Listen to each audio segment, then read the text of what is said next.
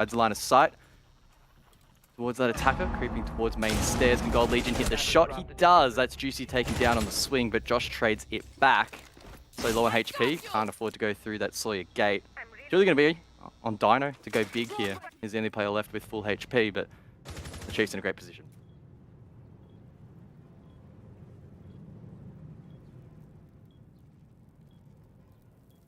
34 seconds left, and again, just feels tense and tight between both of these two teams. Don't want to count out anyone. Dino's already had some pretty big plays and some pretty big shots.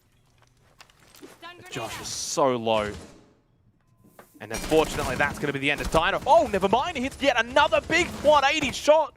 It's just like that. Josh also finding a pick on the digital elsewhere, and it's Busher guy in a 1 versus 2. And he's dead. And that's the round. Wow. That's why I've said anything can happen.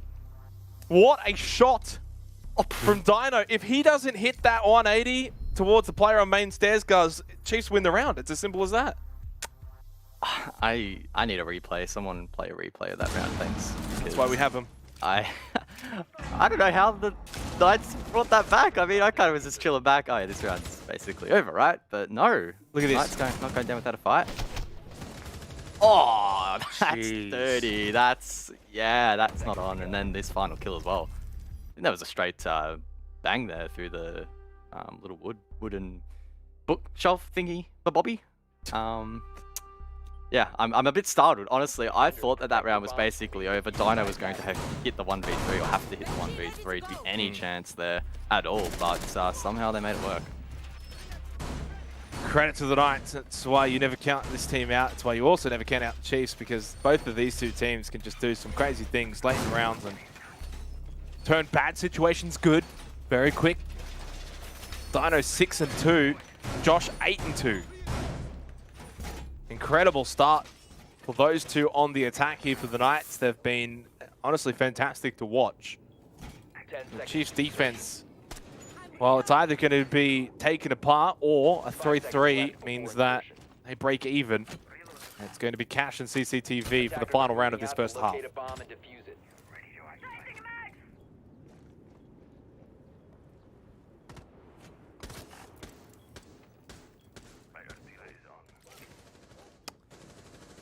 Well, again, that Kaid is going to play a big role in how this round is going to shape up. Opening up these hard breach walls will be quite challenging. That said, the Knights, for the most part, are doing a pretty decent job in actually countering those electro claws, and time management in the early round has actually been quite decent. It has mainly been the late round where it has been falling apart. That said, in the previous round, we saw an inkling of what these players can muster up, which is definitely something special when the occasion calls for it. Gold Legion trapped now in bedroom behind the mattress. The Knights could try and capitalize upon this and find an early pick, but Gold Legion at least finds some refuge in Barton.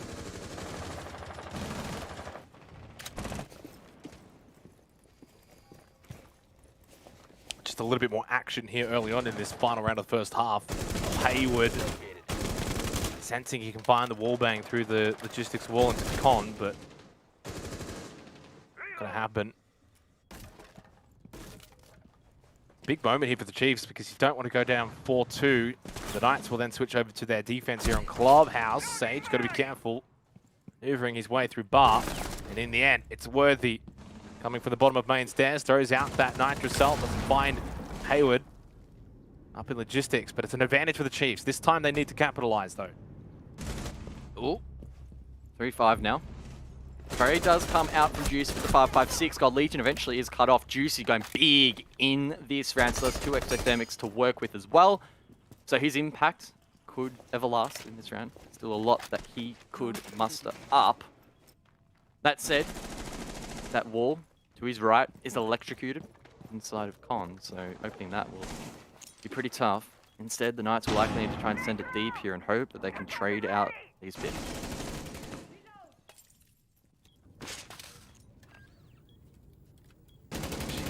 Standoff here, 40 seconds, 3 versus 3, 3-2 on the scoreboard, and Worthy with a big shot, and he gets a second as well, 3 for the round. Vast to close the half, it's 3-3. This game seriously could not get any tighter. Well, we thought this would be a close matchup, and if you look at the top of your screen, that's why. 3-3 at the half, heading into round number 7. Sides will switch, and the Knights now will go on to what we thought would be the favoured side, the defense. But clearly, the first half had other things in mind, and we are very, very even at the moment. Yeah, and that's about right. I think both teams probably deserve to be in this position, right? 3-3. Two of the best teams in the region. As close as it can get. Grand final rematch. Knights probably would have preferred this sort of gameplay and this sort of match in Stage 1's grand final, because that was a 7-2 victory for the Chiefs on Clubhouse. So it's definitely feeling a lot closer here. Chiefs not riding the momentum that they had on that special day for them, but nonetheless, this has been a back and forth affair. Knights over to the defense, Chiefs over to the attack. We bring up the stats one more time. 55% attack sided, 44% defender sided on Clubhouse for Oceanic Nationals. Make of that as you will. Stats don't always tell the story. But for the Chiefs, if they do want to go off of that, they should feel confident here in the second half. Hey, what did you say? Did you say 55 and what was the other number? 44. Where'd the other 1% go? 55.6, 44.4. Thank you. Well, you don't do math on broadcast. No. Well, for once I was right, so that's a nice change of pace. Jokes aside though, the Chiefs looking to make sure that the top floor is clear, rightly so. Josh roaming above, Hayward as well on rafters. Arguably not as much of an investment as we saw from the Chiefs on their roam attempt. No castle, for example, being employed. That said, there still could be danger. Dino as well, missed him. He's on the top floor inside of logistics. Hayward does find one. That's Vast taken off the board. And in fact, Vast is probably the best operator in clearing out this room, being the Jackal. Yeah, I feel like Knights have been the team that's constantly finding these picks and getting these advantages. Doesn't always necessarily translate into a round win, but they've just been a little bit better at finding it. And you know, you think back to the way that Chiefs sort of played this on their defense. They lost 2 players almost like immediately. Dino so aggressive at the bottom of this logistics hatch. Expecting someone from the Chiefs to peek it. Digital, probably the kind of player to die here. It's so unfortunate. Yeah, he's dead. So, Dig, come on, drone it! Oh no! Double for Dino. God Legion's dead. That's the round. Let's move on. Yeah, next. We don't have to talk about that, Dig. Don't worry. Wow, that round is okay. There's been a couple of those rounds. I mean, for the most part, this has been pretty hotly contested. We're seeing a lot of the usual mini games be quite tight and a couple of late round executes, but there has also been a couple of doozies, that being one of them. And despite not having that castle on the board, it really didn't matter. Those players didn't even have to rotate off the roam and have that additional protection. They were able to situate themselves in pretty sneaky positions on the top floor. And for one reason or another, I guess one of those being the Jackal taken down first, the Chiefs found it difficult to locate where those roamers were and clear them. So you've just got to put a line through that round. Don't worry about it too much, because heading over towards Cash and CC is going to play out completely differently. Don't have to worry as much about that roam clear. Good start to the second half as well for the Knights, because that was convincing. Very, very convincing. Yeah, there's some little mistakes there from the Chiefs, but they capitalized, they pounced. Dino is sharp. And I think he's almost like the barometer of the team, right? If Dino's firing up and he's hitting his shots, and it's not just the fact that he's getting kills, it's the shots he's actually hitting, guys. 8 and 3, he's hit some nutty flick shots. And as I said, when he's up and about and he's in form, the Knights as a team are very tough to stop. The Knights looking to get their revenge against the Chiefs, who of course struck them down in the Stage 1 Grand Final for Oceanic Nationals. Quite a close matchup that was, and I guess a bit of a rivalry now established between the two. The Knights putting the best foot forward in the second half. Again, we're going to see Vast enter early here, this time over towards Strip Club, and he can aid in roaming anyone that is down below. Now, I did say that the roam clear might not be as important on this objective, but if the Knights want to play a bit cheeky down below, then it can play a part. Sage is anticipating someone to push through dirt, but he needs to be mindful of his main stairs. That's likely where Vast is going to try and enter from, and Sage is being pretty vigilant here. Now, I don't know exactly how he got to this position based on there being no footprints here. He probably would have had to be an oil pit or secret stairs. My point being that Vast isn't going to see these footprints. Does see some though. That's Dino up above to his left. Vast is playing this very, very cautiously, but rightly so. Yeah, a lot of time on the clock though, right? I mean, there's no real rush here for the Chiefs. They can play as cautious as they like, especially for cash CCTV. A lot of the action's going to be late in the round. The longer they do take, the biggest thing is clearing out Hayward. If they're going to be going for a garage push and a garage take, they're going to have to clear out Hayward at some point, and they're going to have to do it without God Legion, because somewhere, somehow, Juicy's just found the pick. Bottom of red stairs? We're all lost. I'm just going off where Juicy was, that's all I know. But either way, let's move on. Minute on the clock. It just feels like Chiefs have stalled a little bit, Guz. Yeah, it's a bit like that. Digital trying to clear Sage. Garage stairs. Does fall, though. It's a good pinch alongside Worthy to get it back to a 4-on-4. That is the in that the Chiefs needed in that round. In this round, with Sage taken down, they can try and take Garage, but Hayward says, no, I'm still here on the rafters, finds that pick. It is, however, another good trade. The Chiefs keeping this one close. I mean, as every round feels like it has been, Hayward, you've got to be hitting those shots from the top of rafters. He loses his position. He loses his life. And he puts the round in the hands of Josh and Juicy to salvage things for the Knights. Chiefs suddenly with the advantage. With only 20 seconds left, though, it still means that the Knights are in a position where they can take this round, gain a bit of an ascendancy and a bit of a lead. Worthy, though, with a triple kill. 10 seconds to go. Josh gets one back if he can deny the diffuser or if he can just keep his position safe. He walks straight into Josh's hands. Josh, you've just got to stay alive. He plays it perfectly. The Knights steal the round. It was a 3v1, Guz. A 3v1, but time was on the side of the Knights. Oh, high pressure there in the dying seconds of that round for the Knights. Unfortunate for the Chiefs, who despite being stalled out a little bit there, were able to recover. They were trading out so nicely. But right when they needed the trading to be perfect, it just wasn't quite there. Really well played by the Knights. And they are edging closer towards gaining that match point. Tactical timeout, of course, no real surprise off the back of that round. I mean, that's the sort of round where now you've got to take that timeout, reset things, go over... You either have to go over what went wrong, but probably more than anything, just maybe look ahead. Or even just take a bit of a breather. Yeah, it's hard to envision, I think, forward for the Chiefs, how they get back into this one, because it's been that close tussle, Guz. It's been that back and forth, and now suddenly Knights got a bit of daylight.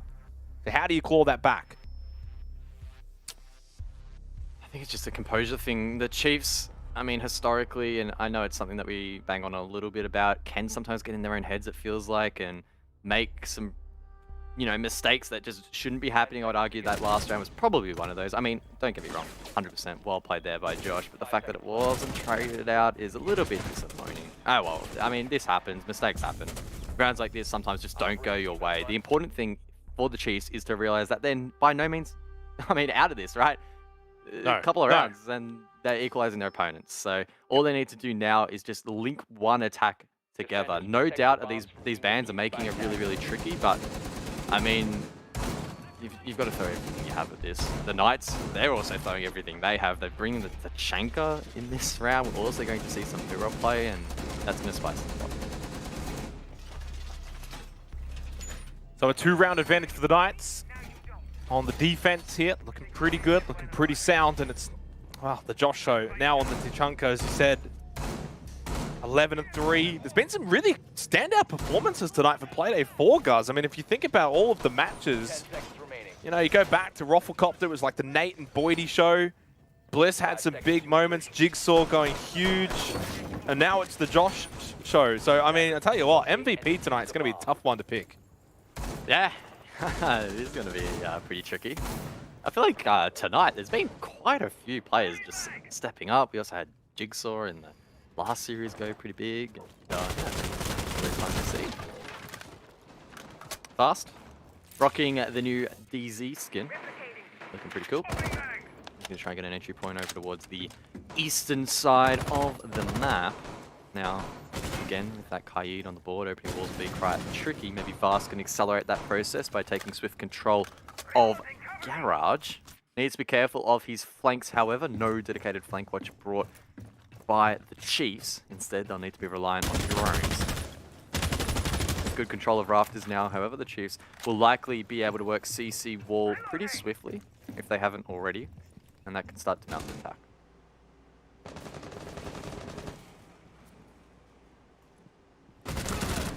That's one way to mount your attack. Easy kill for Vast. Stage just caught napping.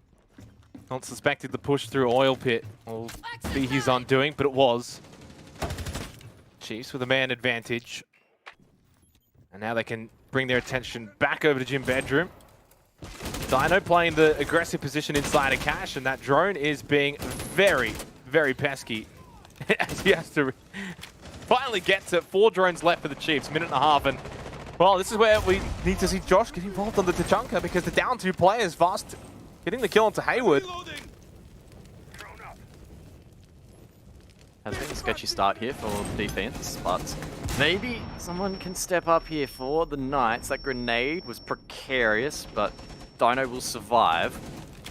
These players now inside a cache, trapped, isolated from the objective. If the Chiefs play this well, they can cut off the con rotation and it'll make life very, very difficult as Josh and Dino try and get back towards site. Now, Josh has gotten unscathed, at least for the meantime, and that is potentially a misplay for the Chiefs to allow that to happen. That said, Dino is still isolated. If they get it to the 5-on-2, I mean, the round is surely theirs, right? Well, I think Dino dies here. The question is, does he get anyone? The answer is no. Digital pushing in, he gets the kill, he gets the frag, and Gold Legion gets juicy, and it's down to the Tachanka. He's got them all in his sights. The mirror obviously proving to be effective here, but he is the solo in a 1 versus 5. I don't care how good you are, it ain't happening. Flawless from the Chiefs as they come out of that tactical timeout, looking pretty clean. Yeah, smiles all around there for the Chiefs, and they prevent the Knights from doing a round-the-world trip, and most importantly, prevent them from getting match point as well. So a pretty critical round there for the Chiefs. They managed to get the job done. The early round, really strong, able to isolate a couple of picks, which makes life really difficult on that extension on the defense. As I said, if you get isolated over towards cache, it is, yeah, basically a case of you're going to die. How many picks can you find? And the Knights struggling to find any. In fact, of course, it was flawless for the Chiefs. Now, this is spicy. Fast, 6 picking. Oh, I thought he was going to 6 pick onto the Montang. That would have been awesome. We haven't seen any Montang play so far tonight, and Vast historically has been quite strong on the Monty, but maybe we'll have to wait a little bit longer before we see that. Yeah, and this is where the Chiefs now can put a little bit of doubt into the Knights' mind if they can make this 5-5 here in the 10th round. Otherwise, 6-4 for the Knights. You get 2 match points on the defense. They'll be feeling comfortable. No tactical timeout available for the Chiefs either, so I would probably say if the Chiefs win this round, and I'm the Knights, I'd probably take my tactical timeout at that point to try and get all 3 points. That's the biggest takeaway that we have to remember here, is that there's an opportunity for one of these 2 teams at some point. Someone's going to get a match point. To get all 3 points in this matchup for either team is huge. And we're getting closer to that point of the match. Another extension here for the defense that the Chiefs will need to deal with. Now, keep in mind, last time Vast was playing, the Jackal was taken down and made that process quite tricky. On this occasion, the Jackal not even being picked. Instead, Vast relying on the Geminis to clear out those locations. Again, assuming that the Chiefs are going to go for this roam clear, and early routing would suggest that will be the case. Cheeky drone placement there on the vent inside a garage. Gold Legion doing a good job at hiding that. I mean, obviously Hayward heard it. That's why he was looking in that location, but nonetheless unable to clear it. That can watch his rotation and the rotation of his teammates later on.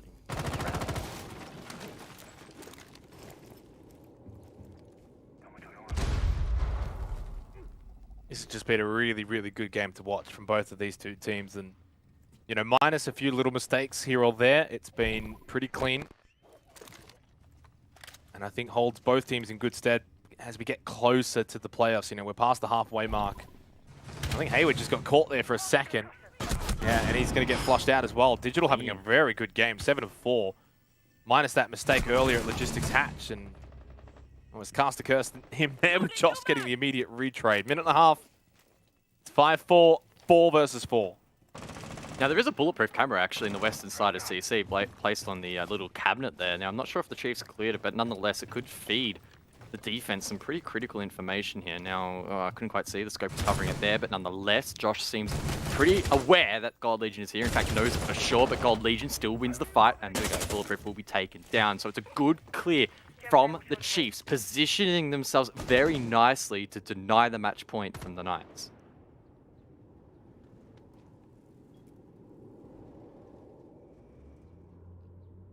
Yeah, tough to see the Knights winning it from here. Really, really good effort from the Chiefs to clear out this roam game from the Knights. And the fact that there's only 2 players left, one of them not even on site. Juicy trying to see if he can get an early kill and then go back through dirt over to the site. If he does find a player, if someone from the Chiefs does go towards dirt, he will die, and it will make it a 2 versus 3. But I suspect, it's just not going to happen. No one's going to make their way over there. Has to come back over to the site, and yeah, now they're going to be at that 2-4 disadvantage. Fast with the drone in. There's so many drones still available for the Chiefs as well inside the final 15 seconds. They do have to be a little bit mindful of time. 15 seconds left as we enter the red zone, but the Knights with a strongman disadvantage, it's going to be tough for them to hold on. Sage sends it deep inside of Church, but gets taken down as he tries to cover for the rest of his team. I mean, only Juicy left to cover 4, but he gets cleaned up pretty easily there by the Chiefs in the end. Once again, the round was won at the start there. The early round clear from the Chiefs is strong, and you can see that they're happy with that result. Yeah, as they should be. Digital looks pumped. He's having a good game. That's some big shots, some good stats, and the Chiefs obviously are a team that's not going to go down easy. Even when they've got a 2-round deficit, they fight back, they get 2 rounds themselves, and it's 5-5. Break point, next round we'll get match point, and an opportunity to get all 3 points. And that's the thing I love about this format, guys, is that the winner of this round secures 1 point at least. Like, you get something for winning this particular round right now, here in round 11. Yeah, 100%. It places really critical importance on gaining that match point advantage, and I guess the ball is currently in the Chiefs' court after that last round where they were quite strong.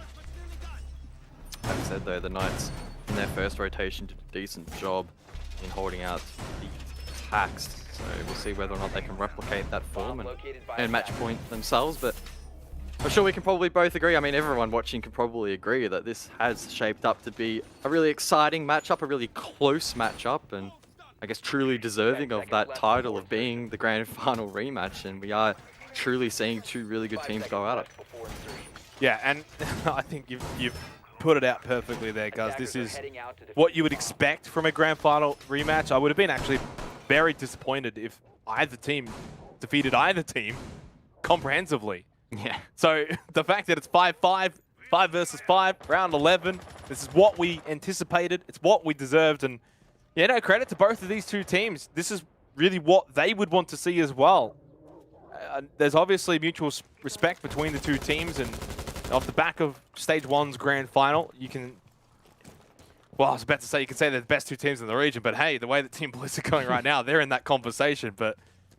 This has been so good to watch, and yeah, Digital looks like he's playing with confidence at the moment. Yeah, and on-fight Digital can definitely be pretty scary. Now, we did have a pre-placed drone down below, and he can play off that confidently to gain control. No one from the Knights contesting that. Gold Legion posted up inside of blue as well, providing additional coverage, and the Knights willing to forfeit that. I don't think anyone's playing too aggressively off-site. Dino was roaming actually on the Vigil. He's on the western side over towards Bedroom, but doesn't really have a noticeable impact in the early phase of this round. The Chiefs from below can clear that Kaid. Electro Claw on the wall. Isho able to pop that open for free, exposing Hayward on rafters. Minute and a half, and as has been this best of 1 series, it's been close, but it's also been kind of slow early on in these rounds. No team wanting to put a foot wrong. Haywood needs to defend that top rafters position quite a bit better than he did last time. He honestly went down pretty easily and has actually been struggling quietly. 4 and 10. Josh, though, with the opening pick onto Worthy. That's going to help things for the Knights. It's been the Chiefs' show. Oh, perfectly placed nade from Vast. Haywood just can't have anything go his way in this match.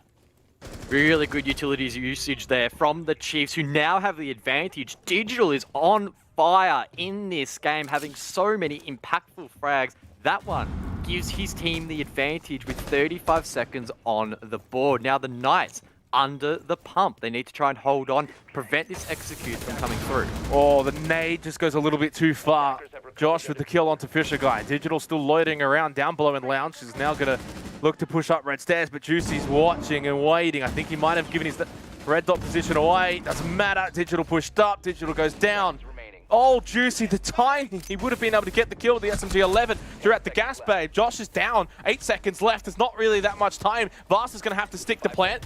Nitrocell from Sage. Oh, it's perfect. Vast is gone. He's been obliterated. 1 versus 1. Knights win the round. That was as close as it could get. And that is so unlucky there for the Yana. I presume it was Vast playing her, runs right on to the Nitro Cell. Had he have planted in the default position, that wouldn't have happened. Now, that's not, by any means, a dig at Vast. That is just completely unlucky for him. That's just the way the cookie crumbled, but wow, such a close round, but the Knights do a fantastic job to just scrape on by. Oh, what a Nitrocell. What a round. What a match between these two teams. 6-5, match point Knights. They secure 1 point. But we know that they want all 3, which would put them on 9 points into firm second place, and only 3 points behind the leaders, Team Bliss. But of course, Knights don't have the head-to-head. They lost to Team Bliss. So this is probably good news for Team Bliss fans out there. They want the Knights to win, because it's very unlikely that Knights will overtake Team Bliss unless they capitulate in the final 3 playdays. The Chiefs, on the other hand, guys, if the Chiefs can somehow pull through, get the 2 points, because they can't get all 3 anymore, they would go to 9 points. And obviously, as we know, Bliss and Chiefs still play later on in Playday 7. So there's a bit of the circumstances outside of the game as well that do come into the picture. I guess the ultimate result here for Team Bliss fans and the Team Bliss roster would be if the Knights win this in overtime. That way they don't gain as many points as they would have liked, give Bliss a bit of a buffer, but at the same time they don't allow the Chiefs to get too close. So, I mean, I think that would probably be mathematically the best result for Bliss, but either way, I have no doubt neither of these teams really care about that. They want to try and get this next round, and Haywood, very proactive here with the Nitro Cell. Both of those drones go by, but he does eventually get spotted. Unfortunate that we probably won't see this play work. Haywood still uses the Nitro. Not sure if that was probably the play. I mean, it was a good attempt, but unfortunately doesn't hit the mark, and that's 1 less Nitro to use later in the round. Who did you tip again, guys? Was it Chiefs? I think it was. Come on, Didge. Go big.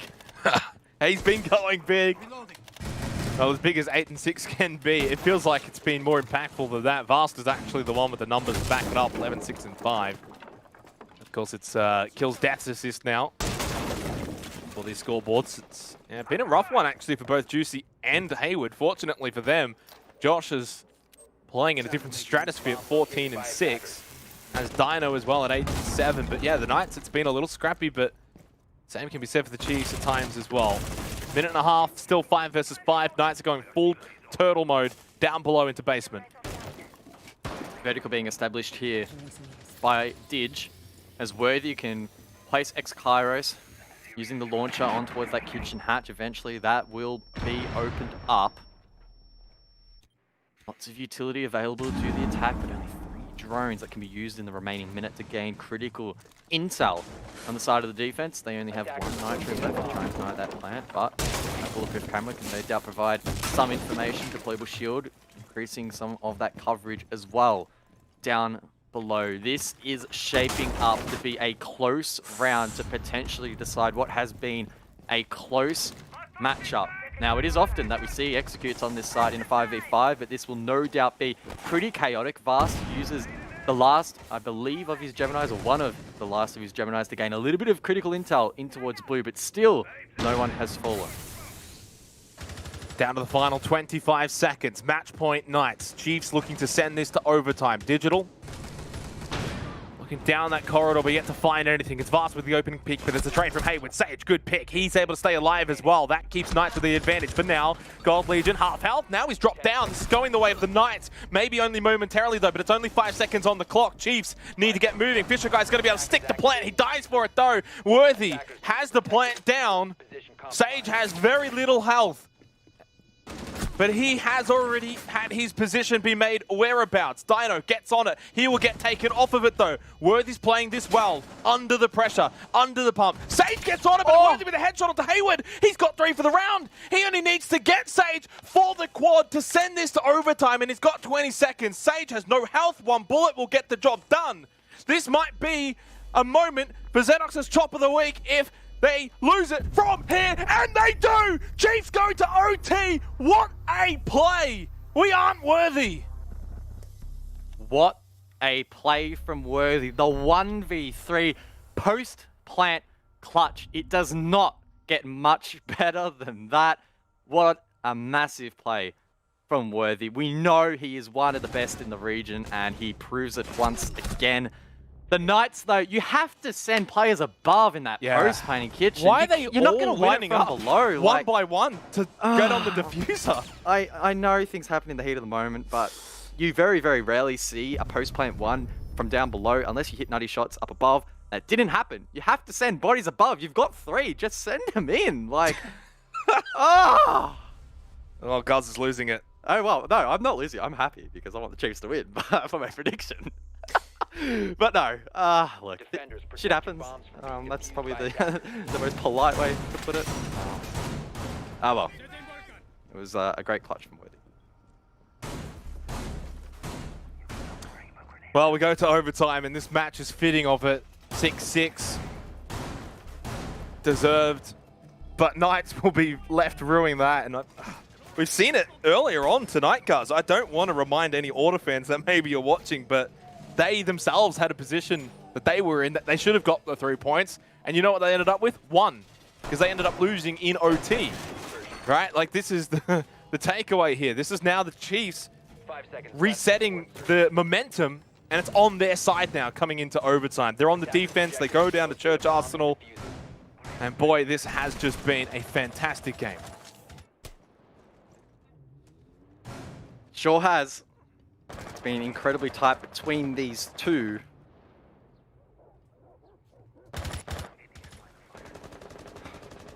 Very difficult to split them.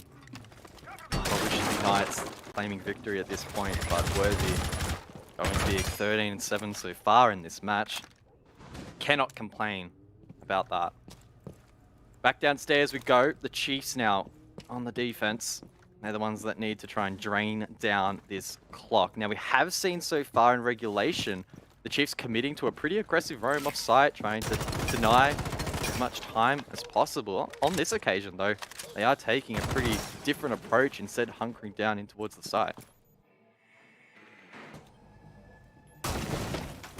Yeah, and we saw the Knights do this as well in literally the last round that we just saw, right? 5-man turtle on site. They basically offered nothing above. And Knights got the opening pick, and then trades went out, and as we know, they ended up throwing a 3v1, and Chiefs will hope that the same thing doesn't happen here. Knight yourself fast. That's... what? I was going to say that was going to miss, but it got Dino. Dino's down as well. That's huge. Well, I mean, it's going to reset his health a little bit, right? Like, I think he was even lower than if he gets picked up. To more, yeah, that's actually that works out well. Still not ideal with 1:20 to go, but hey, he's alive. He's fine. Yeah, the Chiefs will be reaping at that opportunity. If they drop Habana, particularly on this attack, that makes it really, really difficult. So the Knights lucky to get away with that one. Nonetheless, they'll continue to go through their checklist. Only 1 minute left on the board. Now, the kitchen hatch has been electrified. That will need to be dealt with if they want to open that up. A lot of effort being put on the main church wall, which in itself has also been electrified, at least somewhat. Hayward, elsewhere, finds the first pick. That's Digital, taken off the board. I believe that was inside of church with a grenade. Nonetheless, Josh also finds one, and the Knights recovering nicely from that early blunder. The earlier blunder being that last round, and more so than anything, God Legion gets the easy kill onto Sage. 3 versus 3, 33 seconds on the clock. If you're a numerology fan, you like your numbers, Josh. Maybe making a late play of things for the MVP of the night here. Juicy's down, out for the count. Worthy, Chiefs, they are brewing up a storm here. An upset maybe on Clubhouse. 2 versus 2 coming down to the wire. It's Vast taking out Hayward. God Legion and Vast, the last of alive. God Legion with the kill. Chiefs have now got overtime match point. Vast. What was that? I don't even know. 2 match points in the back pocket for the Chiefs, looking to steal 2 points away from the Knights in what would be a calamity from where they once were. Oh, the Chiefs, wow. They are absolutely on fire in the last couple of rounds, and the momentum that Worthy has instilled in the roster off the back of that clutch is no doubt carrying them now through this overtime so far. A good comeback in that round, and the Knights left a little bit startled. This game should be over. We should be interviewing Juicy right now, asking how they won that match. But look, they look starstruck. I don't know if they're startled or is this just the normal I don't Knights? know. Is Dino's cam frozen as well? It has to be. No, he's just shocked. Oh, I'm just imagining him sitting there like that permanently with that face. Oh no. Well, if there's ever a time to have a tactical timeout, now is that time, and they've used it. And well, look, it's about trying to turn things around and find that happy place again. They've got to win the next 2 rounds in a row. Otherwise, not the night for the Knights in the end, Guz. The Knights will dig deep, though. I have no doubt.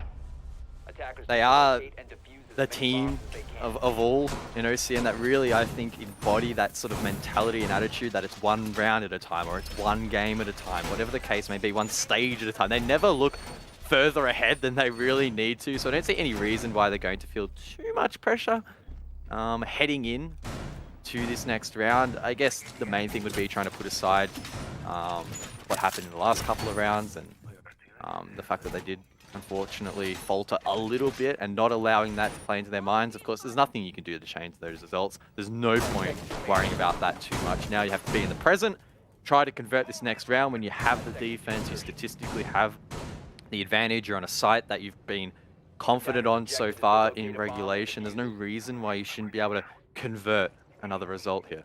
Yeah, definitely agree with you. This is Chiefs' game to lose now. I can't believe I've said those words, but it's the truth. The Knights had a 6-5 lead. They had match point. They had 3 versus 1. That was the moment. Worthy stood up to the plate and honestly hit 1 for 6. I think I just combined baseball and cricket into one, but hey, it's been that kind of game. Why not? Fisher guy hasn't quite been able to have too much of an impact, 4 and 11, but that's fine. He's got his different roles. This is where, if the Chiefs can get this opening pick, I think the Knights might just honestly fall by the wayside. Still 10 drones available as well for the Chiefs. I have no doubt that will serve them well later into the round. It is 9 now, 9. as I say that, so I did cast a curse that, unfortunately, but still plenty to work with. And if the Chiefs want to go for a western sweep across, those drones will be useful in making sure everything is clear. Dino, of course, was applying a little bit of pressure earlier, now resorting back to Con. Needs to be mindful, though, that he doesn't get cut off fast, and Logi could have posed a threat. But Dino makes it back to Cash, and now he can play behind that chassis for the remainder of the round. Bomb located by attackers. Minute 25, pressure now on the Knights. Hayward has not really been able to make that rafters position all too comfortable. He's been cleared out of there a couple of times now with ease from the Chiefs, but they're going to work through Con for now. Eventually, I mean, there's only a minute left, but you kind of suspect at some point they may rotate over towards Garage, but they've got CC wall open. It may end up being a CC wall and Con push, but no real action taking place at all yet. Ooh, that's cheeky. God Legion knows that there is a player on the rafters now. I believe that's Hayward based on the helmet. It is Jaeger, of course, 8 and 13 so far. Hayward can step up though when required. In fact, he has been one of the best players in the region. God Legion, he's going to go for a solo play here. He could just sneak in, swing wide, find the pick, and he does. That is huge from the Chiefs. Doubles down for the Chiefs. Oh, it's completely fallen apart. It's over. GG. Well played by the Chiefs. Knights have capitulated right at the very end. They get slaughtered. The Chiefs show up big when it matters. Grand final rematch, yet it's the same result. Chiefs winners. They will maintain second place. And that means Guz is the king predictor once again. And I will graciously bow to you, sir. I got this one wrong. And so did the Knights. Never in doubt, never in doubt. Even when it's a 1v3, Worthy will push through. And then God Legion to just close things out. Oh, the big three, but massive, right? Fast as well, joining in on the action in the frag department. But again, another well-rounded performance from the Chiefs. And my word, they are looking pretty scary. They certainly are. They're looking good. They're finding a bit of form after a slow start in APAC South, but they have not been slow at all.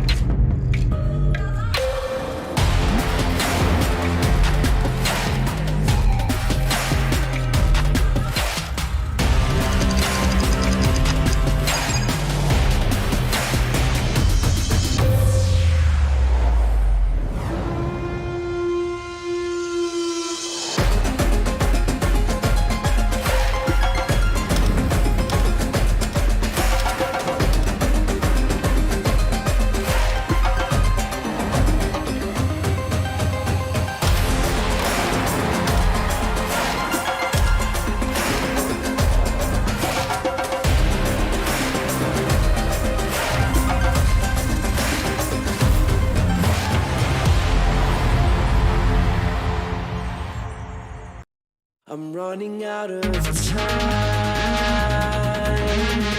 I'm running out of feelings, so I'm running out of time.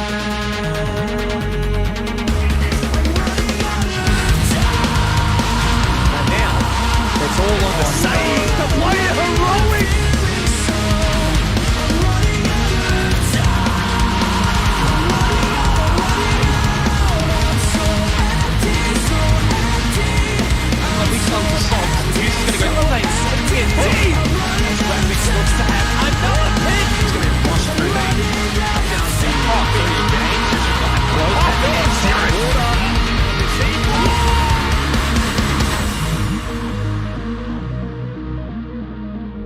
Yeah, thanks, Rob, you fucking...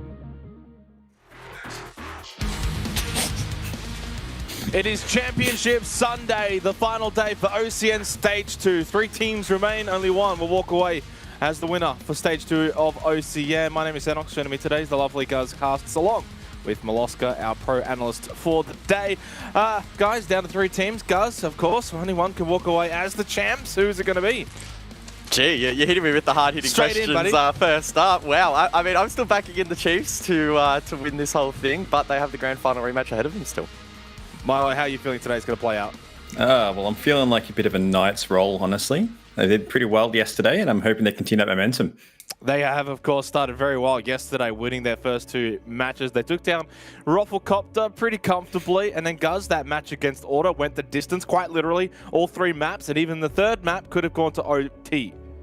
Yeah, a really close matchup yesterday between the Knights and Order, and yeah, as you mentioned, went the distance, that 3rd map in particular, a real nail-biter going right down to the wire. But the Knights were really just a whole nother beast yesterday. They played super solid siege. They didn't necessarily have to go too deep in the strat book. We did see a little bit of innovation and some change-ups here and there, but for the most part, they were just rock solid and played as a unit. Milo, the Knights, they didn't really bring too much, as Guz mentioned, and at the end of the day, though, that's still very good for this region, even if the Knights are playing pretty standard. Most definitely. They're playing Siege how it's supposed to play, man. Like, they're getting things done, they're problem solving, they're identifying solutions, and they're just executing with confidence. Guys, of course, the Knights, they could probably take another step if they want to. The question will be, do they? Especially going up against Chiefs, which I feel like there's maybe a bit of a rivalry brewing between these two. Yeah, of course, it is a grand final rematch from Stage 1. The Chiefs bested the Knights on that occasion in that series and actually did it quite confidently. So I think there is a little bit of a revenge story in store here for the Knights. They'll be heading into this matchup wanting to get that win over the line, because not only did the Chiefs best them in Stage 1 in that grand final, but the Chiefs also beat the Knights in the regular season as well. So I'd say, yeah, it's fair to say a rivalry is brewing, and it does make for a really banging game. Milo, would you agree that the Chiefs kind of just have the wood over the Knights at the moment? Well, I mean, given through Stage 1, it was a bit of a stomp. And digging into Stage 2, it looks like there was a bit of an improvement from Knights. But the way the Knights are playing right now, I don't think the history really matters. I think they really got in the bag. Now, this is the controversial question for you, Guz, as we move forward with the day. Is this the real grand final? Is this the one where you think whoever wins this should be able to go on and beat Team Bliss?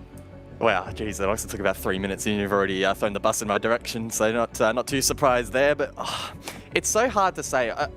The constant storyline we've been running with is that we're not sure how Bliss are going to perform in a best of 5. We don't know how good their map pool is.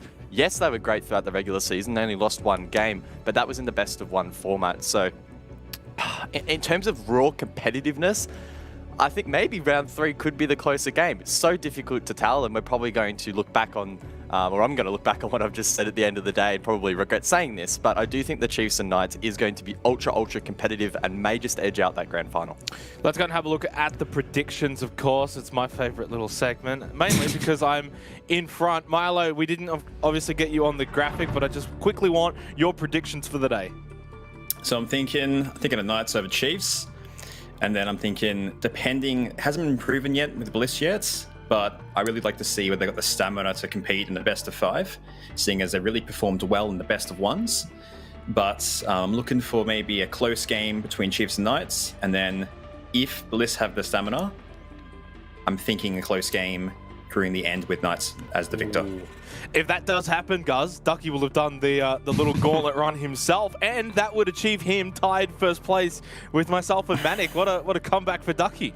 Yeah, tied first place with an asterisk, of course, because we all know that the regular season actually means something. Playoffs is obviously just a little bit of banter, a bit of fun. No one takes this too seriously. I know I definitely didn't. So yeah, we'll just look past these results, of course. Yeah, you going with Rafflecopter against Knights is almost as bad as your rhythm pick in the regular season. It's just the way that you, it's a bit harsh. You're always going to go with one of the meme picks. Of course, if the Knights do falter at any stage, then myself and the jovial Manic Monday will be the champions for Stage 2. But Milo, do you sense that the I don't know, crop of supposed analysts have got this about right with the Chiefs being basically favored in the final 2 matchups?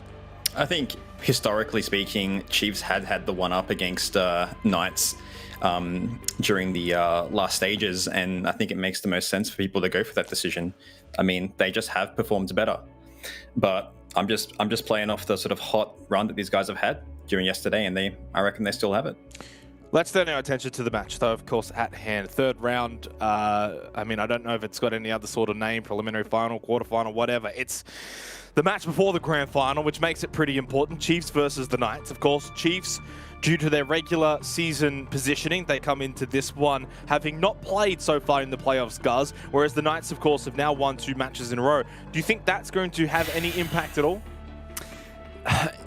Again, it's a double-edged sword. The Chiefs, yesterday, they had the ability to sit back, relax, and watch the Knights play, so they know a little bit more what to expect heading into today. On the flip side, however, maybe they're not quite as warm. The Knights really gained some momentum yesterday. They steamrolled that throughout the entirety of said day. So coming into Sunday's matches, of course, being here and now, you could argue that maybe they're in better form. Milo, do you think that the Chiefs, if they win this stage, that's 2 stages in a row, would they be then classed as the best team in the region?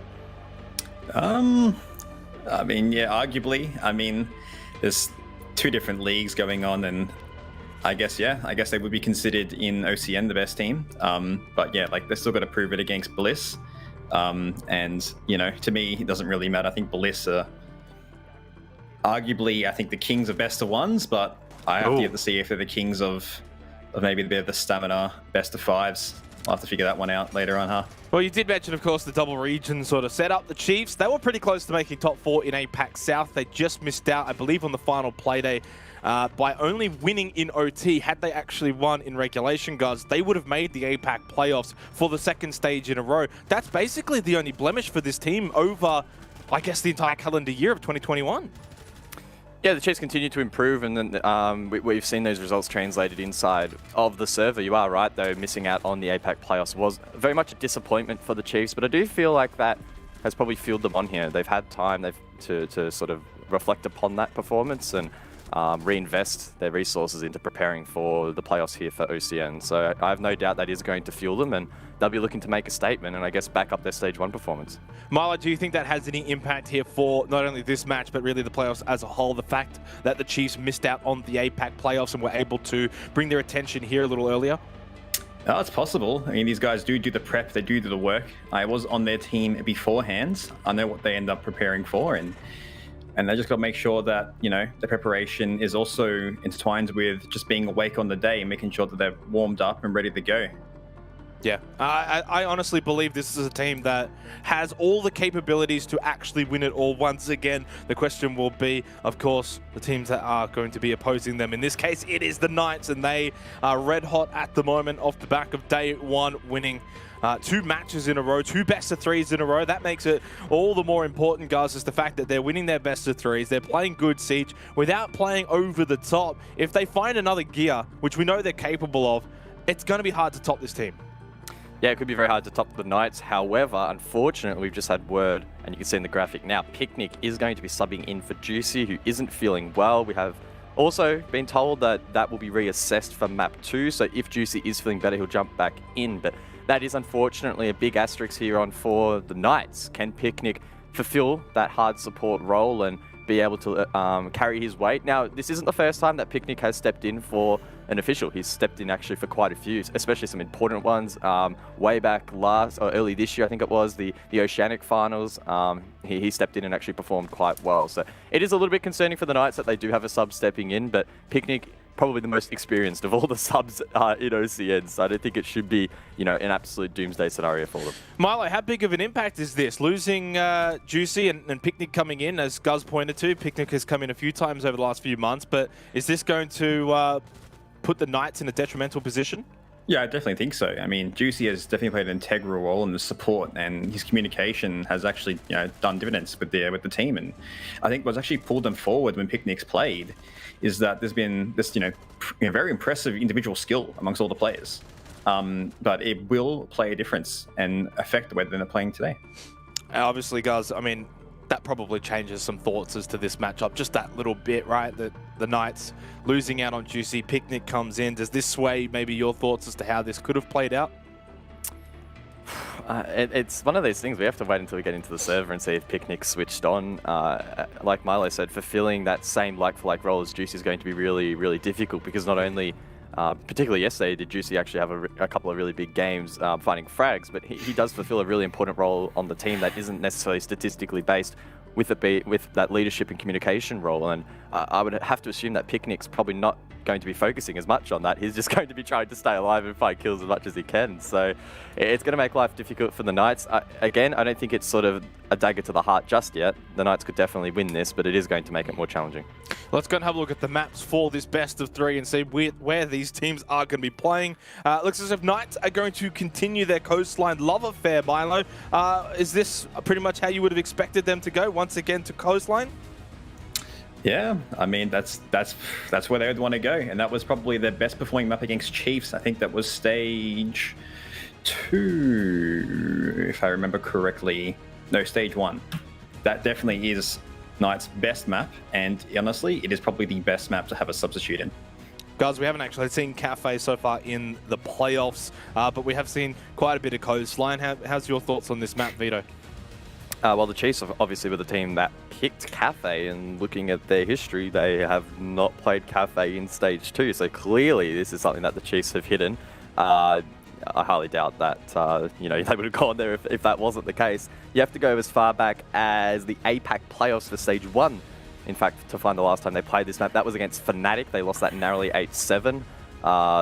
So, I mean, we really don't know. It's been a long, long time. That was way back in April, so several months between then and now. So the Chiefs had a great opportunity to scream that. And like I said, without the APAC playoffs to worry about in this stage, they've had the opportunity to prepare.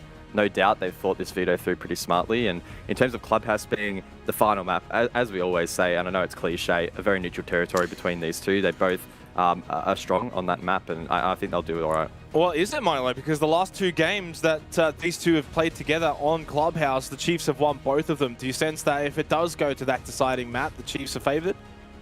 We're just going to have to wait and see, I think. I mean, yeah, it was close for both games, I reckon, from memory. I know the last one was an 8-6 victory towards Chiefs. 8-6 and 7-2. Yeah, well, yeah, the 7-2 doesn't really reflect the second one, but,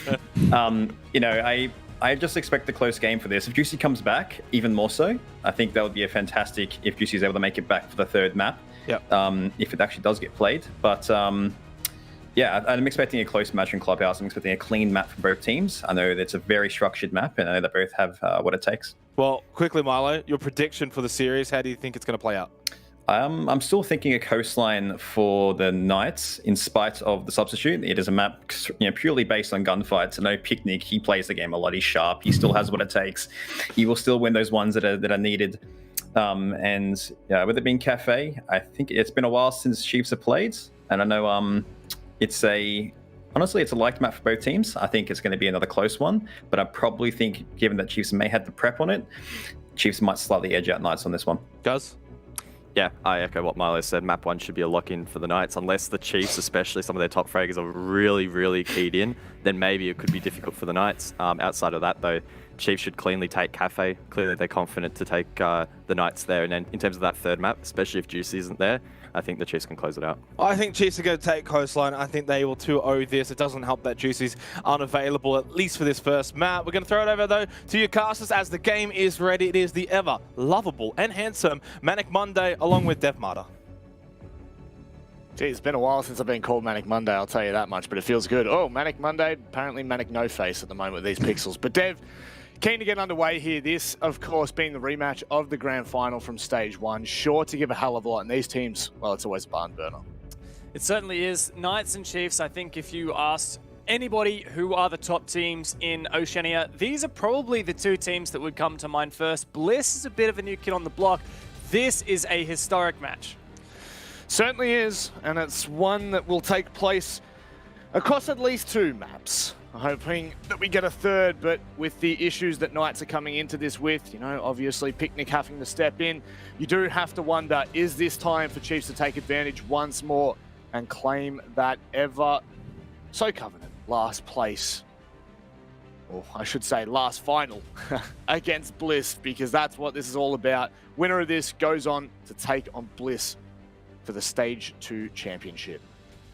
We've had a lot of confidence in Knights of what we've seen they're capable of on this map, but I'm going to mention as well that Chiefs actually beat Bliss in the final playday of OCN here on Coastline. That was a convincing 7-4, and also Bliss's only loss so far in Stage 2.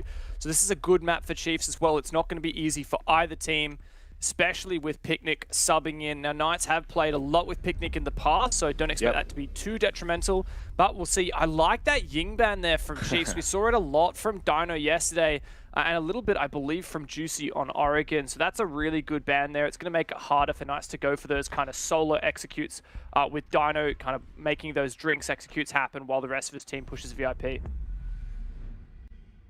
Well, Mai to follow up on the Chiefs ban, and what's the final operator? Feel like surely we're not going to see the Valkyrie. Oh, I was going to go for Valkyrie here, but I guess Knights could lean into that Valkyrie play considering they are starting on the defense first, and it is going to be the mirror ban. So rounding things out here, we've got a clear picture as to how we're going to start this one, Dev. Yeah, that's it. Look, it is a bit of a hard decision there with Valk or Mira, because Valk, in the hands of a strong player and a well-coordinated team, Valk is just so powerful. But I think that Knights are happier to play against a looser playstyle that Valkyrie will enable, rather than a more rigid playstyle with heavy setups in theater, for example, and heavy roams that Mira would otherwise enable.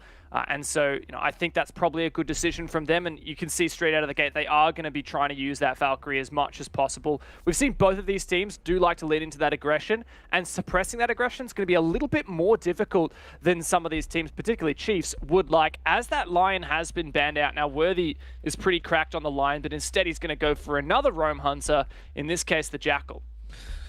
Might give them a good start, that's for sure, and it could be explosive to say the very least. Now, before we get underway with the proceedings, we definitely need to say a large shout out and a big thank you to our presenting partner, Samsung. They've been fantastic to have on for this stage, and of course, as we get to playoffs, it's even more important that we show them the love and support that they deserve. You can check out their latest range of the NVMe SSDs by simply typing !SSD in the Twitch chat, going and at the very least checking it out. Give it a little squiz. And maybe you can game like these boys. Yeah, and look, we do have a special segment on after this match before the grand final. We're going to be doing a bit of a game. We're going to get all of the talent team, including our special guest Milo, to be doing some speed runs of the situations. And the winner will actually win a Samsung SSD, 1 terabyte, super fast NVMe, valued at several $100s. So I know everyone's been sweating because they really want that SSD. So thank you again, Samsung, for providing that. And if you're interested in trying to win one as well, if you think you can do some speedrunning, head over to the R6 Esports OCE Twitter, and you can enter the competition. We all know I'm going to win that one. Just Mate, flat out. I think it's hilarious that Xenox thinks he's not going to come last. Know. But come on, Xenox. You're the slowest out of all of us. Like, if we had like our spirit animals, yours would be a sloth. Like, just come on, man.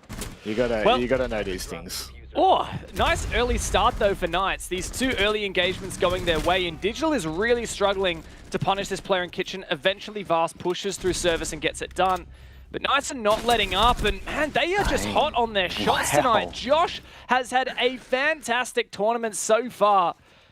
And, well, just like that, Vast, he's found the only kill for Chiefs, and he's going to have to find all the rest of them, as it's a 1v4. Doable if Sage goes and peaks like that, but you'd have to imagine unachievable if Knights decide to sit back and just wait for this push, and that's the free S-kill. Oh my god, Hayward, hello. I was trying to say that was the freest kill of his life, but... Oh no, he did the BM. All right, Knights, it's going to be like that, I guess. It's going to be like that. Well, I mean, it's an incredible statement to make today. You know, playing without the Don is obviously a big hit for the Knights. They won't have that that figurehead, that role model that we talk about so often. So it's going to take a lot of individual, not individual performances, but individuals to step up. Not that, of course, Knights can't do that. It's just certainly going to lean more into what these players can get done. And I mean, if Josh is playing like that for the rest of Coastline, you really do worry for what the Chiefs have in store. And remembering as well, especially in Oceanic Siege, attacking on Coastline, that is where you get the majority of your rounds. Yeah, it definitely is, and that's why the pressure is here on the Chiefs, right? To step up. We know what they're capable of here, and in fact, that match that Chiefs managed to edge out against Bliss, copping their first L for the season, was here on Coastline, and it was a match where God Legion just absolutely popped off. He was such a menace in that game. Had a chat to him afterwards, and he was exuding confidence. And I know that he also felt confident going into the playoffs. I know that Chiefs kind of regarded themselves as the favorites here despite coming in second seed, but Knights have really thrown a spanner into the works. We weren't sure what Knights would show up, and very clearly it is the Knights at just about their full potential, even subbing in Picnic for Juicy. These guys are a roster to be feared. Sure, at every step, both of these teams are going to need to be cautious. Swapping onto that defensive half for Chiefs, they definitely don't want to allow this to, So, oh my God, to start to walk away. That's some really great information that Worthy's been given there. You can see the yellow ping straight onto the placement of where Dino was. It was all a bit of free kill. Yeah, and also really good ground that's been taken now for Chiefs. So great usage of the prep phase drone to pre-place that in Sunrise, get that early kill. Haywood is in a threatening position though. He could drop the hatch, but it'd be very risky. He would probably be expecting someone to be watching it. If he dropped now, honestly, he'd probably catch Worthy. So a bit of a gamble, and he's actually going to go for a vert angle instead, but Worthy's just better. He certainly is, and this is the player you don't want firing up on the Chiefs. Worthy, the MVP from Stage 1, could well do the exact same thing here in Stage 2. Show us what he's worth. We've had some pretty unbelievable performances from individuals throughout Stage 2, but he is one that can turn a match on its head. But God Legion looking once more to be the spearhead. Josh is now stepping up once again for the Knights, but oh my God, all too quickly shut down by Worthy. And we've seen Worthy get an ace from that exact position in Sunrise before, but it looks like that's not going to be necessary when Vast jumps in as well. Sage, the last man standing, he's going to try and drop down. Worthy will find the 4K, and this man just loves Sunrise. They just keep feeding him, and he laps it up. He does. And a way to start for the Chiefs. They have got to be happy with that one. Moving forward, I mean, that's the kind of response that you'd want, right? Round one was all the Knights. Round one looked so confident, so calm, so collected. And then to be able to come in and turn the storyline around just like that gives you a lot of high hopes for what this series is going to have to offer, which I am going to say is going to be a hell of a lot. Yeah, this is going to be a back and forth game. I think we can agree on that, Rob. Like, these teams are both neck and neck, and while we did hype up Knights on Coastline quite a bit, we've definitely established that this is a strong map for the Chiefs as well, and they have a good recent result. I think they are going to be... Ooh, actually picking the IQ here for Vast. I think that's such a good idea. You can clearly see that Knights in round number one, they just had so much info from those cams, and those roamers were so confident in making these picks because they had that info. And round two, unfortunately, didn't quite work out the same. I'm assuming they didn't have a cam in Sunrise, so they didn't quite get as good a job as they would have liked, trying to aggressively retake that position. And I think that it's just going to spiral now. Like, if Chiefs can really shut down that information, it's going to be even more difficult for Knights to make these plays. And if they keep getting punished, then we might see Chiefs take an early lead here. That's the kind of adaptation that we talk about oh so often. You know, adapting is the best way to survive against a team like the Knights, and Chiefs is a squad, a roster that can certainly do so on the fly without a second thought. Now, they've got to be pretty damn confident with God Legion pushing all the way up close to the wall as such. You know, all it takes is one cheeky little spawn peek. But regardless, as we move forward now, that IQ is going to want to get into position as soon as possible, trying to deny as much info as they can. I do wonder how God Legion has been going adapting to the LMG, because we've talked a lot about the Zephyr recoil knife on the M762. That gun just isn't quite as good as it used to be. The main difference here with going for the LMG is just that aim down sights time is so much slower. Can be a little bit of a crutch for some people. So if you're not used to pre-aiming early, if you're kind of more of a reactionary player where you go around hip firing, or like not hip firing, but like not ADS, and then you aim in as you see someone, you're going to be punished a lot more with that LMG. We've seen God Legion lose 2 fights with it so far, so I'm hoping that's not just a reflection of how he's been adapting to the gun, and hopefully we'll see him come to form a little bit more. What I found really curious just then is Vast wasted no time in actually getting into Penthouse there as the IQ. Kind of expected him to be the one running around on the rooftop getting the extra information, but clearly the Chiefs felt comfortable in sending up onto the second floor for just that. And as you can see, plenty of information stored away for Vast. There is still a cam from Sage outside Sunrise, I believe it was. But I couldn't imagine that's going to play much of an impact considering the Chiefs are all up on that second floor right now. Sage not hitting the mark with that one as Chiefs continue their work. Yeah, really good vert so far, but you know, you got to convert that. You've actually got to get something achieved because of it, whether that's kills on these players on site or clearing out these positions so you can force out and execute. But for now, the really difficult player to deal with is going to be Sage here. And while we do have an opener for Chiefs, Sage can still do a lot of damage holding on to Sauna, but he's slowly losing teammates. Oh, that's a nice shot from Fisho. And Sage taking that one is going to make this a whole lot more difficult for Chiefs. Yeah, I thought that was really achievable for a second there. Now, there is a Selma charge on the wall. Oh, Digital. Not only does he get the utility, but he also catches Sage. And just like that, they have an opening. They have a second choke point to push through if they should do so from Sunrise. Picnic could go massive here. Worthy goes down. That diffuser starting to be stuck. Does Digital stick this? Surely not. Oh, no! Oh, no. 5 seconds, Dev. This is falling apart. Nice. It all comes on to Picnic. Oh, my God! God Legion! Absolute maniac. We questioned him. We said that he was the MVP on Coastline against Bliss, and could he step it up? And it took him 2 rounds to warm up, but my God, Manic. Knights had it in the bag. Digital could not stick that diffuser, and then God Legion just hunted for that final kill.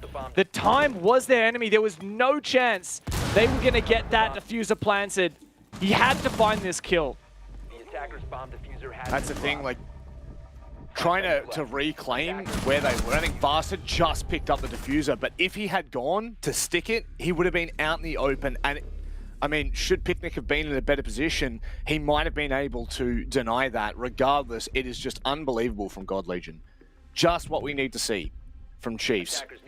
Those T's are starting to be crossed, and I'm starting to be convinced that this matchup is going to show us once again the individual prowess of both of these teams. We know that really when we talk about the best in OCE, these two teams is what we generally, I would say, circle our conversation around.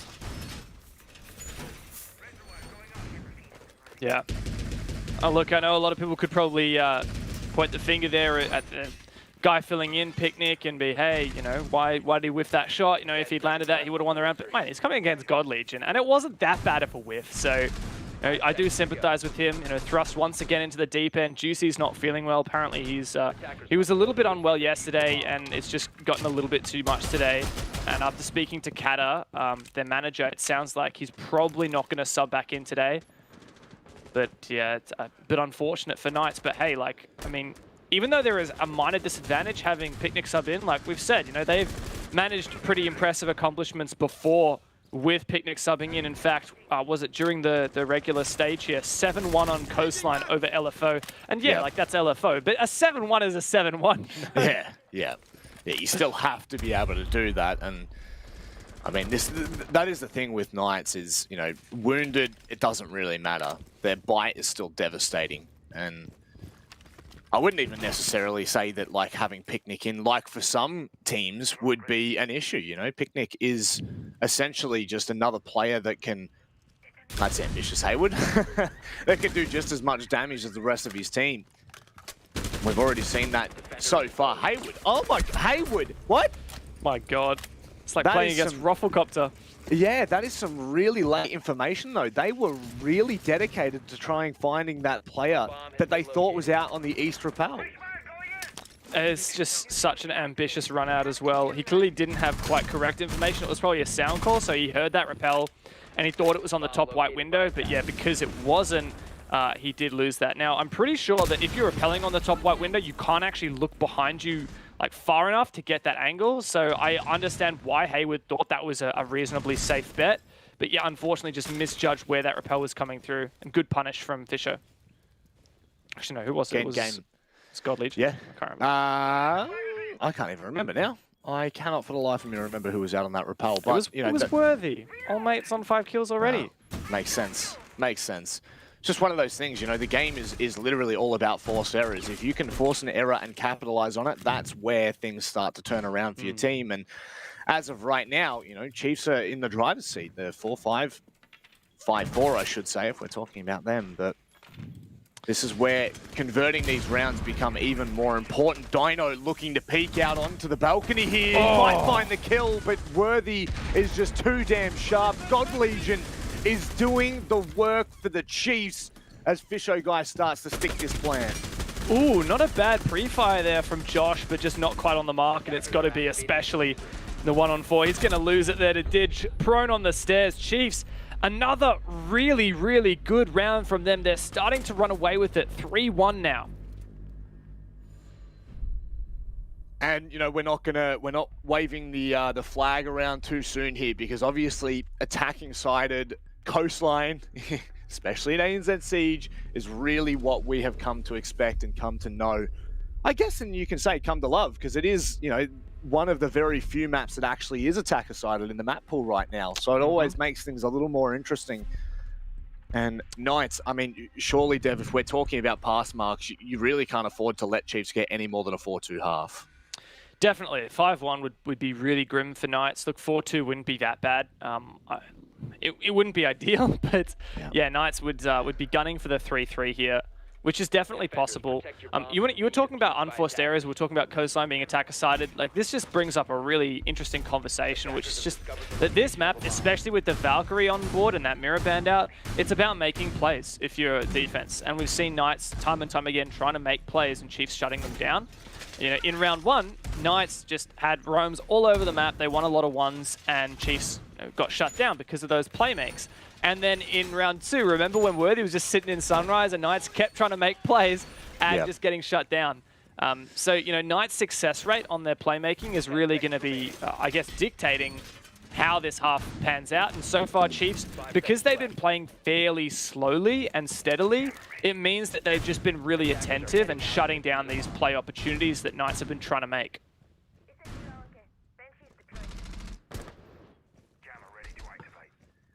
Okay. Moving forward is all important here for the Knights.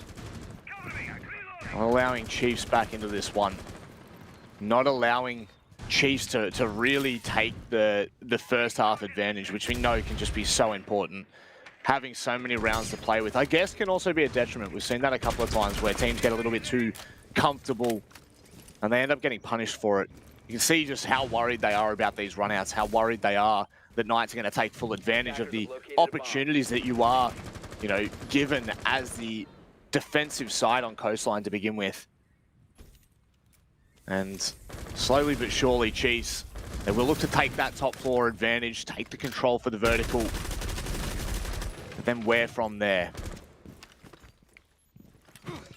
Yeah, look, I have a bit of faith here now for Knights on Kitchen, because this is the bomb site where they really just got shut down because they kind of fed Worthy looking for that refrag in Sunrise. That's a really good nade, though, and this is the damaging thing about not having a Jaeger or a Wamai. I mean, Wamai's banned, but not having a Jaeger in your lineup. Also, just not successfully protecting that 90 wall. Like, usually you would see a mute jammer there. I didn't manage to catch whether there was one there and Chiefs dealt with it some way. But like, this is just such a good start now for Chiefs. They've completely eliminated that 90 control. They have vertical. And now Sage is really put under the pump, as will all these players on site. There's not even a C4 left, right, for Knights to really try and get some something back at Digital. Yeah, he can be pretty comfortable right now. He can sit there knowing that as he slowly starts to clear utility and maybe doing damage, that he should be able to do so with only gunfights. I would say right now, Chiefs are looking really, I mean, that just makes things so so much worse for Knights here. 2 versus 5, and Chiefs are really showing us what they're worth here in the first map of the playoffs. There they are. Look, Picnic still has his shield in his pocket, looking a little lost at the moment, and now he's dead. Just Dino left in a 1-on-3. Not unwinnable, but he's just not really got any spots to sit. He's going to try and make a play, which is the right call here. You can't just sit passively on side. That's to fuse it down. Once again, winnable for Dino. This is where things fall apart, but God Legion, I tell you what, God Legion has always been an unbelievably consistent player, but in Stage 2, he has started to light up for the Chiefs. You know, we talk so much about Worthy and what Worthy's been able to do in terms of the individual performance from Stage 1 and now into Stage 2. He's still making those performances, you know, a forefront of our conversation with Chiefs. But God Legion is just so damn confident. He is so consistent in how he plays. And I think that right now, the pillars that we look at when we look at the Chiefs, they're starting to tick all the boxes that we need. And Knights are just running around like a chicken with its head cut off. Yeah, look, Chiefs are doing a really good job of punishing everything Knights are bringing. I tried to flick back on the VOD and I didn't see a mute jammer on that 90 wall, but I didn't catch this at the time as well, but Chiefs also switched onto the Thatcher for that round, so they actually had Vast playing that, which means that they can, if there was a mute jammer, just clear it off or disable it for a moment and enable that wall to be breached. So Chiefs are really coming into this with a very clear idea of what they need to achieve each round to counter all of Knights' setups, which means that Chiefs have clearly done some good research and really good prep coming into this. That's dangerous. Very, very dangerous. And with the kind of operator bans that we usually see, you know, for the attacking side, Thatcher on Coastline is more than left in, you know, like it's just one of the operators that isn't really as useful, but especially if you're, you know, VOD reviewing and you're going back and watching. It's very curious. Oh God, I thought for a second there they were about to send that in, but it looks like things have calmed down. I get baited so easily with that stuff. Honestly, 3 players hookah balcony, they could be trying to make a play here. I think they're looking for Valcams first. Oh, they are. Oh my God, they're making the play, Rob. I love this. They've just sent it in. I thought that was a bit curious. They've all gone and sent it into the balcony, and now they're pushing. Now they waited for the right time, and oh my God. This is about to be a 5-1 first half. The Chiefs are literally tearing Knights limb from limb. Haywood, the only player left here, Dev. Yeah, Haywood's been a bit missing this game, and now he has to 1v5. Look, this has been an astronomical performance from the Chiefs, and it may be too far for Knights to bounce back. You cannot do that anymore, man. You can't get it through the floor anymore. He's going to try. You can't. It doesn't work, mate. You're just going to get shut down. A flawless round. The Chiefs, they are here to play. They have just taken a 5-1 lead in the first half.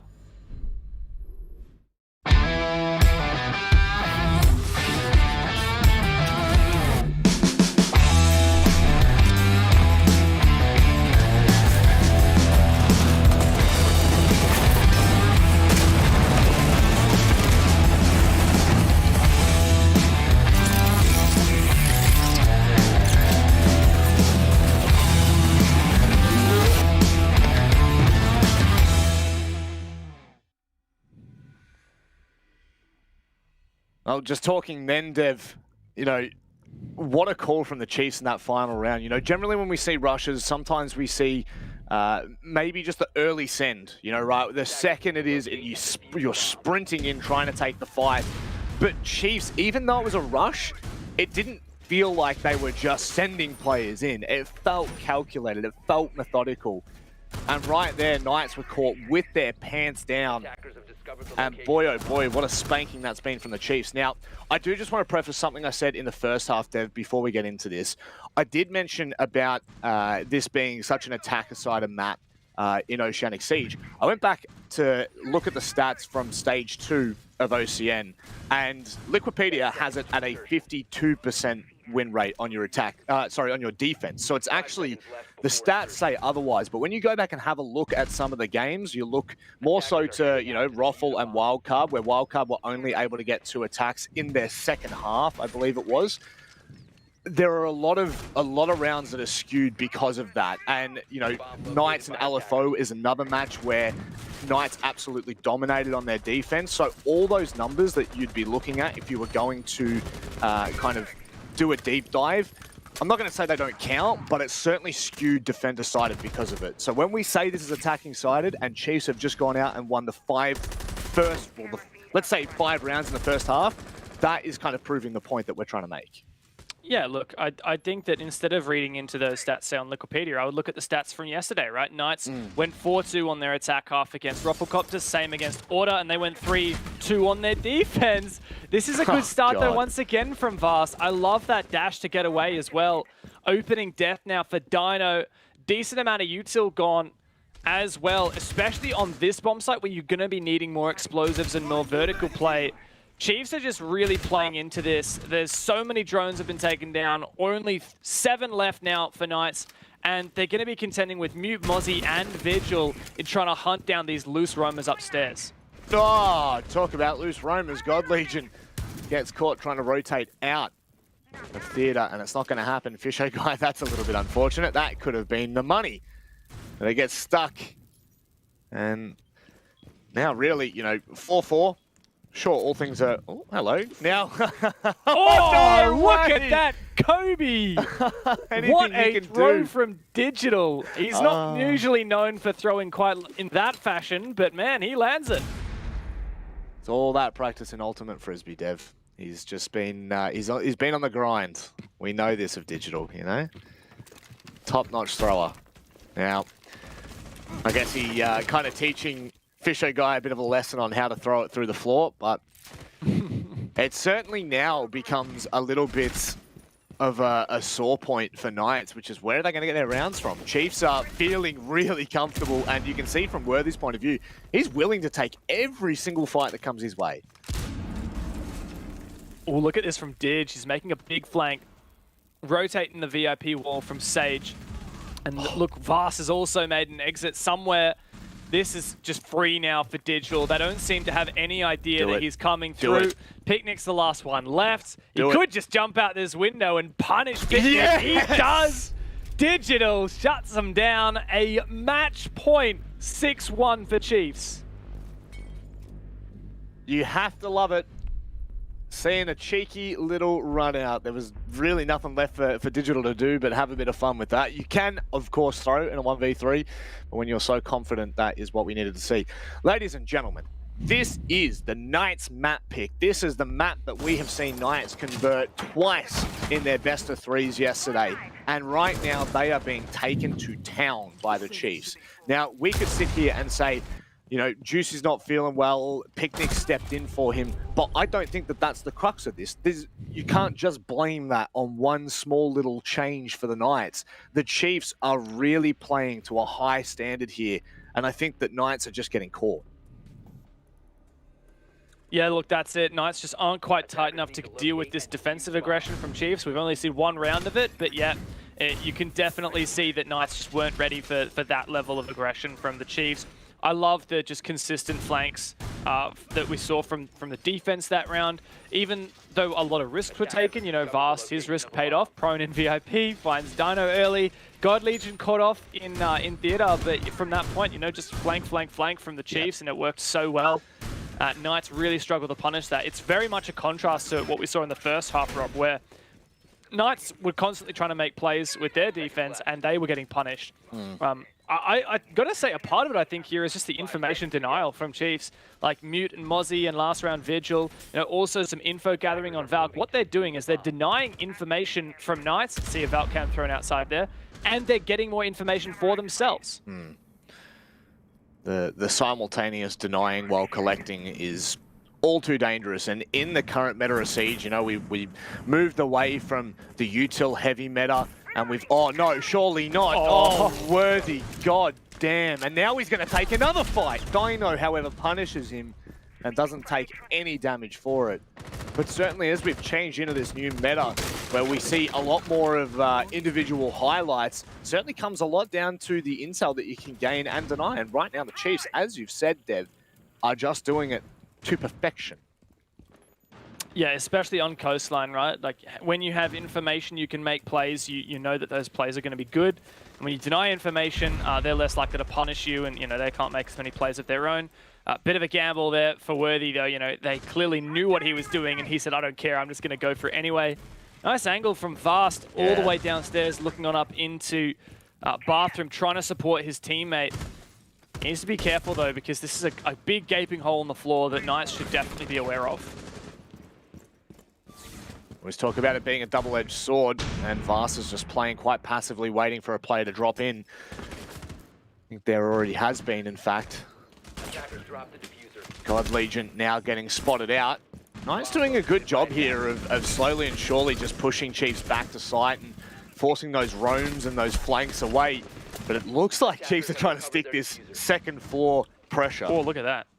Look at this long angle pre-opened by the defense. This is usually an angle you want to protect. You want to reinforce this wall, prevent the hard breach from getting onto it. But no, Chiefs going for a very aggressive, risky playstyle. And hasn't been panning out for them this round, Rob. We can see Knights have really started to shape up and they're looking to punish a lot better. So I really like that from them. But once we see Chiefs then on the back of that go into playing more passive, we're going to have to put the onus back on Knights to try and figure out what their play is, because they're not just going to be able to sit and hold angles forever.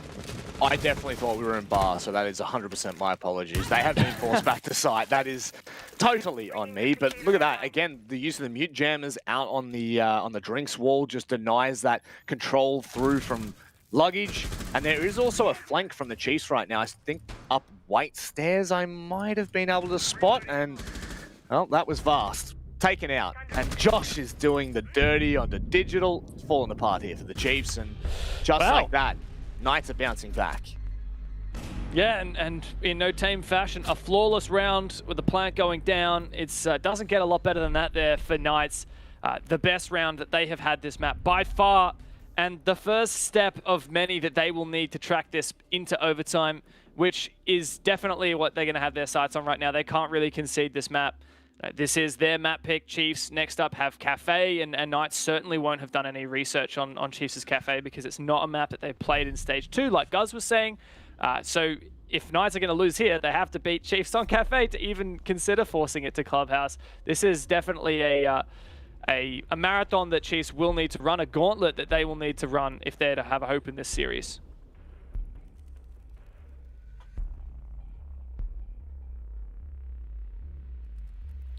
Scary prospect for the Knights. I'm not going to lie, I scoffed at Ducky's prediction for Knights to run the gauntlet. I did scoff at it, but after yesterday's performance, both against Roffle and then going on to Order, I thought, hey, I'm starting to believe this. Now, the unfortunate, the series of unfortunate events that have led to the fact that Picnic is playing, I'm sure that has played on the back of the mind of Knights, and they came into this saying that they were going to play quite simply and really just cross their T's and make sure that all of the basics were done right.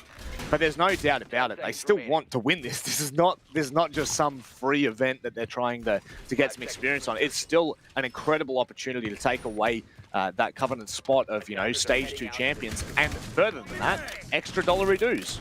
We barely talk about how much money is going to be made from this, but the more you progress through, the more cash. It's just simple. It's like every other bloody tournament, apart from winners take away about $7 grand, I believe it is, Dev. So, you don't just want to give this up for free. And I'm sure Knights are sitting there right now trying to figure out how on earth they need to come back into this game.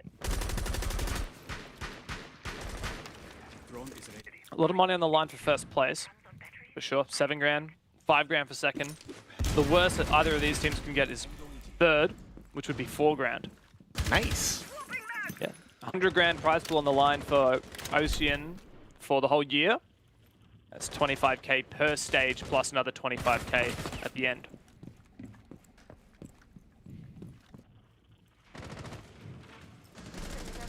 Digital being first point of contact down in kitchen at the moment. Looks like Worthy's going to be playing off his shoulder as well, should they decide to get aggressive in the lobby. But with this site all the way across in bars, that's a lot of information that the Gemini's just had. I don't know if anyone was able to keep their eye on where Hayward was going, but he just ran all the way through 90. My goodness.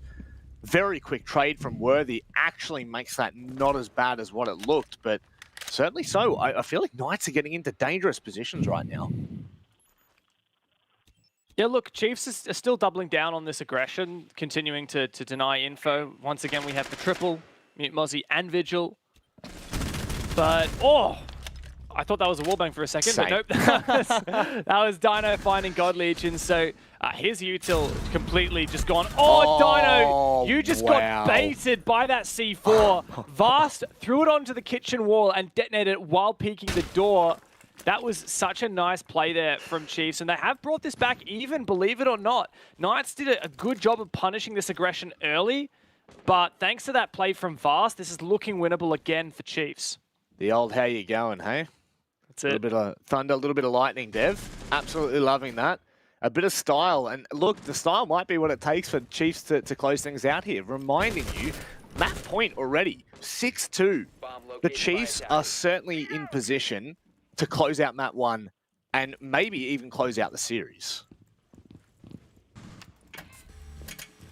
A big move for Chiefs. Ooh, Picnic. Quite aggressive here in Kitchen now. Clearing that Surya gate is good, but there's 30 seconds, 20 seconds left. Yeah, 3v3. Still a lot of bodies that are going to need to fall here. Onus is on Nice to start forcing this plant down. They've got to flush out Fisho, but he's on just a tiny lick of HP. And these nades are perfect. Both of them land. What a play from Hayward. It's all worthy. That's unbelievable. Worthy now getting a move on, knowing that plant's going down, and he cannot deny it. Has to pay dividends and can't do so. It is Picnic to close things out, but Hayward with the double nade is what saves that round and forces us to yet another match point for the Chiefs.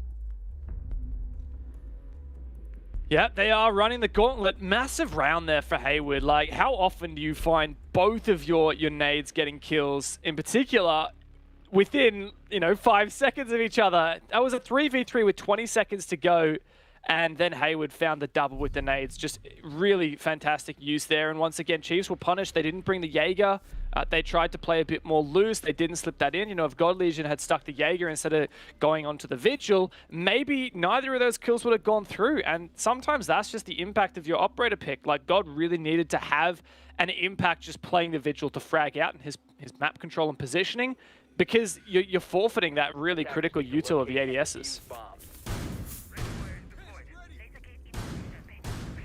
Located by attackers. Back to Kitchen, where the Chiefs saw so much success in the first round of their defense, and would dare say that this is their best opportunity to mimic that, Dev. Kind of felt like Knights just lost 2 players very early on and found it too hard to try and take those fights. Plus, doubling down with a C4 from Digital. Make matters worse. Knights will be very much taking their time and stepping with a lot of caution.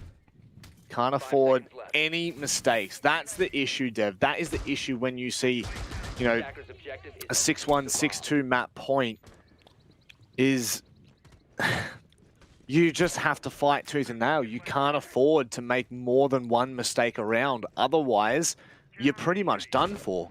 You then have to go back to the heroics of maybe someone like Hayward, which we know he can do. Oh, hang on. Oh, no! Oh, man, the timing. Oh, God, that's devastating. Yeah, missed opportunity. Hayward is, had a bit of a slow start. I think one of the reasons, one of many reasons, why Knights had such a really pitiful and weak first half on their defense was that every time Hayward was trying to make a play, it seemed like he was shut down. And often, you can be critical and say often that was because of some poor judgment on his behalf, trying to make these plays. But thankfully, he stepped it up on the attack. But, half the kills he's had this game with those 2 nades from last round. So, don't want to get too excited for him yet. A lot of work to be done now for Knights. Oh, if that was cooked a little bit less, it would have fried Worthy on the stairs. Gotta love to see that. Again, ambitious C4 to come from the ceiling. Rather from, I guess, the ceiling of Kitchen, the floor of bedroom now. Fisho looking to almost enact a bear trap as you make your way through VIP. Knights would be more than capable of dealing with that. But, Risky. I thought he was running out then, but instead he makes an even riskier play. Yeah, very risky, but in a way worth it. Like, if he is safe to do that, then that's a lot of good info that you get. Because if they want to try and make a kitchen entrance, they're going to have to shoot it down. Also means you can just kind of walk past that window without worrying about getting shot anymore. So, in a way, a worthwhile play. At the moment, though, with no C4, Fisho's just looking to hard peek this vert. Really hoping to find one against Sage. Very difficult to do, but the shotgun's actually not a bad weapon to try it with. Yeah, this is where you wonder what would happen if they hadn't tried to go for the early C4s and instead they had waited for Sage to start going to work. I guess you can somewhat nullify him completely if you do find that C4, but instead they're now left scrambling fast. Had tried to make a bit of a cheeky flank. Ooh. What? Just ran past that kitchen window, man. He just ran past it. Oh my god, what is this? What? Worthy! How? How does this happen? The cover was not there. Worthy finally shut down. My god. The Knights have made it winnable once again. A 2-on-2, but both Knights players low HP. A very risky plant from Picnic gets Knights punished. And now Dino has to clutch up in the 1v2. Not a lot of time to work with, and the Chiefs have slunk back into their corners. They are going to take this map, surely. Dino can't stick it. The Chiefs, a dominant opening here in this penultimate final. I mean, of all the ways to go out, that just felt like one of the most ambitious calls I have ever seen to go for a plant in the middle of the open with only one player being able to watch an easily swingable position. Oh, what a wild way the Chiefs have been able to win that final map. Well, sorry, not the final map, the final round to give them the map. Jeez, we're not there yet. We may just be there when we head to Cafe, which is, of course, up next. A Dev. That's devastating for the Knights' Gauntlet run. That it is a amazing start here for Chiefs, looking to repeat the feat, take down Knights once again, the rematch from their Stage 1 Grand Final. And Chiefs might actually be able to repeat what they did in Stage 1, making it to that Grand Final from the penultimate final and upsetting the Seed 1. Of course, they will have to take down Knights and then Bliss to achieve that. But at the moment, Knights is not looking nearly as strong as we saw from them yesterday. No. I don't know whether you want to blame it on having Juicy a little bit unwell or other things, but I do want to put a lot of credit on the Chiefs, right? They came into Coastline expecting Knights would pick it very clearly. Their Coastline prep has clearly assisted them here. Chiefs knew exactly what to do. They picked all kinds of operators to really hard counter what Knights were doing, and I love that from them. Chiefs one up in the series and looking very much poised to take it 2-0. Well, before I turn into a blob or maybe just one pixel, we're going to throw it back to the capable hands of Xenox on the desk. Thank you very much, Pixelman and Dev Marta, for that one. The Chiefs, they get the dub. The Knights are in the old column, Guz, and suddenly that little Knights run of the Gauntlet is looking a little shaky. It all went wrong, though. You guys said Coastline was going to be their map. I had looked at Dev Marta's prep sheet, and I had seen the fact that Chiefs had beaten Bliss on Coastline not too long ago, and ultimately Guz ended up being, in the end, the difference is that the Chiefs just looked really good. Yeah, over here in OCE, we love to be positive. We love to champion teams, and don't get us wrong. Of course, the Chiefs, they play quite well here across the board. A couple of mistakes here and there, but for the most part, pretty clean siege. And look, I'm just going to throw it straight to Miley here, right? Because I know we were in the voice chat where we were discussing particularly some of the mistakes that the Knights were making on this map. And being their map pick, I think it's probably right. We talk about some of those. So, Miley, I mean, just take the mic. Give us the rundown. What were the Knights doing wrong here, man? Oh, I mean, first thing first, it was definitely not the same Knights we actually saw yesterday. And honestly, even with Juicy gone, it still wasn't the Knights that I expected to show up tonight. Honestly, overall, it wasn't the Coastline that I expected. And yeah, like they clearly were asleep on the defense. And I reckon that's where they actually lost tonight with this map. It was just the bleeding picks. Yeah, and the fact that it got out to a pretty substantial margin as well. What was that, 6-1 at one point, Guz, is obviously horrifying. They did attempt a little bit of a comeback, 2 in a row, and then even that last round could have gone their way. But ultimately, the damage had been done early on. Worthy, though, with a 14-5 performance. Incredible once again, and is such an integral part of this Chiefs. When he's firing, guys, the Chiefs are firing. Yeah, like Milo said, particularly in that first half, the Knights were really struggling to win their ones. We saw some pretty questionable decision-making in terms of players going for plays that probably weren't really there, and the Chiefs were always there ready. They capitalized, they shut them down, and the stats reflect that. Worthy with a huge game. God Legion as well. There's some pretty key moments as well. And like always, when Worthy and God Legion are lighting up the kill feed, it can be really distressing for their opponents. We saw that here today, and unfortunately for the Knights, being their map pick, I think that really is a devastating blow. Losing Juicy, not ideal, Milo, but when the replacement is the highest rated player on the team, the only player that actually went positive for the Knights. I mean, obviously there's other factors to it, but Picnic came in and did his job. Yeah, Picnic definitely. I mean, look, he's always been a very good player when he's been substituting in. He's been doing very, very well. But at the end of the day, Knights playing Coastline, it wasn't very cohesive with the team. They were isolating themselves a lot. They weren't potentially playing the vertical game as effectively as they should, especially with Valkyrie up. I noticed that there was the C4 players were actually on site, and the main roamer was Jaeger, which you'd mainly expect kind of like more of a gun roll on site, and maybe having a roamer with a C4 that can really take advantage of the information that Valk brings up. But ultimately, it wasn't very cohesive with the team. It was not the best Coastline I've seen from Knights, to be fair. Yeah, it certainly wasn't in the end. I think that moving forward, of course, it is now must win for the Knights. They have to win on Cafe, then they have to win on Clubhouse. They've got to do it the hard way if they are to make the grand final. We're going to go to a short break. When we do come back, though, second map of this series.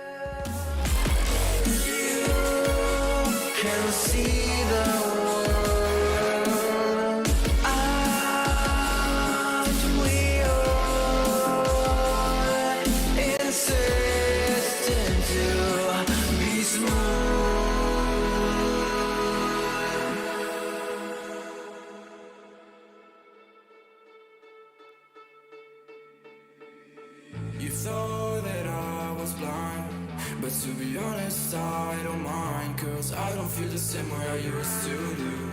Every time I see you, I know the truth, cause baby, every fucking time you've played me, you should know that I don't give a single fuck about you and your words. All the times you lied to me, bitch, I took notes. I don't know what to say. I thought you loved me, but you are away.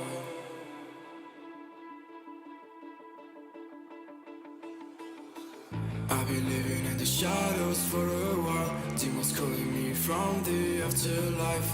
Dark doesn't face me anymore. I can to my tears into gold. Yeah, yeah. I don't care, no, I don't care. Yeah, yeah. I don't care, I said, 'cause baby, every fucking time you've played me, you should know that I don't give a single fuck about you and your words. All the times you lied to me, bitch, I took notes. I don't know what to say. I thought you loved me, but you I know people come and go away.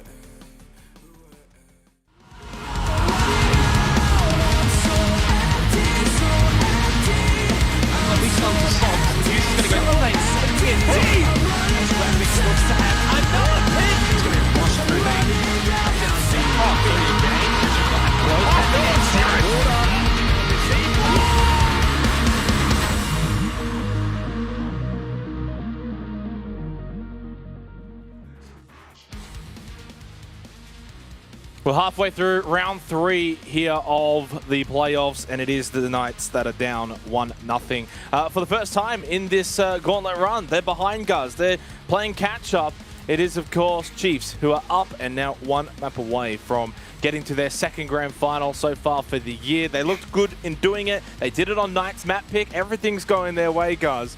Are there going to be any, hurdles that they might stumble on heading into Cafe, or do you think this is going to be 2-0?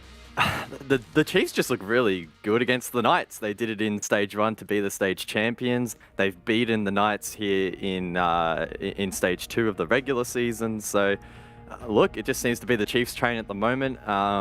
Talking with Milo, particularly over the break, we're theorizing that with Juicy gone, maybe some of that leadership is lacking here for the Knights. And arguably, you could probably get away with that on Coastline, right? Because it's so frag heavy. But with Cafe definitely being a lot more structured, we could actually see things get a lot worse here for the Knights.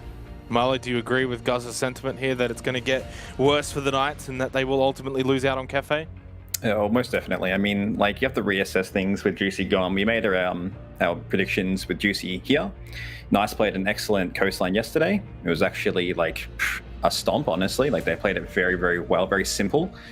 And with Cafe coming up and that being quite a very, I would say, structured aggression sort of type of map. With having that influence of Juicy gone on Coastline had that much of an effect, you only have to question, Knights are taking Chiefs to Cafe and it's their pick. They potentially would have done their prep work on it.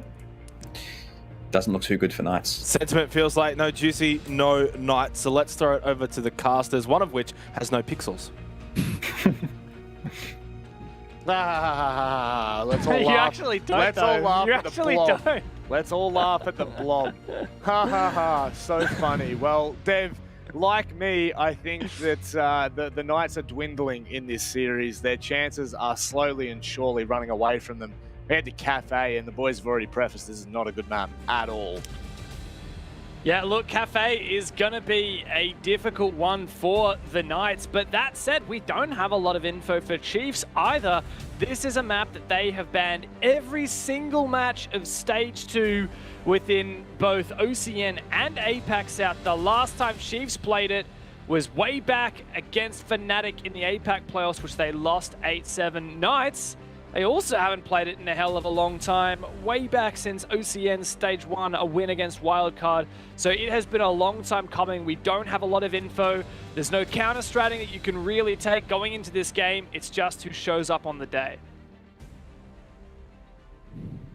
And right now, who's showing up certainly seems like the Chiefs. We see a Nomad ban, which, I mean, I was going to say less prevalent than some, but I guess it's still top 5 devs, so it's okay. It's okay. Now, last operator ban for the attacking side is Chief's choice, and surely a Thatcher. There we go. So pretty stock standard so far.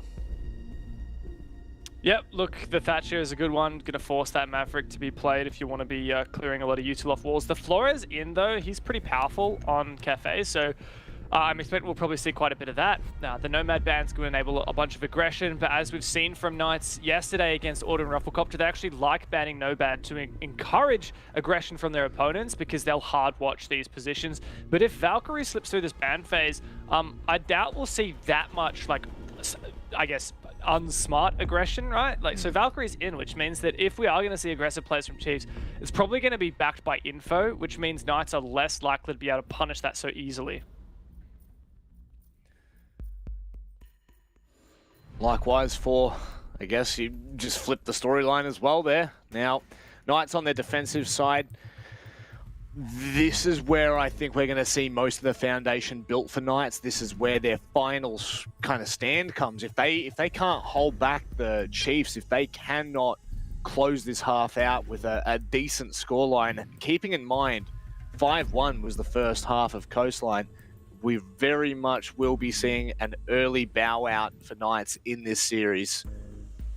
The thing is, though, you just know that they can fight back into this. You know that they are a team that, should they choose to do so, they will completely turn the tides of an entire series in one round. It doesn't take much for Knights to get going. But boy, when they're not, they can be punished quite heavily. Yeah, I think it was Guz saying in the break, like, you can see that having Picnic sub in isn't necessarily a significant detriment in terms of the fragging capability, which I think is what most people would expect, like when you have a support start subbing in. But it's just that they need leadership, they need decisiveness, they need that strong support player to be the backbone of this roster, and that's what Juicy is, along with Sage a lot of the time. So with Knights not kind of having that, they are struggling a little bit. But another thing I'm going to say here is, like, Cafe, we've talked about how this is big from Chiefs. They've banned it all season. They've been hiding this map. But we also have absolutely no idea whether this map has been part of Knights' practice routine, right? Like, maybe Knights have been, like, trying to grind up Cafe into one of their prime maps in their pool, and we just don't know about it. So there's a pretty decent chance here that Knights will come in through and be like, yeah, we've been prepping this every day, and they'll play well. Just as equal chance, Rob, that this has just totally slipped onto the back burner for them, and it's not a map that they've scrimmed in weeks. It's just, there is a couple of variants looking at how this match can play out, but I guess probably the biggest indicator is the form that Chiefs are in right now after that final series, or I keep saying final series, map, the final map that was played just before. Coastline was just such a great showing from them, and a really good indication as to what they might be able to achieve here on Cafe. Now, as we start to get into this, we're still, kind of relatively unknown coming into it for the Chiefs, but the door left wide open here, and an opportunity for Chiefs to shut things out, and once again, head to the big dance where they may well reclaim the title. Not reclaim it, it's literally just going to be back-to-back champs. No one's even come close to competing, especially last stage. They were unbelievable. Yeah, but, playoffs are a different beast to the regular stage. And, well, the regular stage hasn't been Chiefs' forte, at least not in stage 1, stage 2, neither really. But this is a nice early pick, though. Digital punishing Hayward. And I like this. C4 downstairs roaming with Picnic. This is something that Milo talked about on the desk. Having your roamers have those C4s so that they can make plays. Also a really nice valve cam as well in Cigar. Picnic opening up that hatch so he can throw a C4 late, but very risky. He already has some holes pre-opened. He might be able to land a C4 now, but no, it's so indecisive. Yeah, and it looks like the opportunity's gone, the window's gone, but I guess so too is the round. It's only Dino and Picnic left. They need to hold on, and Dino falls. Picnic soon to crumble as well. A horrible, horrific signs if you're a Knights fan right now. Picnic knows it as well. Well, lad. SMG-11 in hand, 1v5. He has been droned. They know exactly where he is. All right, boys, he's in lighting. Just lock him out. Nothing he can do. SMG-11 against these long angles with the ACOGs. I mean, Picnic can be pretty sharp, but there's no way he's winning that fight. Especially not the next 5 that will have to come through. A strong opener for the Chiefs. Picnic is not even good for one. Flawless for the Chiefs, and they are gliding towards that grand final. Surely they don't just get on the Cafe and brush Knights aside here. It's possible, man. It is. It truly is possible. And, we were talking yesterday about both Bliss and Chiefs watching the order matchup with Knights and thinking, oh, this is going to be a tough one. No matter who won yesterday, you know, Order or Knights, it was going to be a tricky situation heading into these final 2 games. But I tell you what, if you're Bliss and you're seeing Chiefs do what they do best in a playoffs format, they're gaining momentum, they are dominating Knights, you have to be worried. Attackers need to locate and defuse as many bombs as they can. Yeah, look, this is a good start for Chiefs. We don't exactly know what's the go for Knights, but you know, if I'm to point at some of the things that are going wrong, you know, you look at Picnic that round, roaming and mining with the C4, I kind of praised him, said, yeah, this is a great spot for him to be. But, you know, he never really pulled the trigger on that C4. He was constantly worried that he didn't have correct info flicking onto his cams. There was a player dead that whole time. Like, Hayward died really early. Hayward could have been calling on those cams. Picnic did not need to be checking them for himself. Especially now that you can yellow ping on cams. Like, it's pretty damn easy. Like, hey, there's a guy in Cigar now. He's behind the shop. C4 now through the floor, you know? Toss it up through the piano floor with the holes that have been pre-opened by Picnic. Like, oh, there were so many ways that could have just been more decisive for Knights, but the comms aren't perfect, as you can tell, and Picnic is just not quite as settled into this roster as he needs to be. It's one thing that is so hard to get a gauge on. I thought for a second maybe that E1D was going to initiate something from the Chiefs, but it looks like it's just a preliminary call. It's one thing that is really hard to get a gauge on in terms of comms, because, you know, oh my god, digital! Far out. Doesn't want to get C4'd, bro. Yeah, true. That's fair. That's fair. At least he gets there in the end. But, sorry, what I'm getting at, comms being a little bit hard to hear. If you remember back to the order matchup yesterday, Nico was underneath a hatch, and the shots were coming from the top of the top of kitchen on Clubhouse, and he was absolutely clueless as to where the player was. I assumed that it was just hard to hear. The players were all screaming that he dropped the hatch. So it's very hard to get a gauge what comms are actually like. But now, as we start to get into this, Dev, that may well be a huge indicator, and Knights are just, they are getting picked apart. I wonder how frustrated they are right now, because this is not great. Not very cash money of Knights at the moment. Chiefs are very much in control, and once again we're at a reading, mining, or reading in Fireplace defense, and Chiefs just have so much map control already. Like, they're not even seemingly hard pushing Cocktail as of yet, but like their ground floor control, or rather second floor control, is just so on point right now. They do have a lot of control upstairs as well. Hayward's on the verge of getting picked up here. Like, this gunfight could go 50-50, but I would back Chiefs to win it. They've got more info than he does. And so Knights really kind of on the edge of their seat. Yes, I am too, if you want to put it that way. Oh, Digital, what on earth? How is he getting caught? Oh, he's just been absolutely pinched. What an unreal play from the Knights to even out that man count and take back piano control. Yeah, but Chiefs are looking to take sight on the back of it. Nice play from Knights, but it is even God once Legion. again. God Legion, he's in sight. And it looks like Knights are going to have to retake. Josh and Hayward made a nice play upstairs, but they've got a lot of work to do now, at least for them. That diffuser is on the ground, as is God Legion. The kill not secured.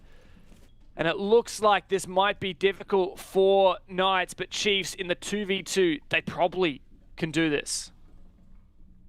Oh, I love that from Josh. Waited for Vast to get into position. I believe Worthy went upstairs. He did do too. Tried to rotate back down the piano hatch, but by that time Hayward had moved on and Josh was holding the crossfire. Knights really, I mean, they just pulled their socks up there, man. I'm so glad that Josh and Hayward both came together to secure at least that round. Because if that theme rolls out of control like it was going to, and Chiefs take it cleanly on the back of God Legion's double entry, oh, Mental would be in the bin. 15 seconds left.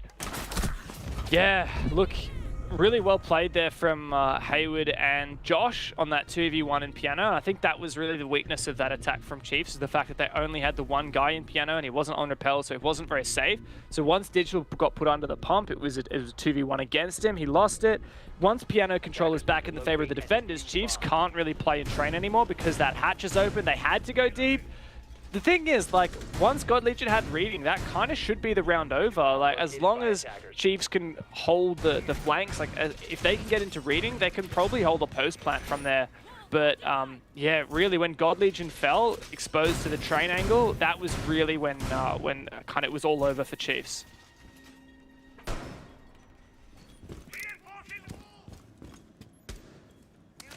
Now we get to see Kitchen defense 10 seconds to insertion. and how solid Knights are. Still yet to see that top floor. So I do find that interesting 3 rounds in that we haven't seen Cocktail yet, but Look, it's a pretty bad sight these days, in my opinion. Yeah. I'm not a big fan of it. You know, Wamai is banned, so holding Pixel is going to be a headache. Flores is in, which means stacking any form of util in piano or in bar, like, or trying to hide behind the bars is just horrendous. We see ease takes being super prominent, like, unless if you have a really good strat for it, which, you know, even in some cases we have teams that do have really good strats, like Invictus, and they still, you know, fall flat. So I'm not surprised we're seeing Kitchen and reading instead. once again trying to isolate any of those top floor roamers, which I don't believe we're actually seeing from Knights. I think there might have been one over by White Stairs. There you go. Haywood just sitting on the tier 2, tier 3 area, as the rest of Knights seem to kind of be either second or first floor. Dino now needs to back away, and that might initiate the entirety of Knights falling back. It is to turtling and anchoring toward the site. They are going to be extending to VIP, holding with the smoke, which we've seen have quite a large impact. I actually think it's Wildcard that I've seen play that position multiple times with Emo Rin. So certainly one that can be difficult to deal with for those attackers.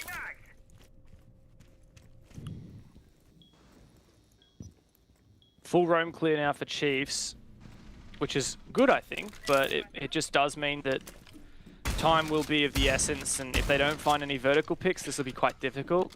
We've seen some really good teams, though, when it comes to this vertical play. Even if they don't find a pick, they can manage and execute. I'm thinking about Bliss, for example. They've had some amazing executes onto this bomb site in 5v5s. They're just so good at setting up these execute positions and covering through the vert. But look, Knights still have 2 C4s on the cards. Oh, but there's the opener. Really good job there from God Legion, and now it's starting to capitulate. We're starting to see Chiefs really set up. Haywood wasn't far off hitting that shot either. That little flick just missing due to the railings, unfortunately. Josh now looking to be on a bit more of an aggressive angle to try and find that kill in prep there. Once again, 30 seconds. Dev, like, time just runs so thin here. The attack looks like they're in, and it looks like they're going for an early plant. Light is planned, but that's a great C4 there from Josh, and it's going to buy him a bit of time. Dino making this work, though. He did get spotted. Digital seems to be completely unaware. Again? Oh, no! The 180 makes it work. God Legion, Digital, and Worthy in the 3-on-2. They need to force that plant down. Digital! He's just so good. Worthy's got to cover, and Josh might be able to deny. The angle is almost there. But Rob, it's a post plant. It is. And Josh, he's on his lonesome. He's got 2 1v1s that he needs to isolate here, and I don't know if he'll be given the opportunity to. It looks like they're going to play to here for the defuser. It's exactly what they're doing. Josh tries to stick it, and Worthy plays it masterfully. The Chiefs, they just continue to push Knights to their limits, and I am seriously concerned for Knights' future in this gauntlet. Yeah, man, Chiefs, they were so close to that falling apart. Some really good plays in the dire moments of that round from Knights. You know, the C4 from Josh to deny that plan. I will say, well played from Vast. If he had been caught, he was the player covering the planter. If he had been caught in that C4 as well, like, that's probably all done. But, you know, when it got down to the final moments, Digital covering his own flank and really pivoting to execute site was just so instrumental. So big ups from him. And look, I'm just going to say it. Josh has been pretty insane this playoffs. Like, for Knights, he is hands down the MVP. It looks like it might not be enough, though, because Chiefs are really starting to run away with this series. I guess it does just come down to the fact that Chiefs are looking like the better team on the day.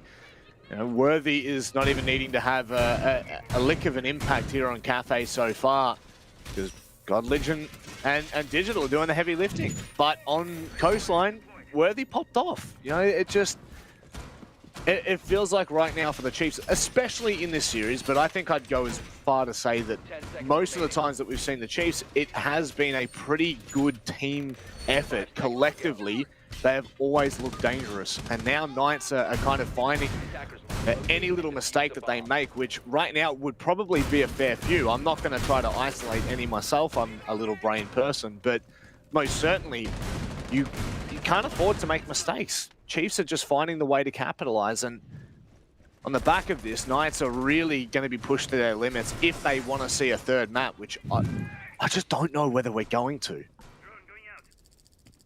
Yeah, not if Chiefs keep this up. As the first roar from Lion, we saw how good that was at slowing down the flanks last round from Knights, so I think that's a decent pick. Even though I am disappointed to see the Flores gone, it's actually the IQ that's come in to replace that. Flores is just so good. You drop them down the skylight, you can clear any util like these Evil Eyes, even just breaking these bars themselves so there's no cover for the defense can be really, really powerful. And, you know, Vast himself is just going to find an early pick, and it is that impact player from Knights. So without that, I don't know, man. Like, Knights is looking really, really picked apart. Chiefs are going for this East Windows execute, and they already have White Stairs control. Just with each round, Chiefs are getting more comfortable, and Knights seem to be trying to throw maybe a little bit more of a Hail Mary. I don't know where Josh died from there, but that has been the impact player for so many of Knights' rounds. Even yesterday, when you think about it. Digital, how good's the C? Well, not the C4, I mean the nade.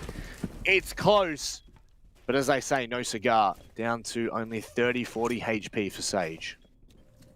Oh. Second time's the charm. Woo! There you go. Digital lands those coconuts through the floor. That must have been info from Chiefs there. Like, I cannot accept that that is just good game sense from Digital to know which spot he's sitting. And look, we're shaping up for a really powerful East push now from Chiefs, with Hayward pushing in through Cigar as well. He could do a lot of damage, but he's got to worry about Hayward. Oh, that's so unfortunate for the Knights. Vast capitalizes on a bit of an aggressive play. And Dino, I don't think he's in a position to deny this. Do they even know? Fisho Guy's going to be sticking this. They're not in a position to even try to attempt for this. And jeez, my God, this is just being bullied. This is manhandling. This is the Chiefs. And they might not have made APAC playoffs, but damn, they are hungry for the back-to-back OCN championships.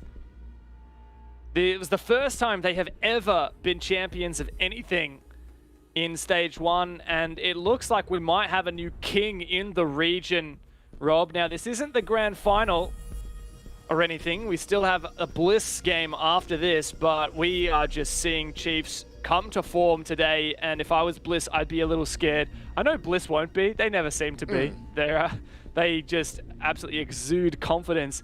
But man, how can you not fear the Chiefs in this form?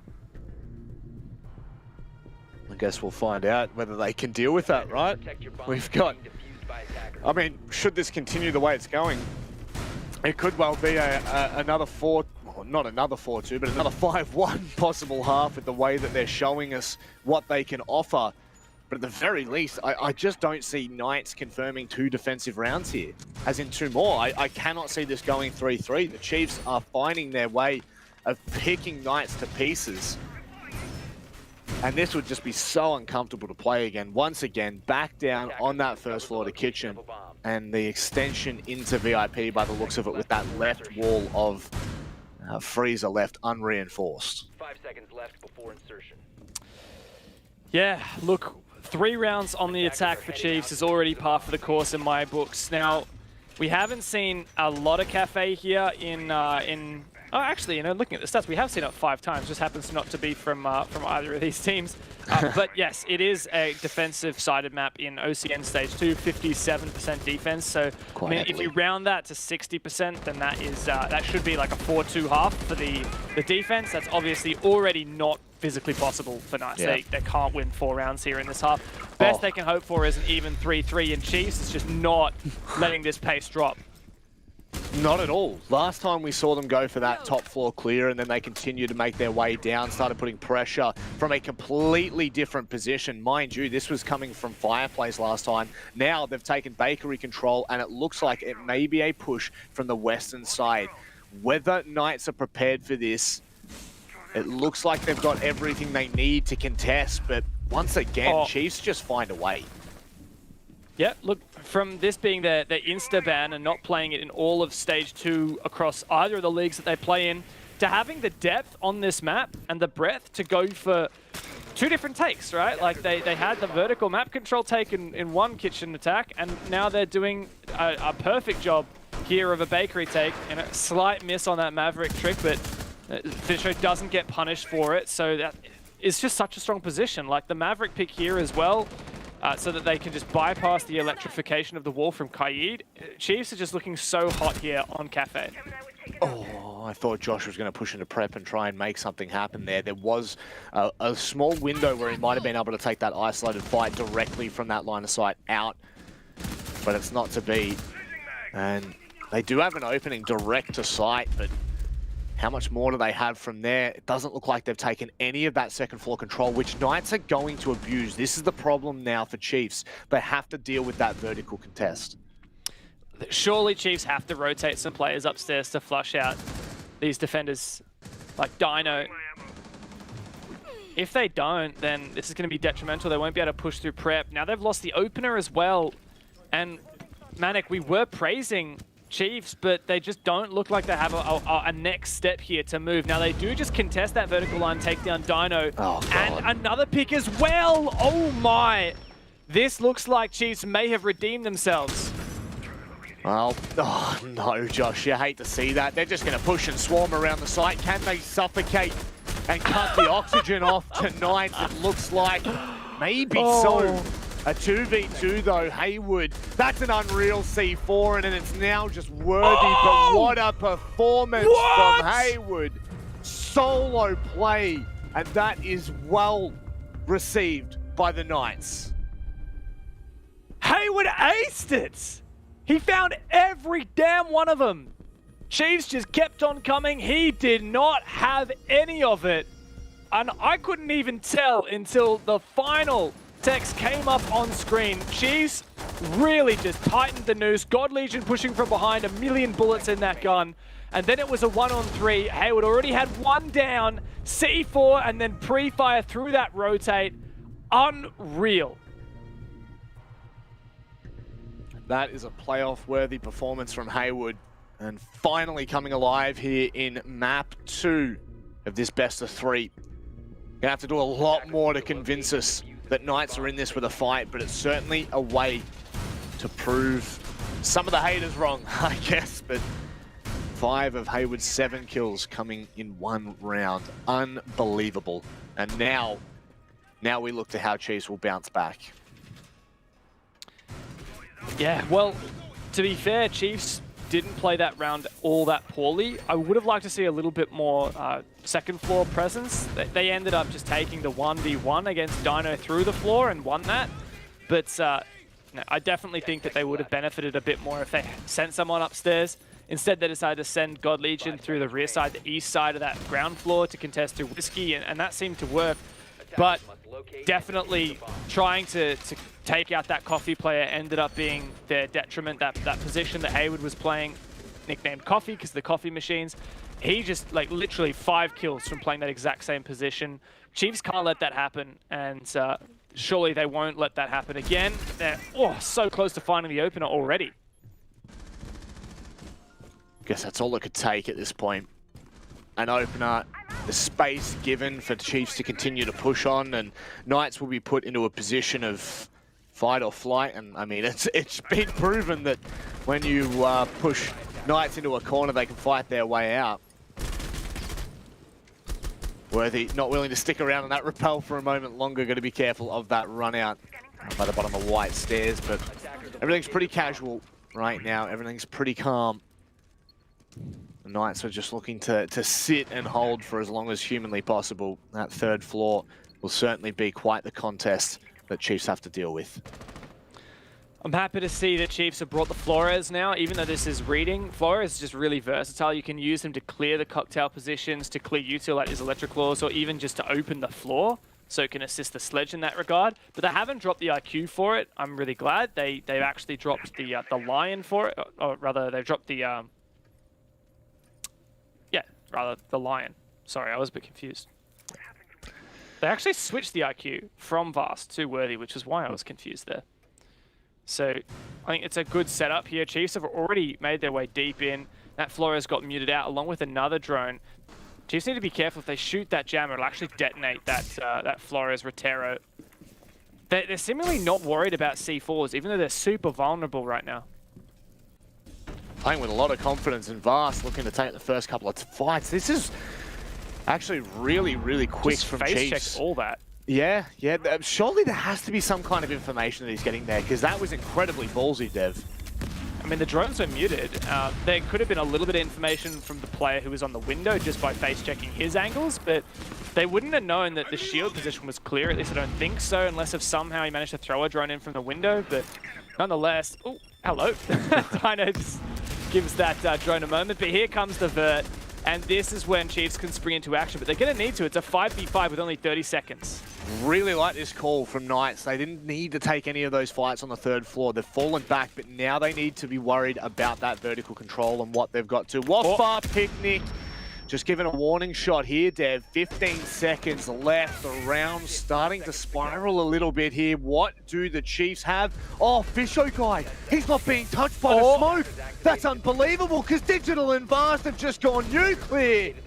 And it's all over. It's Hayward left. This is going to be a 4-2 half to the Chiefs. Hayward can run outside, and it's just a matter of time. He may as well go for a jog all the way into spawn, because there's just nothing he can do. They are hunting for him. Chiefs, unbelievable feats, spinning out of control for this match. 4-2 on the half.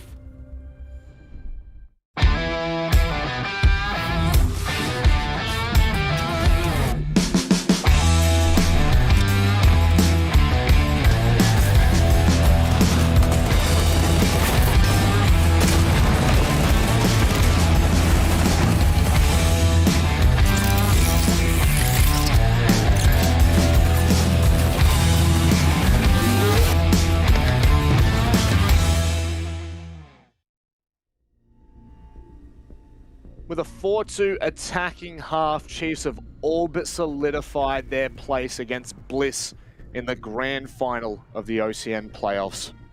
They just need to make it past this second half. All they need is 3 rounds, and with a 60% or near-on conversion rate for the defensive side of Cafe, you just have to expect that sooner or later Chiefs are going to get this done. Does seem inevitable. 4-2 half on the attack. A very, very strong showing from Chiefs. Par for the course would have been a 4-2 for the defense. And as such, there's entirely a shot here for Chiefs to take this a dominant 7-2, 7-3 and move straight onto that grand final. This has been a bit of a speed run from them. They took Knights' own map in a convincing 7-3. And there's a chance we'll see just as a convincing scoreline here on their own map pick. Again, within the context of this being Chiefs insta-ban through all of Stage 2, it's just fantastic, Rob. These guys do not sleep. They put in the work, and they have done so much prep for this. That's why we were calling them Stage 1 champions before they'd even been able to convert. You know, they were, honestly, they were the team that really had impressed us the most, and are continuing to do so. Their ability to turn things around right now is really putting them in a place where we just are calling them the best in OCE. Now, of course, internationally, you know, we look to APAC South. A little bit unfortunate for Stage 2 that they don't make playoffs, and their performance in Stage 1 playoffs of APAC South was actually quite valiant. Now, Worthy goodness me, looking to get aggressive out on the window. But the point I'm making here is they continue to impress in 2021. And okay. Stop talking. Just let him do his thing, Rob. Just let Worthy kill everybody. 1 point. Oh! What? Hello and good night. Sincerely, Worthy. Oh no, my God, Knights are getting taken to town. Oh God. At least buy them dinner first, Chiefs. At least buy them dinner. Oh my God. There is absolutely nothing amicable about this match right now. Chiefs are giving Knights the sword. Picnic subbing in, the coach got to step up 1-on-3, but it looks like this is just a whitewash, just a show that the Knights have put on, a performance like no other. And, well, Picnic's decent, but even the best player in the world would struggle trying to take a fight into this crossfire. Is he even good for one? Bit of pre-fire, but Chiefs, they're just hungry. They don't want to let him have any peace and quiet. The problem is, if he takes down God Legion here, combined HP of 20 on Digital and Fisho does not bode favorably. It could just come down to a wild spray from Picnic. If he hits that shot, this could really turn around, but he does fade away from the position. Again, there's not really too much he can get done here. He's getting spotted on default cams. 30 seconds to play with. I mean, he could just kind of move around and continue to take them out of position, but Chiefs just rotate perfectly. Ooh. He's actually peeking this really well. This is why we said that you don't want to discount this individual skill of Picnic. His mechanics are certainly strong. They reinforce over the rotate. It's so well played. Oh, he sees one, but Chiefs are just not giving him an in. And they will shut him down, Digital, to close it. What a round from Chiefs. In particular, Worthy put down. Are we allowed to show this on stream? I kind of feel like this is a little illegal. I mean, yeah, parental, parental watching or guidance, viewing guidance. There we go. Yeah, we got there. there you It's the requirements are going up with each season, Look each at this. stage, and like that's just absolutely outrageous. I mean, what do you even do? Yeah. What do you even do? I love the coordinated double jump out as well there. Like, even though Worthy was shut down, Vast and him jumped out at the same time, so they were guaranteed for one. Even though there were two players out there. Vast also managed to get back inside somehow with his life. Chiefs are 2 rounds off of just marching forward to that grand final to get their rematch against Bliss, who they've already taken down in the regular stage, the only team to do so in all of OCN. And look, we are certainly hyping up the Chiefs. They are looking for that back-to-back championship. Putting themselves in the driver's seat, no doubt about it. And I guess, the conversation really does turn to this next matchup with Bliss because it's a best of 5, right? Yep. Like that is you're talking about a potential 5 mapper. The depth of your map pool is on display for everyone to see. And, we've seen I think we've seen 4 different maps from Bliss throughout the stage. You just feel as though surely Chiefs have that deeper pool. It's what everyone's saying, isn't it? Everyone that we've spoken to, the pro community, even God Legion, when I had a chat to him after his MVP against Bliss, they've all been saying that Bliss at the BO1 Kings, and once we move into those BO3s or BO5s, we're going to see this be a lot more challenging for them. Chiefs, they're not there yet. They still have to finish off Knights.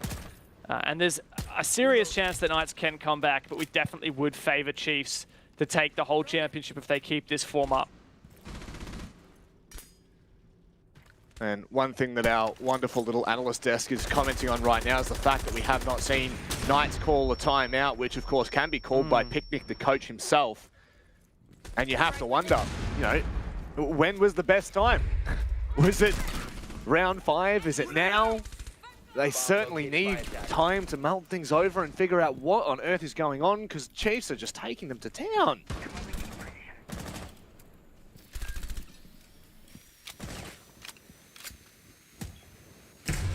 Good start, though, from Knights in starting to dismantle this hold, but Vast has found an aggressive peak and a double. The alibi 1.5 is a serious weapon in Chiefs' hands. And Vast has had his shot at a multi-kill. Worthy still aggressively peeking. Finally, Vast gets shut down. Hayward just waiting patiently, but Chiefs aren't letting them have a moment of rest. They are continually holding the line. Chiefs on to match point. 6-2 over Knights. OCN presented by Samsung is about to turn into OCN presented by the Chiefs. They are seriously putting on a show. Talk about a time to step up. Knights are just not being given a look, and just look at the jolly spirit. Having a laugh. They are genuinely enjoying themselves right now, which is what Siege is all about. The competitive nature does bring out some of the best and some of the worst in players, but when you're winning, God, it's fun to look on face cams. Yeah, and there's no one quite like the Chiefs, right? When it comes to the face cams, those guys are a bundle of laughs. You can tell that while they are very much professional, they're also just a bunch of mates, and they have a ball when they're playing together. I mean, it helps when you're winning, right? But I think that those two are linked, you know? It's not just as simple as when you're winning, you have more fun. But when you have more fun, you will win. Yep. And this is like... this is really, really scary for Bliss. I know, again, I'm just trying to make this as clear as I can. We know that the fact that Picnic is playing and Juicy's out, you know, the mouthpiece of Knights, etc., we could sit here and make excuses from dawn till dusk about why Knights aren't performing right now. But at the end of the day, Chiefs have to be doing this. This is the Chiefs' opportunity to just shut Knights out completely. I mean, the fact that we may see this series end with Knights only having 5 rounds in total is terrifying.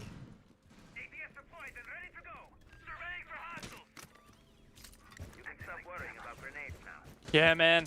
Look, this is such a hard road for Knights right now. We know what they're capable of, right? And it's hard to say, you know, the best team in OCE is one or the other, right? Because Chiefs perform better within OCE and directly in head-to-head against Knights. But Knights, they have that incredible APAC level performance that we've seen from them. So both of these teams, I think, at the moment are looking like the best in OCE. But only one can be the champion of OCN. And it looks like it might be Chiefs for the second time. Knights, their teeth have been blunted coming in here with Picnic, but we've seen them put up massive results with their coach subbing in before. It doesn't look like they're going to be able to achieve that this time. Josh, could he be the saving grace? That is an unbelievable C4 from Digital.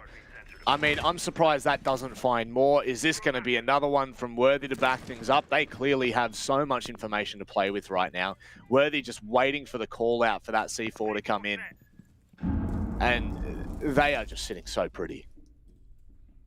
Yeah, look, the win percentage when you trade a player back after an opening death is quite high. So I don't have the exact numbers here for OCN specifically, but the fact that God Legion went down is not good, but obviously trading back Josh is a big deal, especially like you say with this info from the Pulse, these C4s, which there are still one up for Worthy. You know, Chiefs can do a lot of damage. Here comes that C4. Blows a little bit prematurely though. Chiefs don't have any more remaining, and we see Vast links back into sight. This is not bad now for Knights. They've got good map control. They've drained a lot of this util from the defense, and they have the man advantage. Now it's about closing things out and sending us to around 10. And this is where, you know, Knights are generally at their best, is when they do have that advantage. When they can find a leg up in the round, this is where they're generally incredible at converting. But likewise, Chiefs have the ability to clutch up, but when shots like that come through from Dino, it just doesn't seem possible. Digital's left in a 1 versus 4, and that's what we wanted to see from the Knights. We're not done yet, and neither are they. That's it. You can't start talking about the grand final until this game is done. And while Knights aren't quite so animated as we saw from Chiefs, they are ever so focused. That is this team. I don't know what was that from Sage. Like that. And it's nice to see Picky as well. Nice to see his fresh face, and he's looking very happy. You know, it could be very nerve-wracking coming into a game like this. But Picky's done it before, and he knows what it takes. And even though he's not used to scrimming avidly with these guys and playing their officials all the time, he really steps up to the chopping block, doesn't he? 100% he does. You could not ask more. Honestly, I don't think you could. You know, the ability to come in and out of a roster without playing regularly is not, it's not an easy task by any means, but to do so at the level that Picnic is doing it at, it's quite the valiant effort. I'm trying to be as positive as I can here for the Knights, because at the end of the day, they have to go 3 on the trot against the Chiefs in the fine form that they are, let alone on Cafe defense. It just doesn't bow favorably for them. But certainly, they have the ability, they have the firepower. You really do look to Haywood and Josh to be their knight in shining armor, if you will. They could well turn the tides here, but with the way the Chiefs are performing, it's going to take a miracle. Yeah, that's it. But, Chiefs also, with this confidence does come a little bit of eagerness and maybe even complacency. That's what Knights are going to have to try and punish while they can before Chiefs reel themselves in. And we saw, for example, in that 1v3 attempt clutch from Picnic, right? Like, Chiefs really wanted to peak that, right? Yeah. These guys are on fire. They're having a laugh. Oh. And when you're like that, you're more likely to take those risks. But mind you, that is an insane amount of info. Whether or not they actually try and make plays off of this is just great, because they can do some maths. Like, okay, we see 3 repelling outside piano. We know what windows they're repelling on.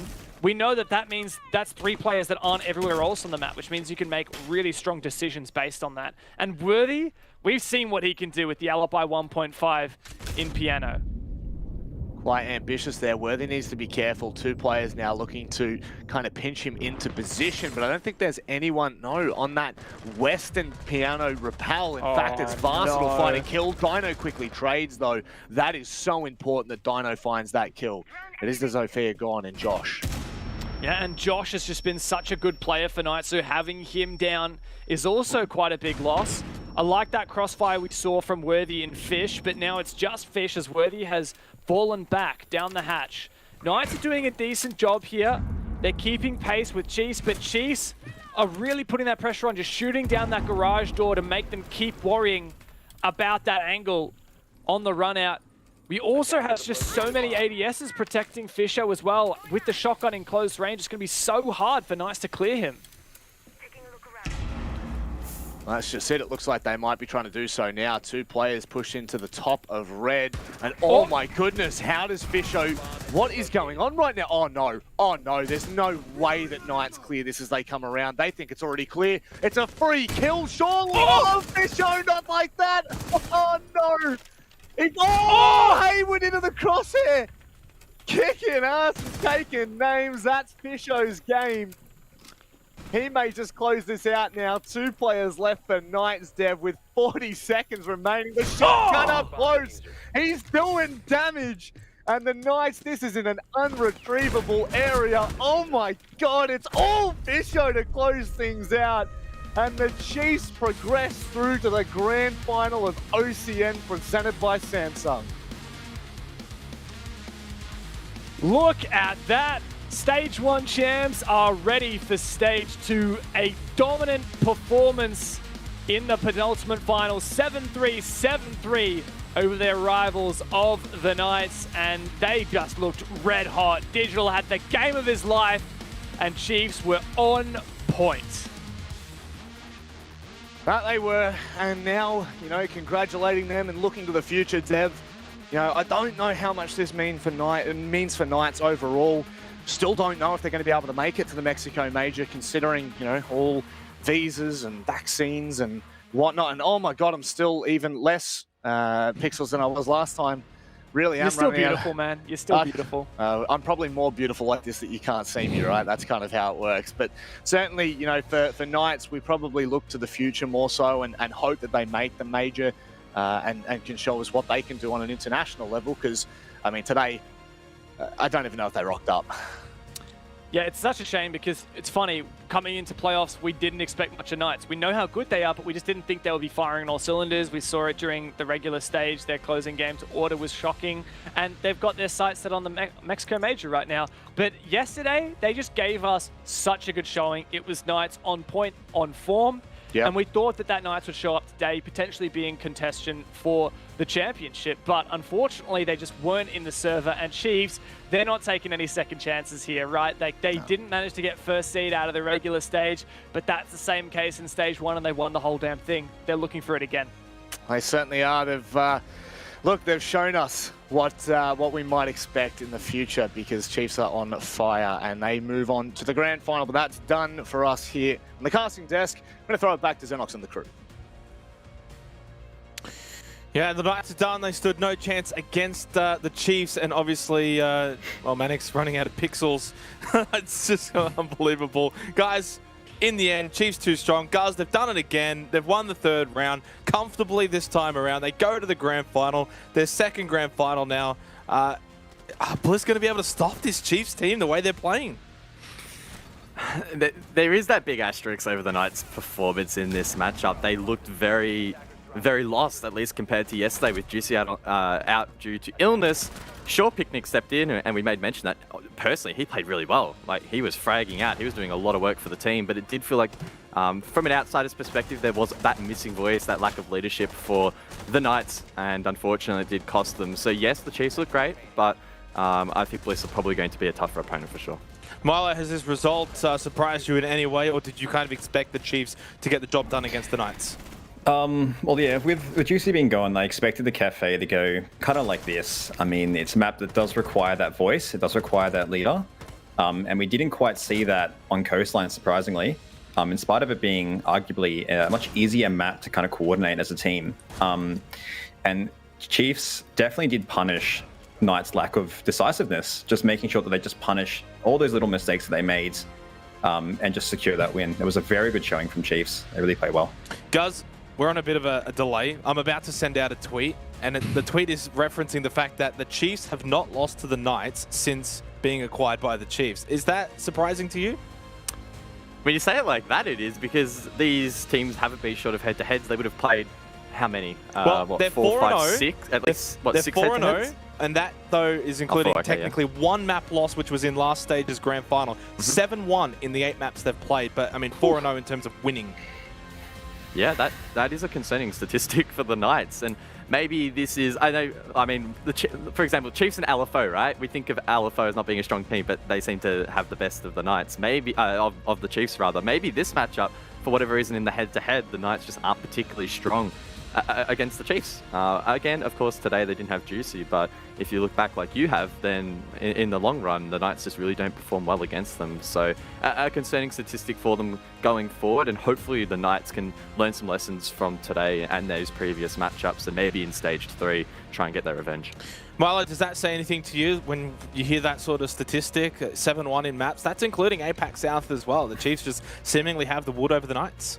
Yeah, that's definitely a pretty, honestly, like it's a pretty huge statistic. Like, not being able to get that win against a team for quite a period of time does affect the mental. Like, going into games knowing that you just haven't had that experience of winning often can affect the way you play. It can also affect them even if they had Juicy. Yep. Yeah. Let's go and have a chat with the ever-smiling Digital. Hopefully he's got the flame thrower away from us, mate. Congratulations on the win. Another grand final is beckoning against Team Bliss, but how's the team feeling off the back of that victory against the Knights? Yeah, feeling good. I mean, we're feeling really confident heading into that match. Yeah, so just it's Bliss now, and no, the boys feeling warm and ready. Yeah, Dig, congrats on the dub. We'll keep the question pretty simple here. Were you expecting that matchup to be as straightforward as it was in the end? I mean, not really, I guess. Because considering what happened yesterday, Knights were seeming to be playing really well. They didn't have Juicy today, which definitely would have affected them. So I think when we hopped into the lobby and saw Picnic we knew it might not be the same as yesterday, but that didn't really change much. That didn't really change much for us and our attitude. So we just wanted to match up with, you know, our similar preparation that we always have, and yeah, just treated it like any other match. Yeah, well, seeing as though, you know, we're ex-teammates, back in the Chiefs, back in the day, and the way you guys prepare for games, like, how different was the game compared to what you're expecting? Like, was this completely two different teams? I mean, they did still do a lot of they still have like those Knights tendencies.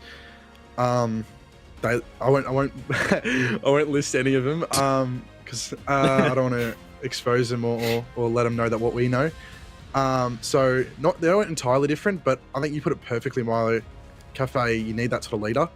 A lot of mini games in that map, so it seemed like they were very predictable in what they're wanting to do in the start, middle, and end of round. And so just sort of coming with each other and then adapting to what they're doing has made it really easy. You can't dwell too much, though, of course, on this win. You've got to now shift your focus ahead to the grand final. What's the feeling going up against Team Bliss, especially off the back of how they played in the regular season? You've already beaten them, though, in that play day 7. Are you going to be able to do it again? I hope so. Xenox, they're a good team, but it is a best of 5 series, and I feel like we're warm, we're ready. Yeah, I don't know, we're thriving up this. I'd love to get the back-to-back title, and I'm sure my teammates would as well. So, yeah, we're seemingly ready and we're excited. Yes, that's exactly right. A chance for back-to-back. Wouldn't that be special? Best of luck in the grand final, mate. We'll maybe see you on the other side.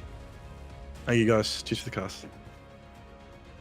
Digital, as always, one of the best to have on for a chat. I mean, let's be real. Everyone's always good to have on the desk, guys. But, of course, grand final time looms ahead. How are you feeling now going into this best of 5, Chiefs versus Team Bliss? I'm feeling very positive for the Chiefs. Not only did they play quite well against the Knights, but one factor that we had to consider was, will they be fatigued heading into potentially a 5 or 6 hour game if it goes the full distance in that grand final? And let's be honest, they weren't really tested that far in this matchup. It was a 2-0, pretty clean. And I would say, you know, of course there is stress from round to round, but relatively stress-free compared to just how close that matchup could have been. So the Chiefs have basically gotten a pretty free warm-up. They're looking pretty sharp. So heading into this match, I think their confidence was flowing. We saw it in the digital interview, and they're in a really good position. Yes, the Team Bliss were great during the regular season, but as Digital again mentioned himself, a best of 5 is just such an incredibly different ballgame. You get one ban, so you can only have one bad map, whereas, you know, throughout the regular season, you can sort of skate through a little bit with the veto. Milo, does this sort of prove, or maybe not so much prove, but continue to put into question the fact that you need to finish in the top 2 if you're going to be able to win the grand final? Stage 1, we saw Rufflecopter. They made a bit of a run, but they fell short. Now Knights, they made a bit of a run, but they fell short. Getting top 2 in the regular season is seemingly a much-needed thing if you're going to win and make the grand final. Well, I mean, I don't really think it applies to Knights in this circumstance. I mean, you know, they did lose a very integral player on their team. It wasn't a simple, you know, switch and replace with a fragger. It was someone who plays a much deeper role in the way that you want to play maps. And it almost is suicidal going into, like, Cafe and Clubhouse. Like, you just don't win off sheer aggression with that very, very much at all. And with Chiefs getting this win, it really has perked up their, honestly, like, their confidence, and I don't think they're going to be fatigued. I think they're going to be fueled for this Bliss game, and it's going to be a really good matchup, a confident Chiefs versus Bliss. For you, Milo, obviously Team Bliss, there's question marks over this team. Are they just a regular season team, or can they get it done in the playoffs? What are you looking for to see from them in this best of 5 grand final? To see whether they can maintain performance, the same aggressive nature on maps consecutively. That's one thing that I want to see, whether it's a one-trick pony per map or whether they can actually switch up the play style on the fly. Guys, do you hold the same sentiment? Yeah, 100%. I was going to basically say word for word what Milo did. We need to see consistency. That's what is going to reward you in a best of 5. It's all well and good to have one map, even 2 good maps. That's not enough to get you over the line. You need to win 3, so consistency will be key. We're going to have a short break, of course, leading into the grand final, but when we do come back, a bit of fun on the other side with one of our speedrun challenges, and then, of course, the best of 5 grand final, Bliss versus Chiefs.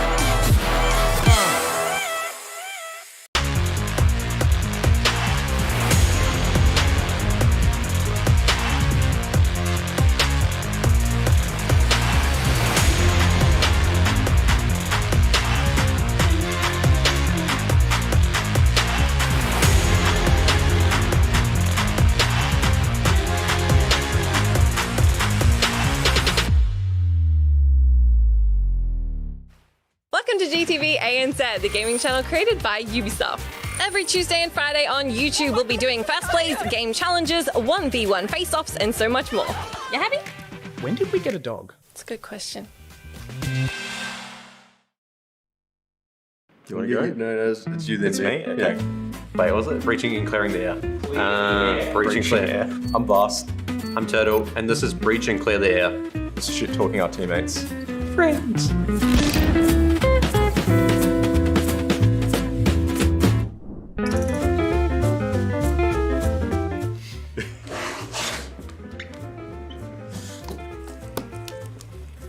I think that's pretty obvious. He doesn't like dying to a lot of stuff, and he generally shows that in his temper. He doesn't mind a bit of a what the f was that moment. Worthy will probably die to something he deems kind of an idiot play, and he'll generally yell about how stupid that play was or that player was.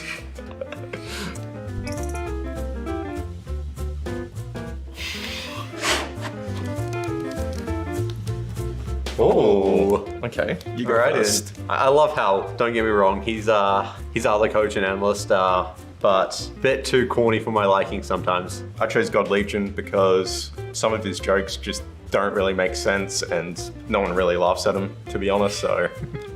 Well, actually, I was gonna write Turtle, but I thought about it and his jokes are a bit more awkward than bad, so. Okay then.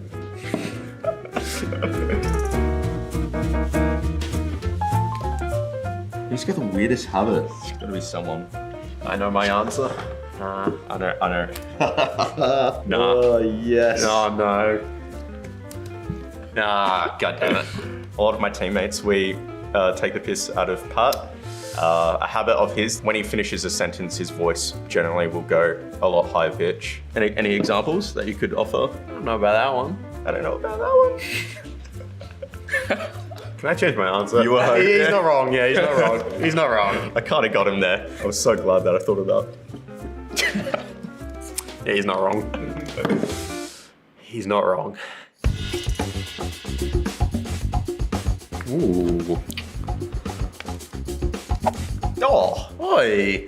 Thanks, mate. Yeah, I was gonna put myself in. I picked Digital. He rocks the slides and socks combos. He doesn't mind the trackies here and there. I don't know, the man's always looking like $1 million with that chief salary, so yeah. I picked old mate here because, I don't know, just can pull off anything. Just chucks it on in the morning and it doesn't matter what it is, but you pull it off. Yeah, you're too kind, Pat. Yeah. You're too kind, mate.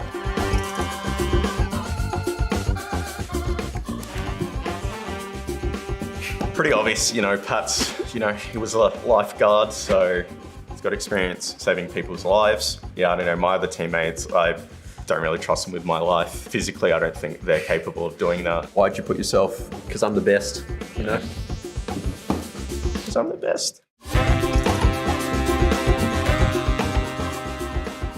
See, I don't even know what people eat, except I'm gonna just... Can we do somebody's drink? Someone's drink. I picked God Legion because he is English for one. They have pretty weird food combinations, and also he calls French toast eggy bread, which is an injustice. So I think he's a weirdo just for those reasons. I chose Rain Digital because of not his food choice, but his drink choice. When he uses pre-workout or like energy mixes, he chucks it with sparkling water, which I don't really get, but hey, to each their own. I know. Oh, that's pretty mean. Oh, geez, this one's got me. I actually have no clue.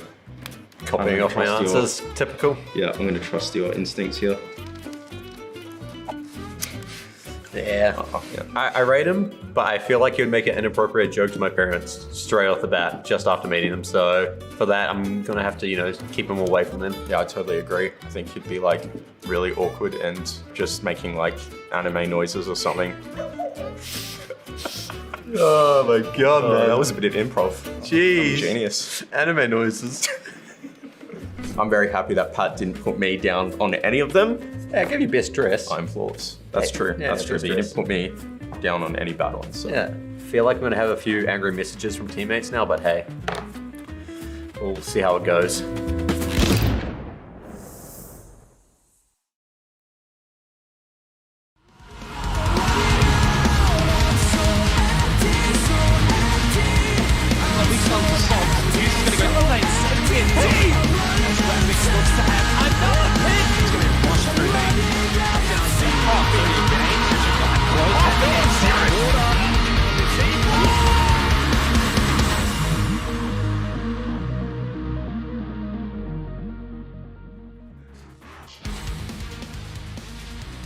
welcome to the Oceanic Nationals playoffs presented by Samsung.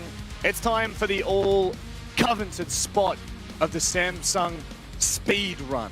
That's right, we are now going head-to-head. Hey, look, my pixels are fine. It's just Milo. Everyone look at Milo. You suck, Milo. Anyway. Hold on, make it worse. Oh, no, here we go. We're losing it by the second. But, of course, this is where we are going to be playing off for the SSD that Samsung have put up on offer. Of course, we all know that I am probably the best player here, but Guz, I heard that you sunk a couple of years of your life into these situations. Yeah. Look, recently got knocked off the world record for all the situations back to back. Very weird flex. Definitely not a story I'll be telling the grandchildren, but yeah, fair to say I've played this first situation way too much. So if I don't win, I'm honestly going to be pretty embarrassed. Well, Xenox reckons that he's going to do decently. I don't know about that one. All I've said is I would be surprised if I'm last. That's all I'll say. Well, who's going to be last then, Xenox? That's the question. I actually think it'll be Dev. I think it'll be Dev. No way. Yeah. I will be very disappointed in myself if I come last. I admit I only spent about 5 minutes on it, 5-10 minutes, but Here we go. Just gonna preface it, just to get it out there in case it does occur. But look, what I'm hoping, Milo, is that you end up taking the crown, because that was kind of why I brought you on. Like, I didn't want Guz to win it, and you actually are a pro player, so I'm hoping you can deliver for me. Yeah, pro speedrunner. We'll wait and see. At not making the playoffs, or? Guys, if I beat you in this, you're never going to hear the end of it. If I beat you, we've got the first speed run up, so we're going to go ahead and show it to you. Of course, it's probably the best speed run of all. We don't actually know whose it is. Hey, it's always the first that does the most. So let's have a look. Guz, I want you to critique the style here, because honestly, I think that this is your forte. But look at this, straight off the bang! Not bad. Very impressive. Switches to the pistol. Bit of lag here. That is faster. This is the Clean. This is Pretty quick, dude. Okay. One tap. Oh, he didn't. Oh, Doesn't go for the barricade. Doesn't go for the barricade. Which is going to prove costly. Oh, is it? Or is it? Yeah, no, it's definitely That was actually really good, dude. I'm not gonna lie, Holy crap. he beat me. Yeah, I think he somehow beat me too. This was... That's pretty good, man. The replay as How's well. the replay as well? I asked Pod to put some motivational music over the top, but they didn't. I'm pretty disappointed, Xenox. So just to remind everyone, this is the Situation 1 CQC Basics. Yeah. Jeez. Manic, I'm actually kind of scared. That was actually really good. That was really good. That was very good. I'm impressed. The only thing I would critique is you didn't go for the barricade shot. Yeah, you didn't do the barricade. I only saw that after I watched Guz's world record run on YouTube. The big 5K views that he's got there. I went and had a look, and I was like, oh no, I've made a mistake. Milo, what would you give that? What would you give that out of a scale That'll be of 10? faster than mine. Oh, boys, we're all in trouble here. Manic We're all in wins. I'm trouble. not casting the grand final. I'm actually so scared. If you do win, Rob, I don't know how... All I want to know is how many attempts did you do, Rob? Like, how long did you spend on this? He was there for at least 2 hours, dude. I was in the voice chat with him. Yes, you were. We were there for 45 minutes. Actually, I'm going to post a cheeky little run that I had where Guz is complaining about some ranked player. I don't know what was going on. I was trying to absolutely dome things. But you know what? Let's go ahead and move on. We've got Dev's run up next. I don't know if anyone can beat that. I'll be completely honest, Dev. I think that I've topped it. I don't think I got better than, what did you get, 20.5, I think it was. 20.29, I think. So yeah, currently on speedrun.com, the world record is 18 seconds and 16 milliseconds. 18 seconds? Yeah. So we're pretty close. I might have broke the world record. We're like 2 seconds off. Oh, that was sharp. I like that. That was a clean first score. Yeah. Barricade bang. Okay. Nice. I messed up here. Okay. 20, Did I beat you? Did I beat you? No. Matic won. Matic had 2. It was a 10th floor. It was clean though. Jeez. Clean? That is unreal. He shoot the from you, first Dev. guy and then the second a bit I cleaner. tell you would have been. what, Yeah. Dev Marta, well done. I went for the knife on the barricade, and that cost me like half a second, I reckon, because he went and tore down the barricade for me. If I hadn't knifed, he would have just torn it down, and I would have gotten those two. So that cost me that. Is this going in order? Are we? It's order of us on the desk. losers. So Is Guz last? Probably, honestly. Rob, Guys, you you know really didn't how? put any effort into this, did you? Hey, Rob, you know how Xenox and Guz always giving us crap for the predictions? If we get the mate. fastest swords, we're You don't never going to let understand. them get the end of it. You don't Never. understand. Because, see, the predictions are just like a little flip of the coin. But see, this is real skill. This is real skill. This is where, the boys become men. And right now, I think we're just showing, Dev, that we are the real men here. What I'm worried for is Milo's run. Because he's either going to absolutely obliterate us. I don't think I have a chance. Oh, Really? God. Milo, Wow. why didn't you put more effort into this, mate? This is the goal for us. Yeah, this is, by the way, for an SSD 980 Pro PCIe 4.0 NVMe M.2 SSD. Try and say that 10 times fast. Presented by who, Dev? Presented by Samsung. This is not a cheap SSD. This is top of the line kind of stuff. This is the one where, back in my day, they used to look like hard drives. This is the cool one that the ad we've I got, thought you were the halftime 23, break Dev, that not you 43. You know what you should have done, Dev? I'm a bit of a Just grandpa sometimes. Maybe for stage 3, we could have got actually, maybe another SSD to give out to the lovely audience and had them submit their best runs. Well, we do. Thank you for asking, Xenox. If you guys want to get involved as well, head over to the R6 Esports OCE Twitter, and you actually can enter for a chance to win an SSG, just like one of us will win, probably Rob. Set up, not set up, by the way. Yeah, that was really well set up. That was actually pretty good from you, Xenox. That was probably the best throw I've heard from you ever, honestly. Oh, thanks, man. I appreciate it. Doesn't Been have a bit any good average ones. from you as of late. Considering I'll be I'm probably honest. going to be last in this speedrun challenge, I may as well get something out of this. Glad Well, he's I don't finally know, honest I with think- himself. Milo said that he's not feeling too confident, so let's have a look at his run. Here we go. How piss Here we poor go. it is. I mean, I'll be honest, Milo, I'm a little bit worried for you. You are amongst gods here. You've got to remember, we are 4 of the 5 ranked caster stacks, so this is a little bit... Okay. Sharp. Not wasting any time whatsoever. Oh, ideal round. Oh, Right there, so, God, yeah. I'm not liking this. Oh, Clean. God. Clean. Oh, Shut God, up, what is bro. going on? What? He's going to absolutely Oh, he didn't obliterate go this. Isn't... barricade. Oh, no! He didn't go barricade. barricade. Bit of a miss. Yeah. Oh. What? What? Oh! Did you beat me? No. No, I think I came third. Third Oh, at the moment. jeez. Well, for now, you're These are third. tight. because This we- really is in order. Yeah. I know what Brendan's done, the cheeky bugger. We thought it was... Originally, we looked at the layout and we all thought Guz was going to be first, then me, then Milo. But it's the other way around. No It's one Manic thought- Monday. No one thought you were going to be no one second. thought that. bro. No one thought that. No one thought I you were thought. second. I Xenox. thought. This is the one I'm most excited for. I can't wait to see yours, bro. Because I just bet it's gonna be we have a minutes column as well. That's for you, bro. That's just because we know you're gonna hit Listen, the 2-minute mark. I didn't know we could use the pistol. I had Oh, did you not use the pistol? No. Oh, no, Oh, surely it's gonna be not. so good. If yours is under a minute, I'll be impressed. Jesus. Have some faith, Guz. I don't think it's that's more without the pistol. Maybe you Oh, should well, have I got guess the, we're maybe about- you should have got the missus to do it. She might have actually done a faster time than you. Probably. You know what? Xenox will find out how much of a difference it is no. between the two. Oh, no. This is the speed run of a god. He literally is an Here we absolute go. I think he's probably Speed played demon, Siege for baby. all of about 20 hours. Speed and demon. in this, it Let's was probably go. 2 hours. Nah, so. just He did. Wait, Got the pistol out. what's the bet he's sharp? What's the bet he gets 19 seconds? Or, okay, Xenox gave this a red hot go. Jesus. Or, okay, Did you go for the barricade bang? Oh, no! What? No! Let's go! No!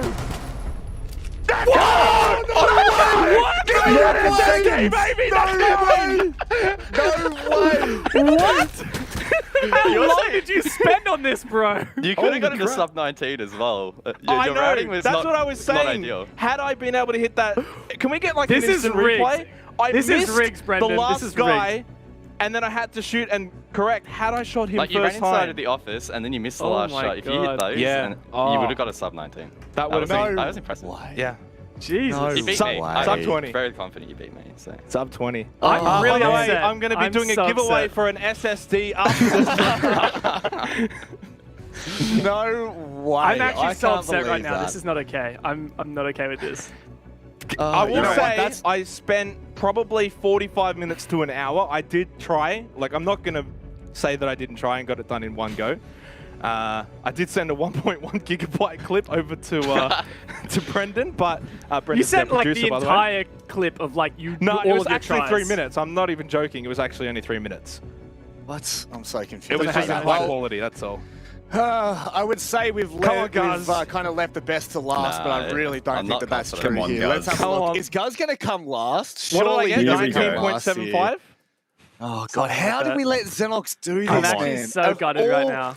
Of all the gamers that we have, how did we let Xenox be the one? He will get the barricade shot as well, because only the big gamers go for that. Isn't that right, guys? Shot, you'll see. All right, 4-3. Clean. All right, not bad. Clean. Not nice. bad. Didn't let him move. Barricade shot. Oh, okay. Okay. Oh, that was a nice one. Oh, no! Oh, no! What? Did you win it? No, that's rigged. That's rigged. What? That's rigged. No. Hey, I saw Prod have screwed us over there. That's rigged. There's no way. That's absolutely rigged. Can we So get did I win? No. We need a recount. That's bullshit. What I wish we had, which I don't think we do, is I wish we had all 5 of them side by side. You can just like watch them all go. But man, I want to think you recount. got- did you get it, he didn't Guz? win. No. I'm Maybe. just so glad that you didn't win, Xenox. Honestly, like I don't mind giving it to Guz if it means that you didn't win. Can we all I just didn't- I raise our didn't hands deserve who it. have got sub 20? Guz, you want to rep? Yeah. I didn't deserve to win. I did whiff that shot, but you don't lose that much because I'm routing. I'm absolutely spewing about that. So there you go. There's You've no got way. the timing. I want to recount. Oh, I want to recount. Let's go. 1/100th of a second in it, and overall only a 1 full second. Nah, I want to recount. Yeah, That is 1 actually full quite second in impressive. it. It's actually pretty close and competitive. Less So, than a second between all of us is pretty impressive. Those Milo, cheeky wall bangs. Those Milo, what cheeky happened, barricade bro? bangs. Oh, like, I did. Look, well done, guys. I'm not gonna like be that guy. Well done. Oh, there's a that's reason you're on really a pro worrying. team and we're casters, let's just say Yeah, that. but Milo said he didn't put much effort into it, which is Oh, really worrying. I didn't say any of that. No, shut up. That is absolutely it's all good fun. outrageous. Is it? Is it good fun It's good when fun. you lose? It's- I I don't didn't know. lose. I'm upset. I am legit upset right now. Top Like, 2. I don't know if you can tell. Me and but I'm Guz are a pretty, pair. We both I'm won. pretty upset. I just can't believe that's happened. I'm so devastated. I mean, Guz, I guess congratulations for winning yourself an SSD or something like that. Yeah, cheers. Not my finest of runs, so I am a little Is there a bit second place disappointed, prize, like a but- 500 Hang gigabyte on. SSD? Everyone, hang on. It Tell him sounds he's like streaming. we've got a blooper reel ready. So if we've got that ready, let's bring it up and see what Oh, this is here we like. go. Oh, Oh, no. God. This is You me. sent the full clips. Why? This is Guz, apparently, as you can see in the Yeah. top right. So, Oh, he's quick with it. Yeah, I did have I missed the barricade bang. I was really not. I was not hitting it very well on the day, I will say. Oh, I love this. This this is me, I think. Xenox? Yeah. Oh, no. This is Xenox? No, no. No! Xenox. You can't Xenox. get that close to Oh, him. what about this? All right, yeah. All Yeah, right, yeah. Xenox, okay. Yep. Oh, Oh, okay. okay. Yeah. Okay. Oh. Yeah, that's to be Nah, expected, nah, honestly. nah, Yeah, nah. no, that's what we really This looks expect. like Sprayed him down. That's not that bad. That was not bad for the spray down. By the way, that was faster than Manic, so. Look, that was actually pretty good. I do wish we could have just like combined, like had a secondary prize, which is for how long you took just doing all your attempts. Well, can I Because just say, in I the don't chat, think you guys would have won that one. in the chat, I know we're in a bit of a delay here, but Jigsaw's saying, absolute demon, go for world record, Xenox, mate. It's on my to-do list.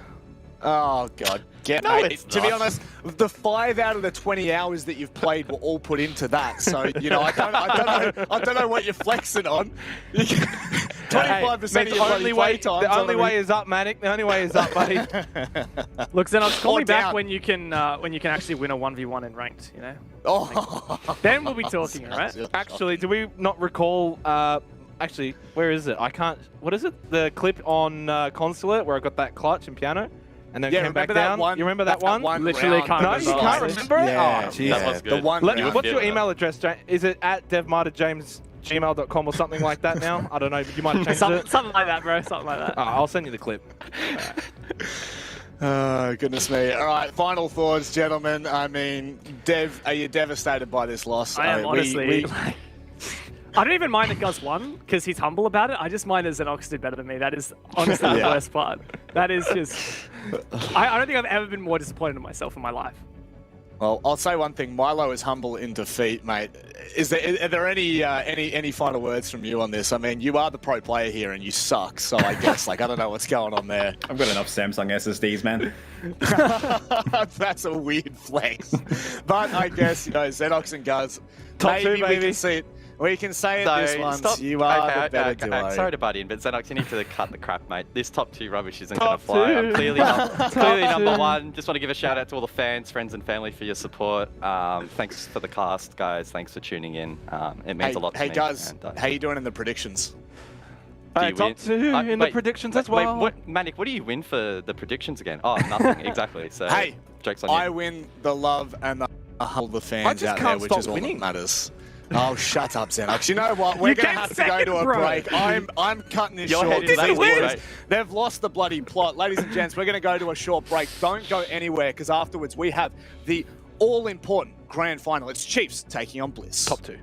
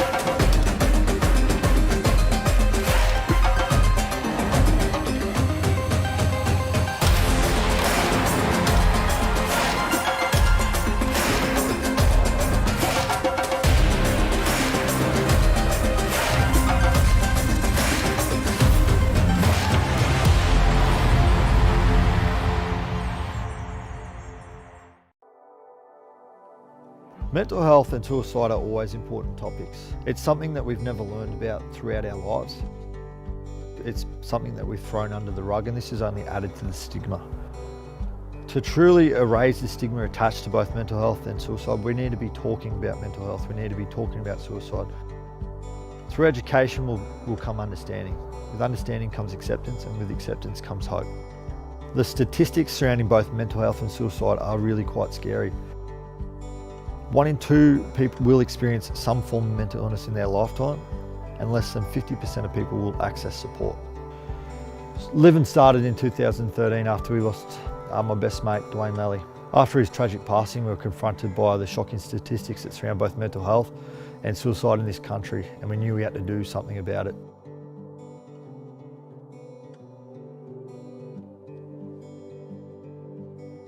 Name's Dan Binskin. I'm associated with Liv, and I've been raising money through the Eager Beaver Surf Contest for the last 7 years. Surfing for me is one of the good things that I can do for myself, as far as it gives natural highs, which is great. It relieves stress, and I put it in my daily routine ever since I was probably 11 or 12. Mental health is an important part of people's daily routine to make sure they don't get caught up in what people think of them, and which causes anxiety, which in turn causes depression.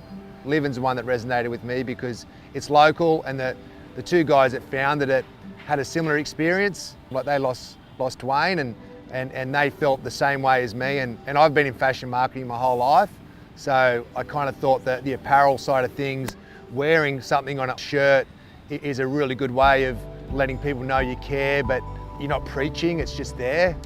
Living consists of 3 main pillars to break down the stigma of mental health. They are merchandise, where people are walking, talking billboards, starting those conversations in a very easy manner. Our education, which is probably our most important arm. We go around the country into schools, businesses, sporting clubs, pretty much anywhere, delivering our Living Well education program. And then we have our events and fundraising arm, which takes us far and wide, right around the country, meeting many wonderful people, and our events could look like a bake sale to a 24-hour event we're running up and down hills in Townsville. All money raised for the charity goes into the delivery of our Living Well mental health education and stigma reduction program into schools free of charge. So my name is Jake Malby. I am associated with Livin after doing a charity fundraiser for them and running 31 marathons in 31 days in August last year. To me, running marathons is an avenue that I use to escape, quiet down the mind, and I mean, everyone sort of knows the positive effects with mental health and physical exercise, so that's just one of the methods I use personally for my mental health. As I said earlier, we've been involved in events from your local bake stall at your school through to your 24-hour events in Castle Hill. The greatest part of my job is getting to meet all the people that we get to interact with through the events and the fundraisers, and also the Living Well education program. Living is spreading a good word, and I know it's saved a few of my friends who've been suffering from depression and anxiety, and they've talked it through and realised they're not alone. So this is why it is important that we talk about mental health and educate people on where to go for help, how to help themselves, and how to look after themselves.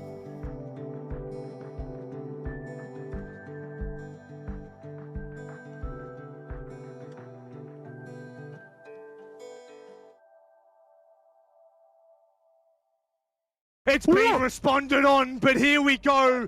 Haywood in a 1 versus 3 to save their chances.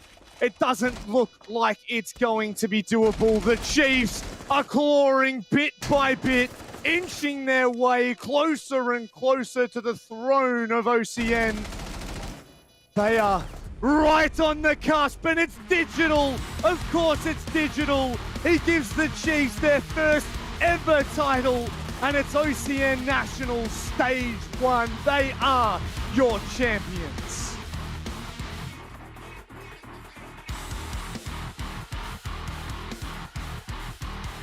Welcome to OCN. Winning Stage 1 definitely has been a bit of a uplift in spirits after our disappointing year last year. We put in a lot of time to improve our in-game performance as well as early game performance, how we prepared for matches. Before the start of the last stage, we took a different approach to the game. We had a look at things we felt like we were doing wrong in the way we were practicing, and we just try to make everything that we do in and out of the game as efficient as possible. We changed up our role structure in-game, heading into the 6 Invitational qualifiers.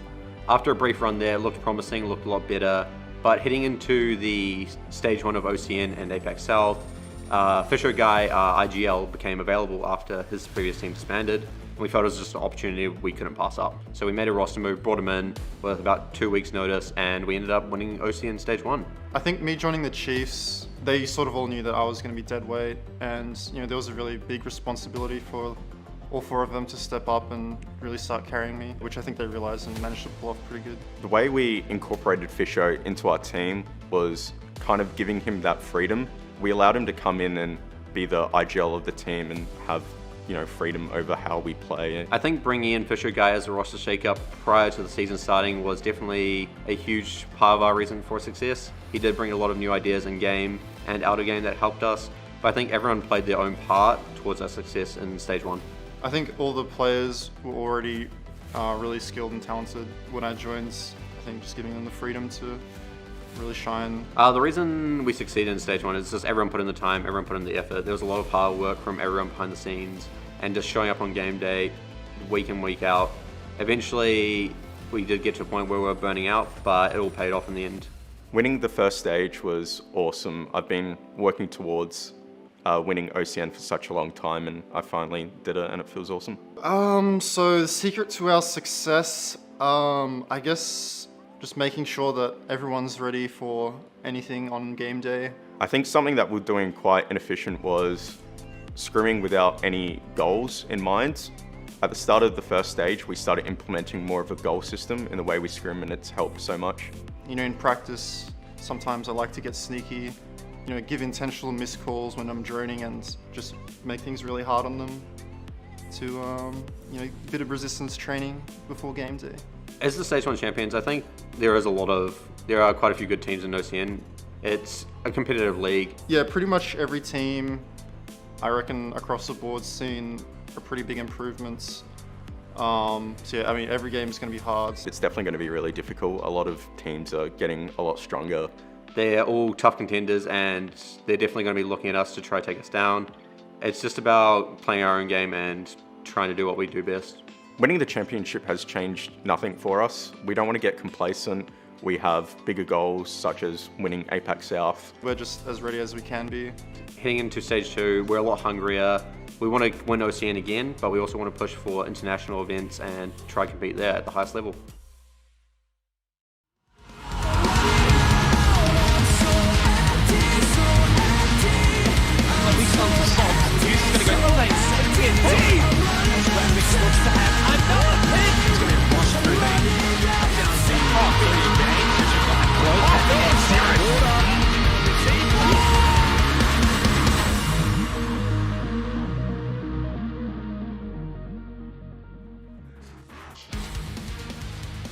It's grand final time here at the Oceanic Nationals presented by Samsung. It's Stage 2, and we have the same team coming back in for the grand final. It is, of course, the Chiefs. However, Bliss, after an incredible Stage 2 performance in the regular season, have solidified themselves as their opponents. Dev and Milo join me on the desk here. Milo, how have we felt about that last game against Knights? Do we even take that into consideration when talking about the Chiefs right now? Well, yeah, I think that the mentality for Chiefs is going to play a big part. I mean, at the moment, they're going against the unstoppable Bliss, and so they'll need every bit they can. Now, Dev, this is the big one, right? That's it. Look, Chiefs definitely have the momentum coming from their really convincing game over Knights. And, of course, they managed to get Stage 1. They know what it takes to win the grand final. We haven't seen that from Bliss, though. Bliss have been unstoppable almost in Stage 2. Their only loss was, in fact, to Chiefs on the final play day of the stage. But Bliss, they haven't proven themselves in BO3s or BO5s, and that's exactly what we're going to be playing today. Well, that's just it. It changes to a best-of-5 format. This is where things get a little bit hot and heated. We have a potential for a barn burner. It's Bliss and Chiefs, and really just I don't really know how I feel about this one. The big conversation has been around the map pool and the depth that both of these teams will be able to bring. We all feel like Chiefs have got it, but I tell you what, Team Bliss have just been phenomenal throughout Stage 2, Dev. They have come in and genuinely shown us one of the best regular season performances that we've seen in Oceania. Yeah, just so many regulation wins, you know, over Wildcard, Knights, LFO, Rhythm, and Rufflecopter, and then an OT win against Order, and then their only loss all stage long was to Chiefs. These guys had almost as much of a miracle run in Stage 1 as well, but they fell in the playoffs when it finally did come down to playing against Rufflecopter for that spot moving towards that grand final. They faltered, and so we guess, like, while we are pretty hyped up for Bliss here, they are the new kid on the block. They have done such an amazing job already. There's still a lot for them to prove that they can really cut it in these big games. Milo, this is the first time we're kind of talking to you about this roster, at least in depth. Give us an overview on what you think of them as a player. Well, I mean, I think the big thing to consider is a lot of these players are actually, it's like their first debut, like first main debut in the season. And so they've really just proven that they can perform. And another thing to discuss as well is there's a couple of oldies in here. We've got Shade and Todd. And, you know, they haven't been at the top for quite a while. And here they are, now performing at the best and convincingly. Like, it really says something about it. They really have found the secret ingredient. The formula, the X factor. And I do probably talk to Dev in this aspect. Is that going to be enough here? It's really hard to say. What we know for certain is, like you said, Milo, you know, this is a lot of old guard on this roster. Players like Bliss and, rather, Shade and Todd have been around for ages. But the big talking point is always the young gunners, right? You know, you've got Oda, you've got Repix at Jigsaw. The latter two really just being just highlights of this stage. They are so consistent at just pulling off incredible plays. Is it going to be enough? Very, very hard to say. I think that if anything, it's the maps that we're going to be most concerned about, like just the breadth of them not being able to hide anything, playing a best of 5. I think that's where their weaknesses will be exposed. And I guess also, you know, their fortitude over a long period of time, their persistence. If, let's say, they drop a map here or there, as is wont to happen in a BO5, they need to make sure that they have the persistence and the fatigue resistance to be able to continue through the whole series. The drive and the passion, well, coming up against Bliss, and none other than the Chiefs. Now, Milo, this is a roster that you are, let's just say, well known with. This is believe you're briefly apart. Yeah, your former teammates heading into this one, into a best of 5. How are we feeling? Well, I think one of the big things that is really to be said is the confidence nature. I know for a fact that, you know, when things aren't firing, this team really shuts down. And what we can really take back from the last game is that everyone is firing on all cylinders. And that is something that this team really had needed earlier in the South APAC and early in OCN. And it's nice that they've recovered that. And that's something that we have to worry about coming through.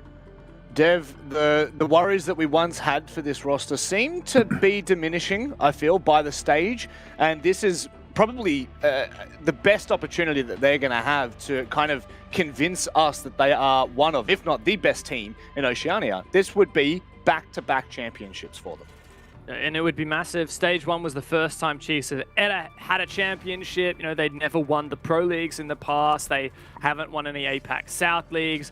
And this is a big moment for them. Not only is it back-to-back, but it's just, I guess, reducing or like getting rid of that doubts that we do have in them, because we have been concerned with them in the past. Their consistency is the biggest enemy of the Chiefs. They've done some amazing things winning OCN, and then we've seen them, you know, drop out of really important and big games. You know, APAC South, they didn't make playoffs for APAC in Stage 2, and even in Stage 1, they did drop the ball against Fnatic. So Chiefs definitely are a team that we have been hyping up ever since they brought on Fisho to the roster. This is a team, and of course got picked up by the Chiefs. This is a team that can cut it. They have what it takes to be the best.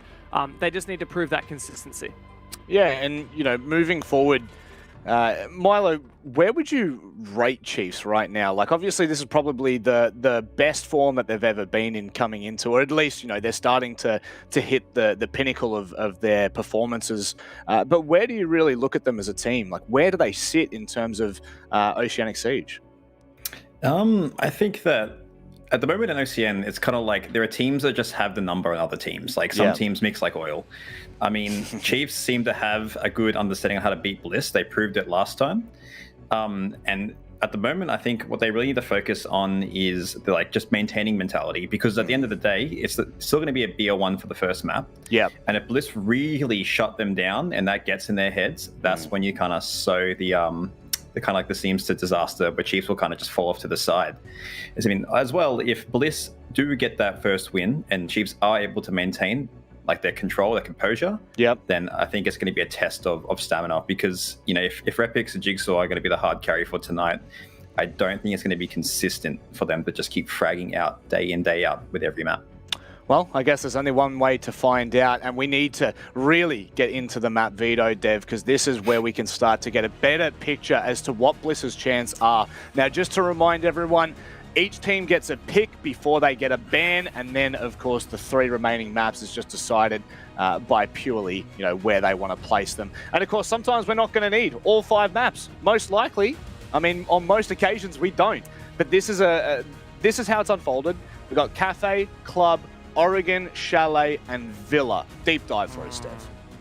Yeah, look, the first one that I'm really interested to see is the Cafe pick from Bliss straight out of the gate. It's a good map from them. They've beaten Wildcard and Rufflecopter during Stage 2. But Chiefs used to be their insta-ban, right, through all of Stage 2 and APAC South and OCN until they picked it today against Knights. So I think Chiefs are going to be very, very happy to be going to Cafe, which means that that first map is going to be a barn burner. Both of these teams are really hot form on that map, and I can definitely see a world where Chiefs upset it and take that off of Bliss. Into map 2, like Chiefs picking Clubhouse, it's a good map for them, and it's actually not one we've seen almost at all from Bliss, and when we have, it has been losses. So again, pretty concerning for Bliss there. But once we move on to the rest of the veto, that's where I really see Bliss coming in and being quite favored. Even Chalet, for example, isn't a great one for the Chiefs, and Bliss have never played it. So that's my 2 cents, I guess. I don't know, Milo, you have a pretty strong understanding, I think, of how these teams play, and you've actually versed them on some of these maps before. So are there any particular thoughts that you might have on how this map ban has panned out and which teams it favors? I'm quite happy with the first pick being Cafe. Given that Chiefs have just warmed up on it and they just brought it back into their playing field, I think it's going to be a great map to really jump into. I think Clubhouse is kind of like the bread and butter of Chiefs. It's like a map you can kind of shut down aggression. They're comfortable with it, which is something that I would really like for them. Oregon, yeah, I think that might be a Bliss pick. Yeah. That is a map that they're decent at. It kind of just works. It gels with their nature. And Chalet, it looking like it might be a tailed end favor.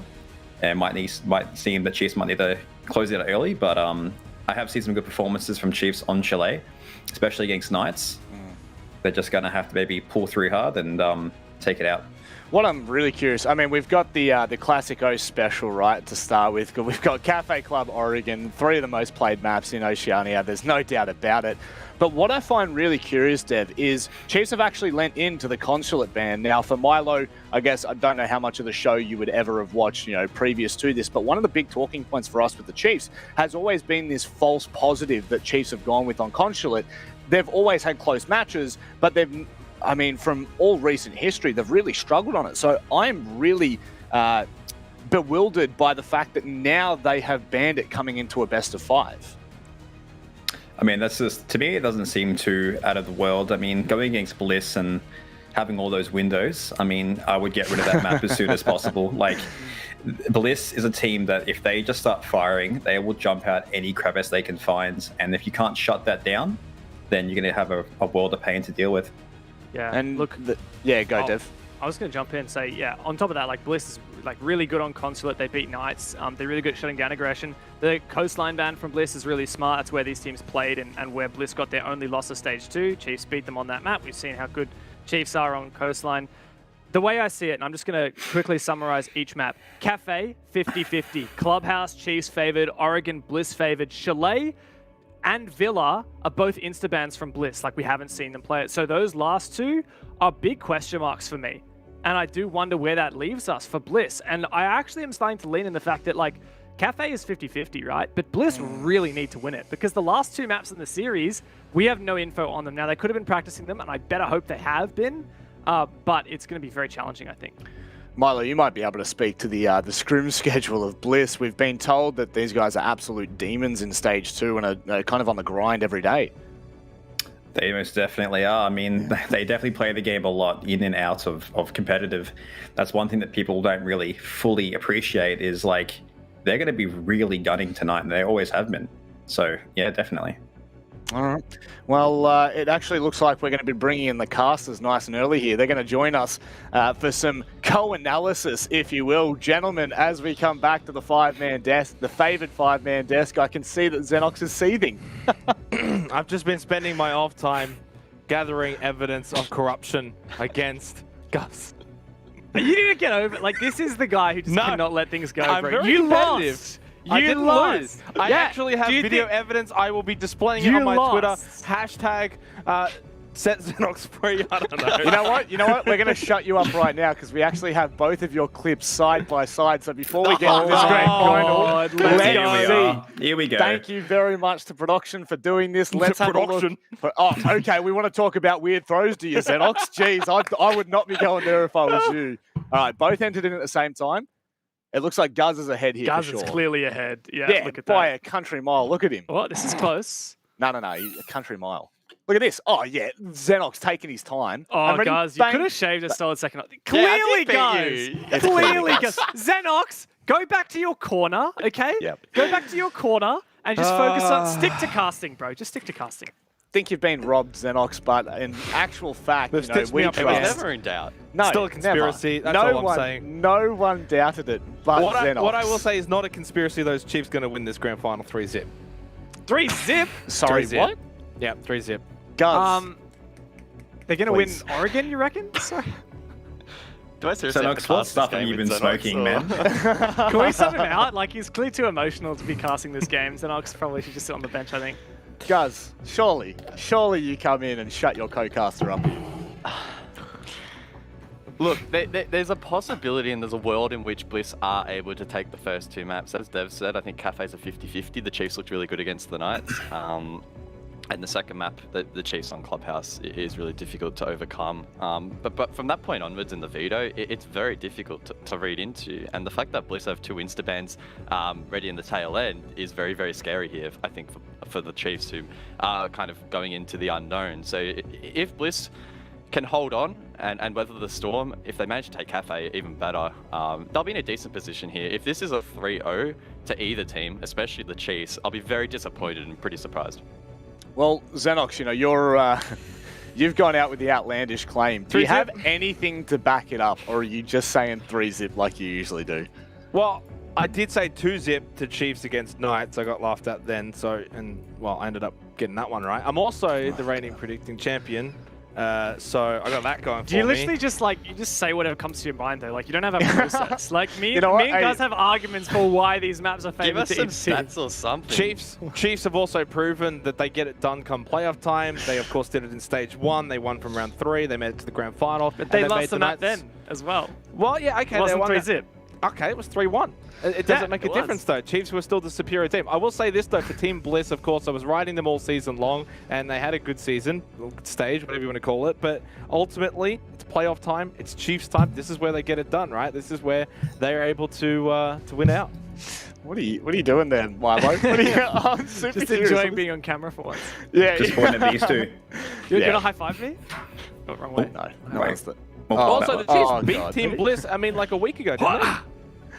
Did they? Yeah, they did, actually, to be fair. That's the only piece of evidence that you have to claim back. Coastline got banned, though. That's why he's banned it, bro. Were you here for my segment? I literally broke this down already. No, he wasn't here for the segment. He was too busy trying to debunk. You were busy looking at the speedruns. He was trying to debunk. Now, very quickly, guys, final predictions. I just want a 1-word answer. Well, technically a 3-word answer. Dev, where are we going? I think this is a Chiefs 3-1, but it's going to depend on Cafe. I think it's hard to know about Chalet and Villa because those are instabans from Bliss, but I just can't see Time's up, Chiefs. Milo. What are you thinking? 3-1, man. 3 words, not 300. 3-1 to Chiefs or Bliss? Chiefs. Chiefs. Xenox, we already know you. Guz, final predictions? The Chiefs win. That's 3. Okay, Chiefs win. That's actually 2. But I as we get underway, it's no more. We're done. This has been a horrid death segment, but it is time to get underway with the grand final. And to do it the justice that it deserves, it's going to be Xenox and Guz. I can't believe I'm saying that. It kind of feels weird coming out of my mouth saying justice and those two. But let's get underway. It's time to go. Gentlemen, enjoy. Yeah, fortunately we had to go just like Maddox Pixels. We head into the grand final. Team Bliss versus the Chiefs. It feels, Guz, like this is sort of the regular champs versus the playoff champs.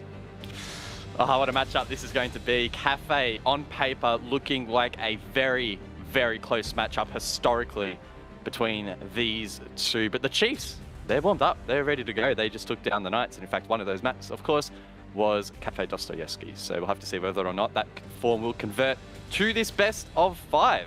This could be a very long match. The Chiefs made light work of the Knights in the end, of course, prefacing that they did have a substitute in Picnic come in, but 7-3, 7-3 nonetheless, and as you mentioned, one of those being on Cafe, which is where we're going to now. This is Team Bliss's map pick, though. So obviously, they must be feeling pretty comfortable to take Bliss here, despite Bliss's, performance on Cafe not too long ago. I mean, like, what, 40 minutes ago? I think that's roughly how long it's been. That is also something to bring up, and it has been spoken about on the desk, you know, the thoughts of fatigue or whatever, but I don't think that will be a factor. They've had a bit of a break, and these guys play games for a living, guys. They play a lot of matches. Yeah, they're used to staying inside and playing Siege all day, so I don't think it's going to be too much of a concern. As Marlo said, on the flip side as well, Bliss, who haven't played today, they've also you know, got a bit of a reputation for playing the game a lot outside of competitive, whether that be in ranked or elsewhere. So, look, I don't think endurance, at least at this stage, is really going to be a major talking point.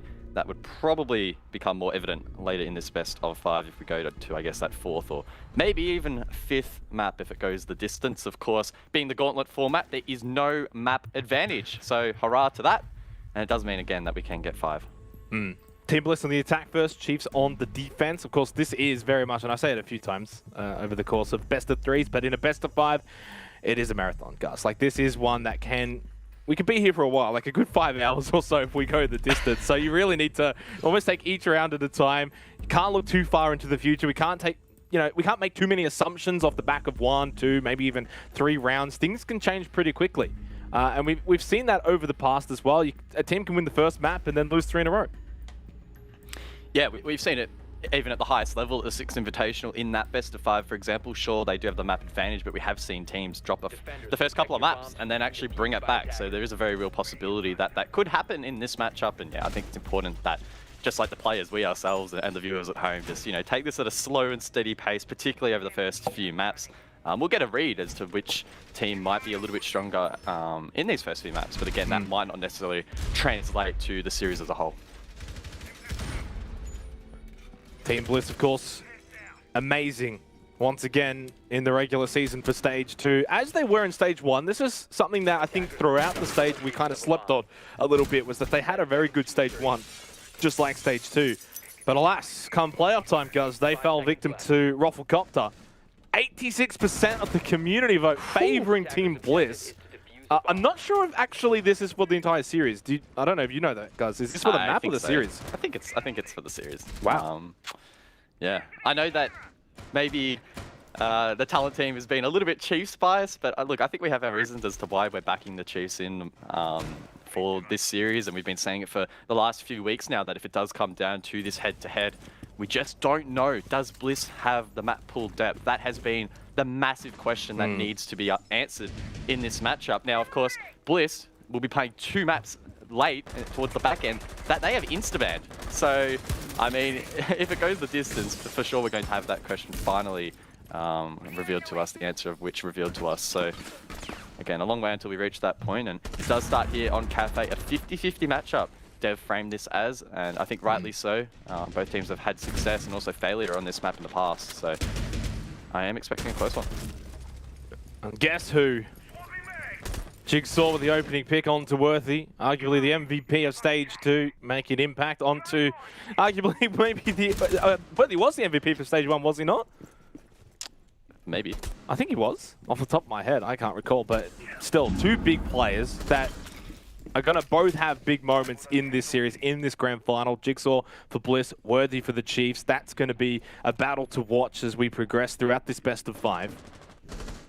Minute and a half remaining in the opening round. Chiefs on the defense, down a player. They lose the Valk.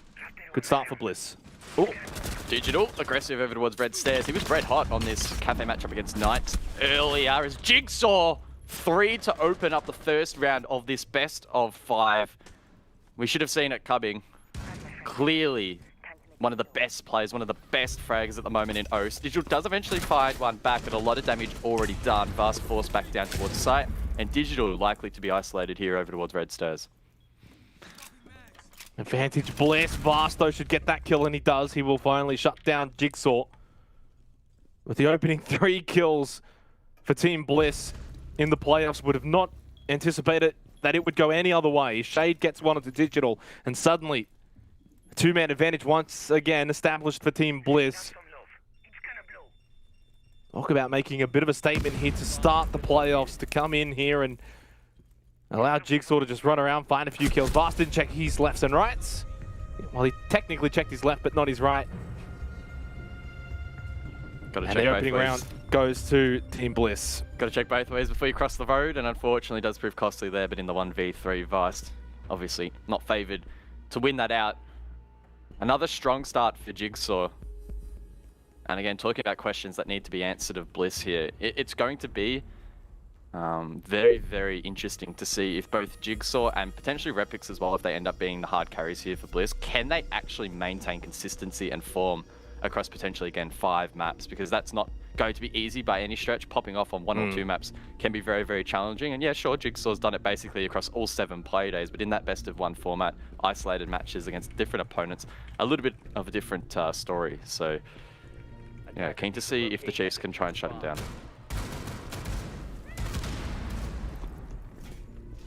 Yeah, a long ways to go, but it's certainly the talking point, isn't it? And it has been throughout the entire Stage 2. Jigsaw, the Stage 2 MVP, has just been a menace. Has been a big standout for Bliss. A large reason as well for why they got that top spot. You compare sort of this Bliss roster versus Stage 1. The difference, it's Jigsaw and the way that he has been able to play. Now, of course, we give him the plaudits, guys. His teammates, though, help enable him to play the way he does, and that's what makes Team Bliss such a strong team. And yeah, I think on the desk, maybe we were all a little too one-sided towards the Chiefs, but that's for good reason. Team Bliss has just been a team that hasn't been able to get it done come playoff time. Of course, best of 5. Chiefs, the Stage 1 champions. They knocked off Knights in that best of 5 in Stage 1. So you almost have to say, yes, Bliss were amazing in the regular season, but the Chiefs have a proven track record come playoffs. Yeah, they have that pedigree and that experience to play in these long series. That said, Bliss, I mean, they both have some experienced players as well. Todd and Shade have been staples now of the OSA region for several years. They've been around for a while and have played their fair share of important matches. So this isn't going to be too far into them. Of course, to the rest of the team, a little bit more so. Jigsaw, in particular, stepping in for this stage, is going to really have himself tested. As you mentioned, though, the Chiefs, I mean, this roster's been around as a unit now for quite some time, and they themselves have had their fair share of ups and downs. 2 minutes to go in this round, however. Bliss looking to try and clear out utility, and those Rotero drones from Shade are trying to be sent down the skylight. However, Gold Legion over towards Shaiko, able to shut them down.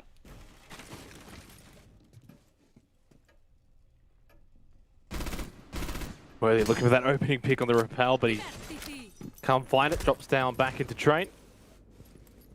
Can roam below for a little bit. This has been sort of Bliss in a nutshell throughout this regular stage, though. They are pretty cool and collected and play quite methodical. They won't just rush head in first, especially on the attacks. They will look to find an opening and to make advantage. Team Bliss looking still to get control here inside of Cigar Lounge, but Worthy making things difficult, playing the MX4 Storm with the 1.5x behind that deployable shield. Difficult for the likes of Jigsaw to contest, and I'm not sure what the game plan here is for Bliss. They need to try and clear that shield and get some map progression. Of course, with that mirror set up over towards top white, easier said than done. Often mirror is banned on this map, but not on this occasion, as we saw Irinian Mute taken off the board. Slow progression here for Bliss, and it's going to be slowed even further with their hard breach off the board.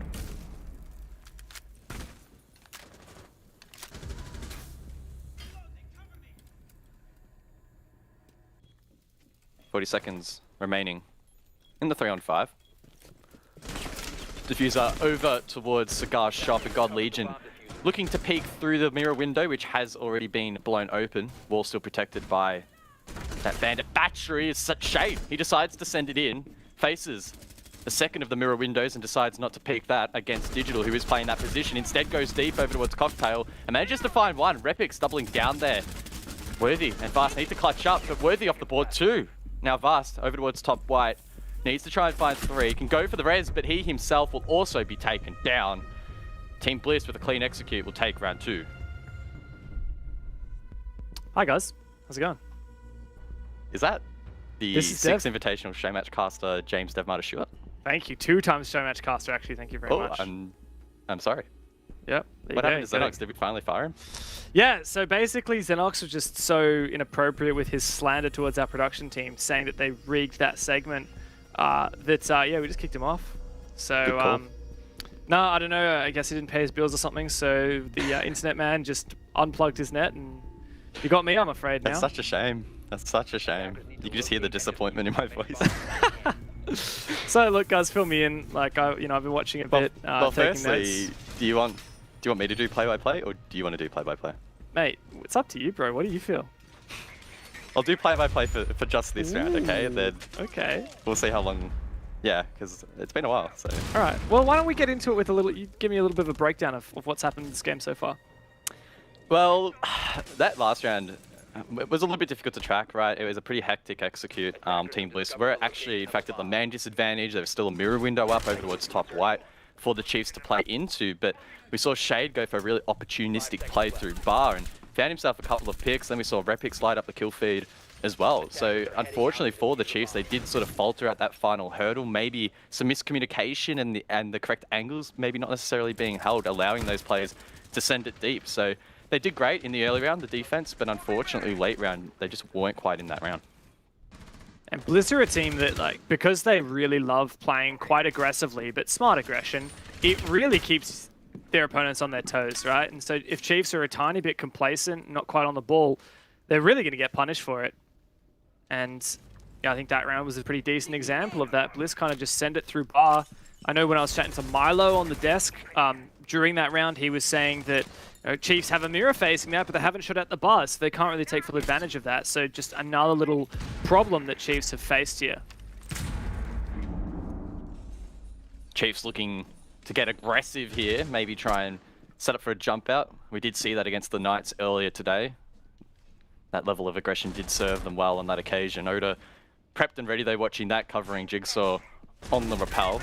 Probably ill-advised for Worthy to go for something at this stage in the round, but something to keep our eye on for later.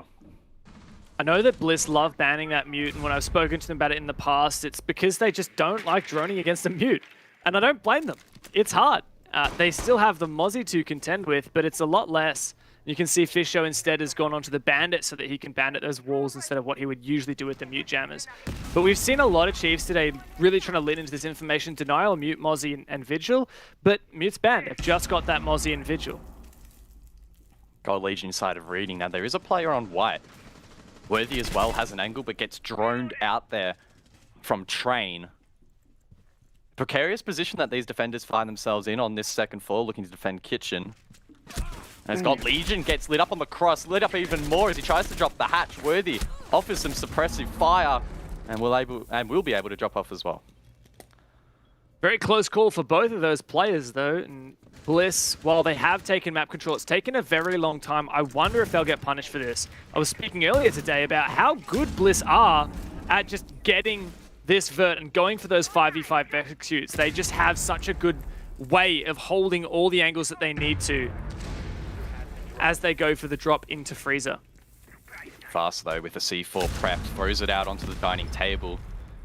Unfortunately though, it won't find anything. No one playing in that position. Worthy, top left of screen, aggressing up red. Worthy. As Redbix does find the first, but Worthy is in such a great position. Here's one player to go into 90, also breaching charge on the floor. Fisho doubles down, sees the gun there from the Habano and manages to find that shot. Gets aggressive, swings wide, but misses the second there. Jigsaw just too good. Worthy though, still up above, can have an impact and does find one. Jigsaw finally taken down on the vert, but Repix is in sight, going absolutely ballistic. Worthy left up above in the post. What a good play from Bliss. Despite that double flank from Chiefs, they only find the two, and the rest of the Bliss players just go deep. They deny those yokai drones and push to find the frag onto Digital. Now just Worthy in the 1v3. No way he gets dropped here. He actually does find one kill, but the cover is too good there from Bliss. That's 3 rounds now in a row. I kind of miss play-by-play. That's fun. Yeah, keep it up. There's a lot going on.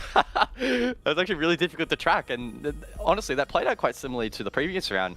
Probably easy to be critical of Bliss's time management and say that, you know, they're leaving things too late, yada, yada, yada. But if they're making it work, they are thriving in this chaos and seemingly are dislodging the Chiefs really well. I like the intent there from the double flank up red, and maybe again in an alternate universe that could have paid off, don't get me wrong, but the trading there was just too good from Bliss, and that's actually going to force an early attack here from the Chiefs. Wow, this is not where they want to be. This is a defender-sided map, as we have seen, and they really need to step it up on their defense. No, when we saw Chiefs playing against Knights, Chiefs managed 3 out of 4 of their defense rounds and went 4-2 on their attack. So at least there is something to be said for their attack side. When they get to that, we know that they can pack a punch, but at this point, like, you're leaving it very late. Chiefs ideally need to run this 3 in a row and tie up the half for a really solid shot at taking their opponent's map pick.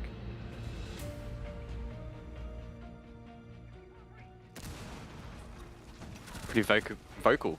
Tactical timeout being taken there from the Chiefs. A lot of mouths moving and a lot of thoughts being put out there by the team as they try and work out what's going wrong here, particularly late rounders. Bliss are doing a great job in getting that diffuser down and applying pressure to their opponents. But I do like that early tactical, allows them to reset, try and halt some of that momentum. It does, however, mean that Chiefs don't have attack to use later in this map. So if they start struggling on their attacking side, they won't really have more time to discuss that game plan. But I agree with you. Look, you better take it now because Chiefs can't really afford to let this lead slip any more towards Bliss, because Bliss have just been on fire this game so far. They've really come out of the gate swinging. I myself was thinking that Cafe would be a close contest. I thought it was pretty ballsy of Bliss taking it. I kind of wondered, you know, is Bliss like picking this map because they've done their prep and seen it's an insta-ban from Chiefs? But obviously the context of Chiefs winning it, picking it and winning it, I should say, against Knights today does kind of change that a little bit, right? So Bliss, I thought maybe that they were getting a little bit too cocky by taking it to this map first off, and clearly I was underestimating how good they are on this map. I guess that's been the storyline for them in Stage 2, cocky or confidence. Either way, it's kind of been working out for them, and so far in the first 3 rounds, it's proved to be successful. And again, that confidence late round is really difficult to shut down, and there's a couple of players now from Bliss that are fired up. It's not just Jigsaw and Repix, but Shade also getting in on the action. He was one of the key players in the second round to get that one over the line, and continues to put in good groundwork. And he's using those Vetero drones as well in an effort to clear some of this utility dispersed around the map. Worthy goes for an early run out, I believe, on the eastern side of the map. Shade does immediately trade it, however. So not the worst outcome, but that does mean that Bliss's flank watch is down. I've just come back to kick Dev out of my chair. He's taken my spot. He has kept it warm though. Thank you to the lovely Dev Marta James. Seems as if Team Bliss though are having a much better time than I was having in the last couple of minutes, because they have rocketed out to a good start here on the attack. 4th round, 4 versus 4, minute and a half. Team Bliss, can they make it 4-zip? Does that mean Dev's gone forever? He'll be back during the breaks. Oh. So I have to cast with you? Unfortunately. Fast, getting aggressive here inside of Cigar Lounge, close to the window. Taking on Jigsaw, one of the big fraggers, so this is a confident play from him, and the bar has been blown, cross being held by God Legion, however, but it's not good enough. Repix will find that pick on the entry, forcing God Legion back. And it gives Team Bliss the advantage here, with just under a minute remaining. Puts a lot of pressure onto the likes of Digital, God Legion, Fusho Guy to come up big. They've all struggled a little bit here, 1 and 3 each in the opening 4 rounds. And it's been a very solid team effort. Shade, Repix, Jigsaw, all popping off for Team Bliss. And all alive in this particular round as well. And God Legion just gets forced down into pillars. Not ideal. Fisher Guy timing. That's the Gemini though. Oh, had an opportunity maybe in the window, and he is going to be able to capitalize this time onto Shade. Maybe peek just that little bit too long. And there is a down onto Jigsaw as well, courtesy of Digital on that pulse. Just under 20 seconds left. They try and finish him off, but unsuccessful. Yeah, in terms of positioning, Bliss did a great job to try and flush out Fisho, but unfortunately the timing just not there. And talk about timing, Repix just walks straight into sight, finds 2. God Legion now to defend white. 5 seconds remain. There's only 3 seconds left, but Todd can stick the diffuser now. God Legion will pull out of that room and now push in, looking to find Todd. He doesn't find anything. He's just taking his time, wandering, but he does get Repix eventually. He loses though to Todd. 4-0 start for Team Bliss here in the grand final. What a way to make a statement in this matchup. This is really clean from Bliss. Like, this is proper siege that they are playing at the moment. They are flushing out these key positions really well. Even when mistakes are made, players elsewhere are going and seizing opportunities. Repix, by no right, should have been allowed to walk into sight there and find 2, but he backed himself in and he managed to pull it off. He turned that round the way of Bliss, and great composure from Todd to be able to close things out in the post lane, despite a really strong effort there from God Legion with the carbine. Just Bliss are looking really good. That's 4 rounds straight. They've also already burnt their opponent's tactical, so the Chiefs are in a really bad position on this map. Attackers need to locate and defeat. There's still time to bring this one back though. If they can finish off this first half with a couple of round wins, make it maybe 4-2.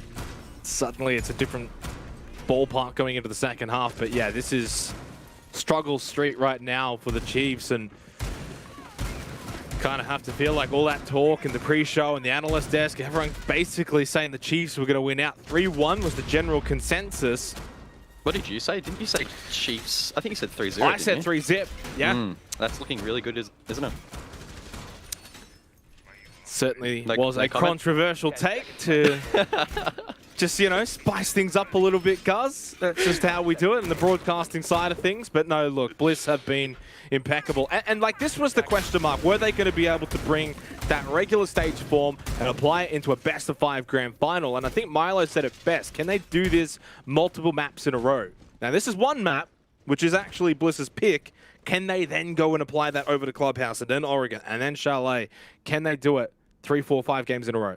Yeah, it is tricky to envision a scenario where Bliss is able to cleanly take this. So if and when Bliss eventually drop a map, and that's probably going to be Clubhouse, could run out there from Vast, they need to show that ability to bounce back. And that's going to be really testing them because they just really haven't been in this position for such a long time outside of the Stage 1 playoffs where they did struggle. So it's a good start for Bliss, but again, very difficult to get a read in terms of how that's going to translate to the whole best of 5. That run out that we briefly saw there from Vast, again, a good start. Once again, unfortunately for Oda, he is the opening death for Bliss, and it does compromise their flank watchability. Attackers have located a bomb. And Chiefs need to capitalize on this opening pick now. 5-on-4 advantage. Can they find a round win? Otherwise, things are going to be very dire if they do go down 5-0. And you know, in a best of 5, you don't really want to be getting smashed in these maps. If it's a close loss, you're competitive, you can go into the next map feeling still quite confident. But I mean, if you get like 7-1 or something along those lines, obviously it'll just be a sort of forgetful match and move on to the next one as Worthy just gets absolutely lit up, and he is stuck right now on that piano stage. This is a big test for the Chiefs. Worthy played this position against the Knights and got away with it. The Knights did a pretty poor job in clearing it out. This time a little bit better. Pressure applied, and Jigsaw finds a free kill onto Fouché trying to support this position, but unfortunately caught off guard by that rappel on the western side of the map. Cleaner from Bliss here compared to Knights, who faced a similar setup, but the job far from over. 45 seconds to go. A 4v3, they still need to convert. Just the pressure that Team Bliss applies, just oh my god, I can't even speak. It's just that good. Chiefs feeling the pressure. Basting if you can make something happen, pushing up red stairs, going for a flank, but it's Repix pushing forward, finding kills. That's what Bliss do well. Basto, this flank successful so far. Got the kill onto Todd. He has been pinged down. He wins the second fight as well onto Shade. God Legion helps out elsewhere. It's only Jigsaw that remains. He gets the down, he gets the kill, but time is against him, and I think Chiefs are finally going to get off the 0 here. Attackers have recovered their defense. Forced to stick it. God Legion won't mess this one up. 4-1, Guz.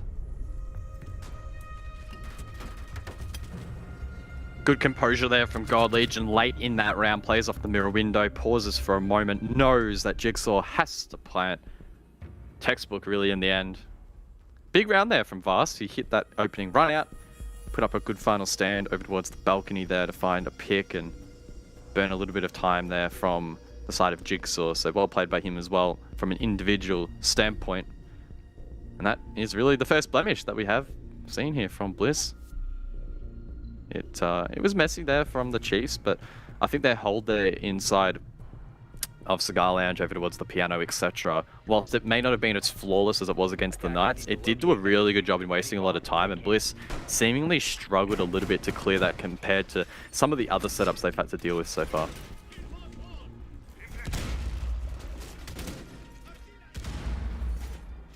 And now an opportunity presents itself as well for the Chiefs to go 4-2 in the half.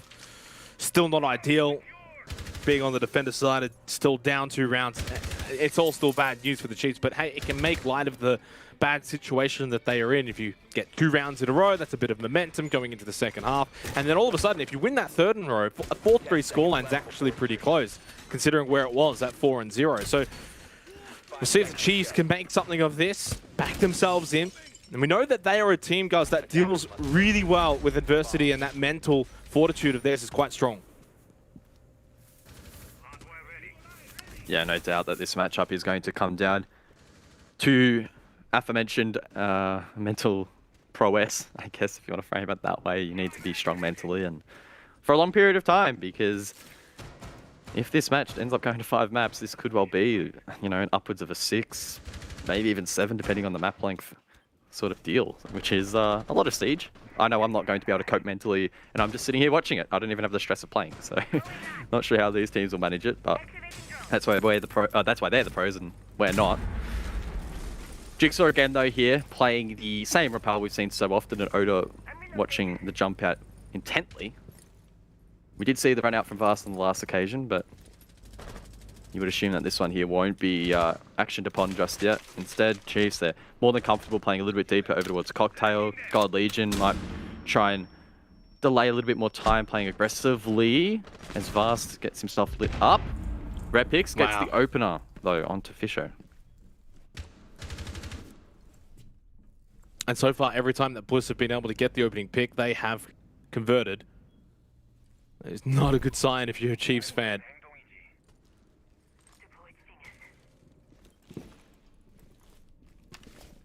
Minute and a half remaining, and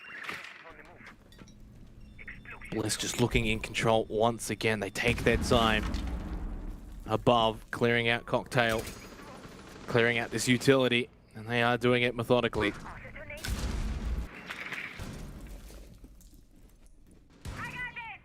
Nice vertical lines of sight here from Bliss on the top floor in towards a reading, but of course that's not the site.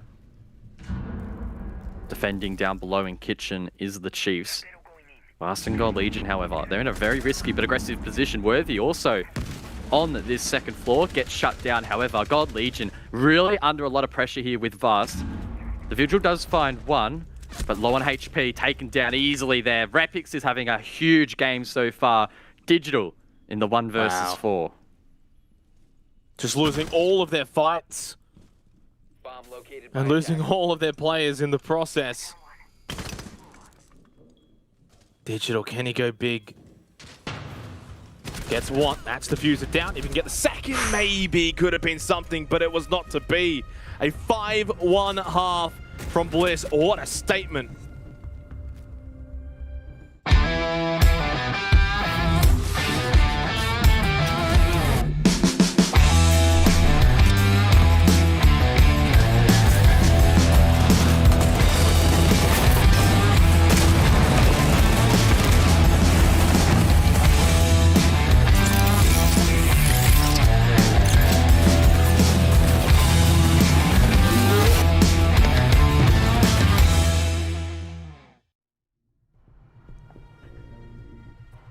Welcome back, folks. 5-1, the scoreline here between Bliss and Chiefs in the Oceanic Grand Final of Stage 2 presented by Samsung.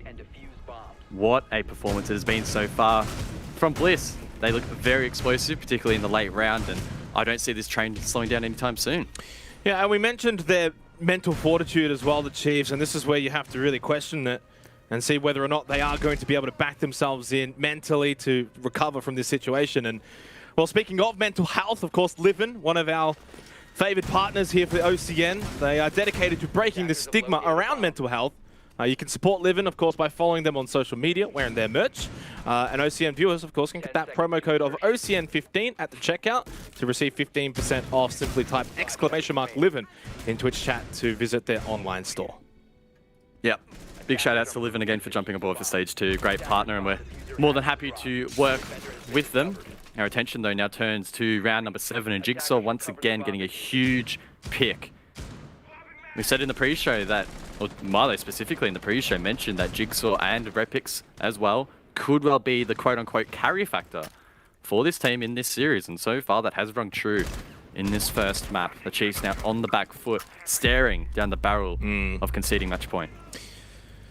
Yeah, this is going to be a quick map at this rate, which means we kind of just can move straight on into Clubhouse after this, and maybe for Chiefs that's a good sign that they can just move on from Cafe, forgive and forget.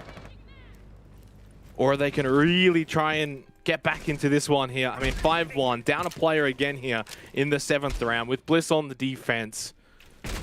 Really hard to see them turning this one around, and then Shade makes light work of Digital. Diffuser down. That's a nice shot though from Gold Legion. Wow. That was reminiscent of the olden days when you could do quick peeking. The animation now in the modern build of Siege a lot slower than it used to be, but that was a flashback and a half there, and yeah, Shade's life flashing before his eyes. Just probably didn't even see God Legion there, and oh, it's another clean shot. Teaches God Legion a lesson in response. Man, there are just so many huge fraggers in this matchup, but for the Chiefs, they only have 2 left. Make it 1 worthy over towards red. Yeah, and an all too familiar scenario now for the Chiefs again, where it's like a 4-1 situation. Bliss constantly finding these opening picks, constantly able to convert as well. And now just moments away from map point. Nice shot back from Worthy, but he's lit up and his position is known. Sometimes, though, you do want to expect the unexpected. All it takes is one big play to maybe turn around the fortunes of a team. Worthy's certainly capable, but not at this health and not where they know that he's trapped inside a coat check. Even the gas babe, he can't walk through it, he will die. Yeah, a single breath and he'll drop to the ground. So very difficult position that he finds himself in. Gone 6, whipped out to take down that castle barricade, but this would be probably the biggest clutch I've ever witnessed. Where he pulls it off. Surely it doesn't happen. Oh. Jigsaw whiffing. You don't see that every day, but we'll eventually find that pick. Team Bliss with match point. Or map point. Yeah, I mean, that's why I prefaced map point is, of course, best of 5. It's a grand final. It says map point, but, you know, long way to go. But what a start for Team Bliss. 6-1, making light work of the Chiefs, who are considered the playoff specialists. And there's always been those doubts as to whether Team Bliss are going to be able to get it done in the playoffs. And well, this is the perfect start to really prove those doubts wrong, guys, because they are looking like their regular stage selves right now. This is what they were doing all season long to every team in the competition, except one, which was the Chiefs, who beat them in that 7th play day. But if we cast our minds back, we kind of made the discussion around that game as a game that Bliss didn't need to win. Yeah, that final match of the play day was really only for pride. Team Bliss, by that stage, had already secured in 1st place, and they were gunning solely to go flawlessly throughout the regular season and win every single matchup. Obviously, they didn't pull that off. They lost to Team Bliss. It was a 4-7 scoreline in favor of the Chiefs. That was over on Coastline. And as you would expect, Bliss, they banned that map out. Or it got banned out by someone. I'm assuming it was Bliss, if my memory serves me correct. Double check. Yeah, so Bliss took the Coastline off the board. Makes sense. You've lost to them previously, and the Chiefs have been looking pretty solid on that map, particularly again. This afternoon, they took down the Knights, so they don't have to worry too much about that. But so far, so good. Cafe, we thought that it was probably going to be a little bit closer than this, but Bliss proving it's their map selection for a reason, and they are blowing the Chiefs out of the water.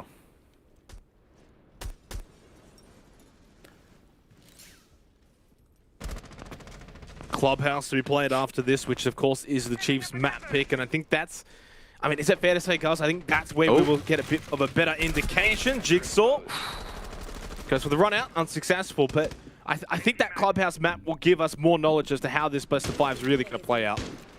Yeah, Clubhouse should be heavily favored in the side of the Chiefs. So if this, let's just say ends 7-1, I would not be surprised if map 2 is a flip-flop the other way and the Chiefs win that 7-1. So I think it's going to take us quite a while and quite a few maps really to get a good read on both of these teams and how they match up. That run out that we saw earlier from Jigsaw almost did drop the hard breach of Fisho. That would have been huge, and that Nitro Cell from Todd almost connecting there onto Digital again would have been another big pick and diminishing the ability for the Chiefs to remodel the map. Jigsaw from down below tries to launch another Nitro Cell in the way of the attack, but that one also does not hit. The defense now with no serious utility to deny the plant outside of Oda and those pre-established Maestro Evil Eyes. The Chiefs gaining good map control above and Vast getting the first kill. Yeah, very winnable round here for the Chiefs. No utility remaining for Team Bliss. They get the opening pick as well. Bliss were very aggressive with those Nitro Cells, using them very early on. Trying to make it difficult for the Chiefs, but unable to find a pick. Finally, for the Chiefs, they can get this 3rd floor control. Oda getting lit up from above. Digital finds the kill. Or almost found the kill. I think he got that one stolen away by Gold Legion. Jigsaw did find one back though. He's now 12-5-4, continuing to just cause havoc here on Cafe. And then Gold Legion finds at least a double, and that will at least make it a 2 versus 4 advantage now for the Chiefs. A bomb has been located. 50 seconds left on the board. The Chiefs. This is the round that they should be converting. Repic's still on full HP, playing the 3 armored Raw could do a little bit of damage, especially with that 2x on hand. Or the 1.5, can't quite remember what it was. I think, yeah, no, he has 2x on Rook, yeah. I'm losing my mind as Todd goes for the flank, but that doesn't land. Digital to find that kill. Repic's forced to get aggressive at 90. And the Chiefs just bite on a little longer here for Cafe. And I think it is in their best interest to do so. It's a mountain to climb, Guz. But if they can find a few wins on the board, make this scoreline a bit more respectable going over to Clubhouse, they can have a little bit more confidence within themselves. But, I mean, if they are truly to fight back here on Cafe, they are so far behind. It's 6-2 now. Still map point for Team Bliss. But that's what the Chiefs probably need to do. Just fight back a little bit. They can't be walked over.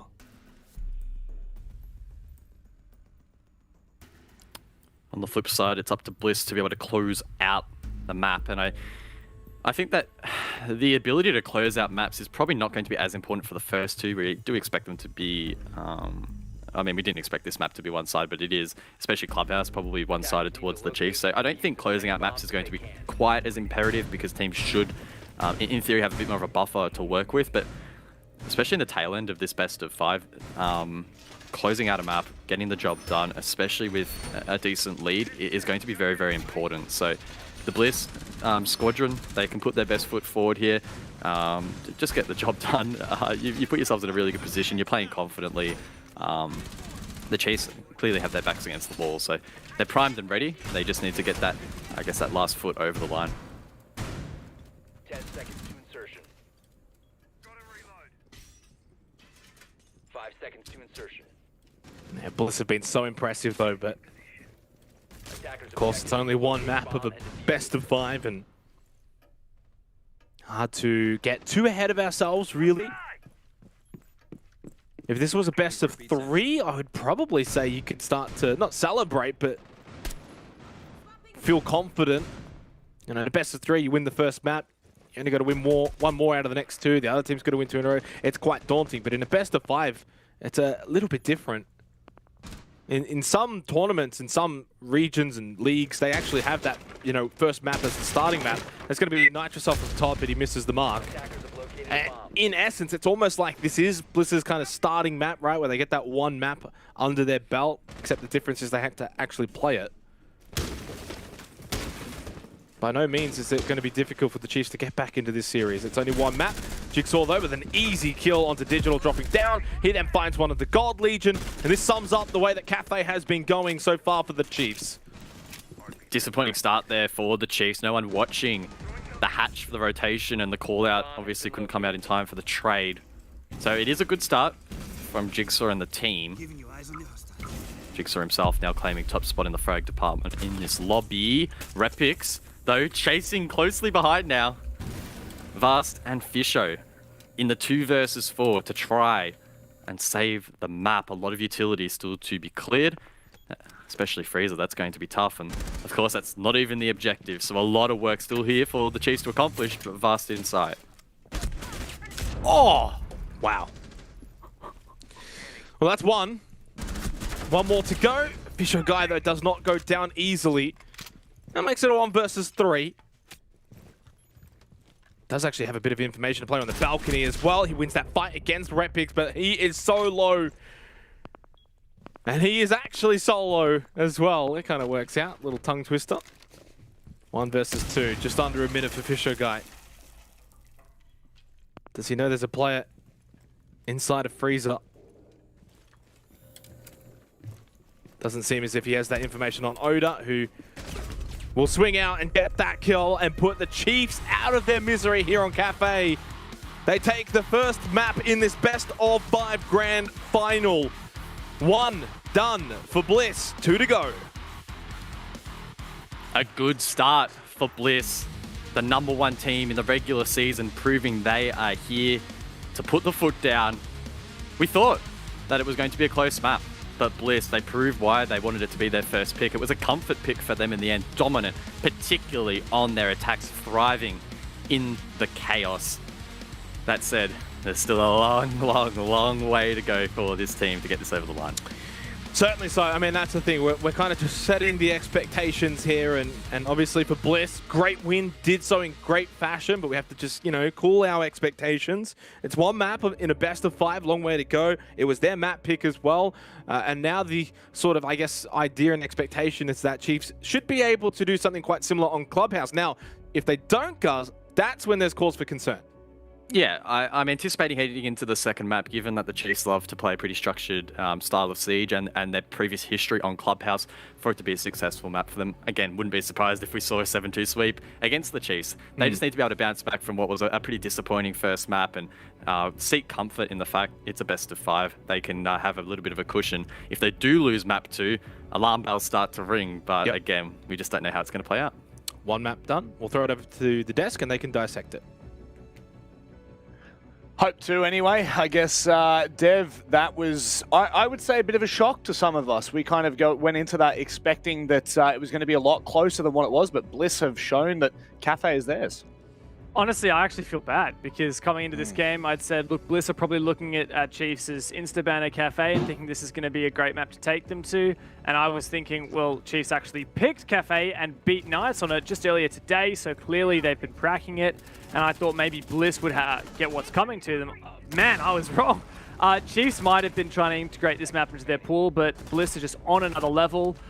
Their executes are so good. They're really adaptive as well. You know, this round, for example, Chiefs made this flank upstairs, and while they found some picks on that, Bliss just abused the fact that Chiefs had vacated site to go and rush them, and we saw how many times did that happen, man. Bliss just absolutely cracked. Was it things going wrong for Chiefs or Bliss just playing out of their minds here, Milo? I think it was a bit of both. Bliss, if you give them an inch, they always stretch it to a mile. That's how they kind of work off. They're really, honestly, they're the best in the scene when it comes to that. They really know how to pull it through. But it just looked like Chiefs really just wanted to close it out. They were trying to force a win a little too hard here, and kind of got tunnel vision and lost in the source a little bit. And I'd love to hear from your opinion, you know, as a player, what is the source that they're getting lost in? You know, it really felt like they had quite literally lost the plot in most of those rounds. Yeah, I mean, it definitely looked like a lot of the rounds were progressing towards a default Chiefs win. If they were just matured out a little bit, if they just let the round progress and they just stayed a little bit more calm and focused with it. But it's kind of like they're in two different minds right now. We've got half the team trying to play utility and half the team trying to kill the enemy team on entry. Yeah. And you know, it kind of plays into Bliss here because they're a team that just predominantly just wins their fights. Like they will always win their fights. You see here Repix with a +2 entry and Jigsaw with a +3. Like they were getting in that building and they were destroying whoever wanted to answer. Yeah, that's some pretty damning stats. I mean, Dev, we were saying on the desk, you know, Bliss have really, you know, I think shone in terms of like Jigsaw and Repix having some insane games. I know we've had Oda pop up once or twice, but we were really leaning into the fact that in a best of 5, you can't really rely on that as much. But they're showing us once more how unbelievably strong they are individually and as a team. And that just there, that graphic, Repix and Jigsaw just highlights how dangerous they are. Yeah, 100%. It's not just the opening kills. Another stat that I think is really important for Bliss is multi-kills. So you look at Repix and Jigsaw at the top, they're both with 2 multi-kills each. It means that there are moments where they make a play and it just opens up a round. I'm thinking that reading attack from them where it looked like Chiefs had a pretty solid hold, a solid man advantage, and Repix just all of a sudden like in that 90 hallway and he just pushes into reading and finds 2 people who are staring at the ceiling. And so Bliss, you know, having impact plays, having good reads, they're always ready to take advantage, like you were saying, Milo. If Chiefs give them an inch, if Chiefs are in an advantage and they let something slip, Bliss are going to catch them up on that. And even though I did say that this was, you know, Bliss's map and Chiefs would have a good go of it, I was clearly wrong. Bliss are here to stay. Cafe was not 50-50 after all. I'm really curious. Obviously, Bliss could get it done in 2 and prevent us from even needing to go there, but Chalet and Villa are their insta-bans, and those are the 2 last maps in the veto. So if Chiefs, let's say, wins Clubhouse here, which is Chiefs' map pick, then it means that we're at least going to see one of those 2 Bliss insta-bans, which is really going to be testing for them about whether they have been putting in that extra prep in widening their map pool. Well, I'll say one thing. Chiefs are down, but they're not down bad. They've got a chance to redeem themselves, and it's Clubhouse. It's after this break.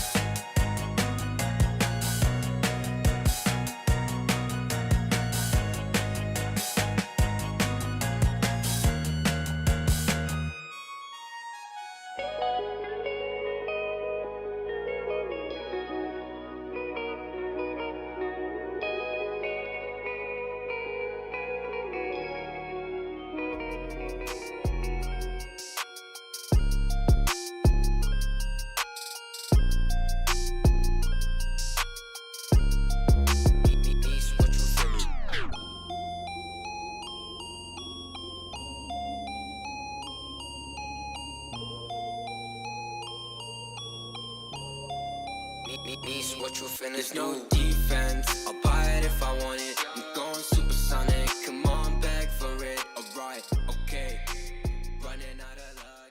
Too much in my...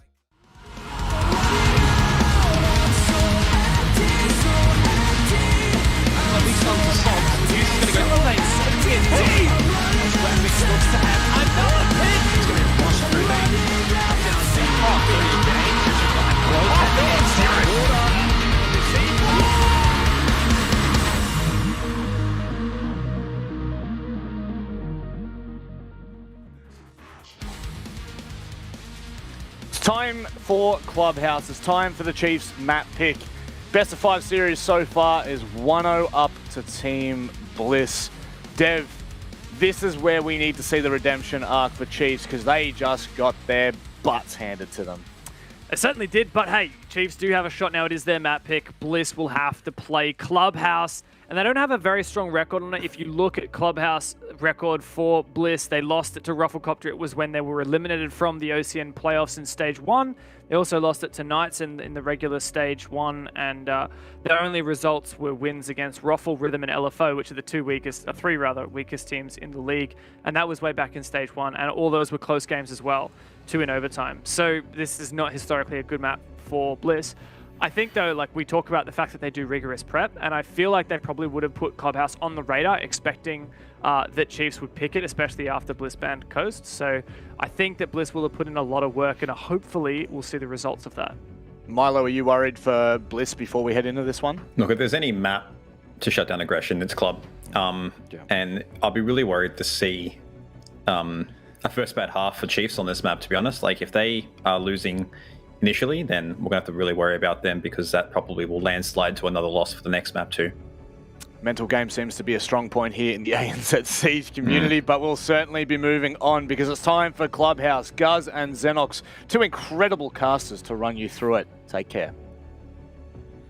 Thank you very much to the best host in the business, Guz, of course. It's Team Bliss up 1-0 in this series. If they can make it 2-0 here on Clubhouse, suddenly, yeah, I mean, at that point, they're obviously 1 map away from winning it all, aren't they? And you'd have to then favor them maybe going into Oregon. It's must-win territory for Chiefs. If there's any map that the Chiefs can bounce back on, though, it is Clubhouse. As Milo stated in the post-match of map 1, of all the teams in the region that can punish mistakes, it is Bliss. Chiefs are very well drilled on this map, and I expect nothing but a victory for them. Well, in the grand final, we do like to see teams bring out their best, and maybe Bliss are going to be able to do that here on Clubhouse to surprise us against the Chiefs. It's their map pick, the Chiefs, though. The expectations and the pressure all on them to perform, and they must perform. Otherwise, they may find themselves down 2-0 in this grand final. Team Bliss winning out on Cafe 7-2 in one of the quicker matches that we've had in the stage. We move on to Clubhouse, though. Habana taken off the board immediately. Habana very potent at the moment in the current meta over towards Clubhouse, especially after her little buff, allowing her to shoot only a couple of pellets at a time, makes her a lot more potent and a lot more difficult to counter. Thatcher taken off the board. Very much a comfort ban here on Clubhouse. I'm just looking back at the bans that Chiefs in particular have had to deal with in some of their matches. So Wildcard, for example, it was Thatcher, Clash, Habana, and Valk. But we have seen variants in that against the Knights where they also managed to win. It was Thatcher, Wamai, Maverick, and Valk. So we're already seeing a bit of a change up here. A Rooney being taken off the board, as well as the mute, which makes droning a little bit difficult, and Bliss not wanting to deal with it just like they were on Cafe, and just taking it back a step to that. A Rooney ban as well. Very potent at the moment, allows you to create rotates, of course, and adds a little bit of projectile denial onto the board. And Chiefs, again, just like they were on Cafe, not wanting to deal with her. What do you think of the bans that were missed, though? Valkyrie, available. Kaid, available. Mirror, available. I mean, that's not a bad little roster there for the defense. Bliss are going to be on the defense first up, and lo and behold, there's the Valkyrie, there's the Mirror, although there's also a 6-pick onto the Bandit. With the Kaid available, I would have anticipated the defense to bring it. Maybe go for Roam and try to cut off Fisher at the knees and prevent the Maverick from having an impact, because obviously he's going to play a pivotal role if the Kaid is available. Now, of course, we're not seeing that being played. I assume Todd will use those Bandit batteries on the main triple wall at the bottom of the main stairs, and maybe forfeit a bit of control here to the attack and focus more so on their on-site efforts. Oda, of course, on the Pulse, he can play down below and give out some really important call-outs, and with multiple C4s available as well, Bliss can probably play quite aggressive. Now, Repix is reinforcing for Rome, using an impact grenade to create the rotate at the top of the main stairs or the red stairs. So expect at least a soft roam here from Bliss. I don't anticipate it to be too wild, but we'll just have to wait and see how aggressive they actually want to try and hold above. Attackers must locate and defuse a bomb. Team Bliss on the defense first, guys, so I guess their expectation is for them to probably do well in this first half and find a few rounds, which might then mean don't allow that sort of cause for concern to creep in. If Bliss do end up with, say, maybe a 4-2 half, you would expect then the Chiefs to end up having their own decent defensive half, but that's kind of, I guess, the expectations coming into this matchup. So for the Chiefs, they're on the attack first, only have to find a couple of rounds, maybe 3-3 half would be amazing for them. Fisher Guy going to get to work on this Kennel's wall.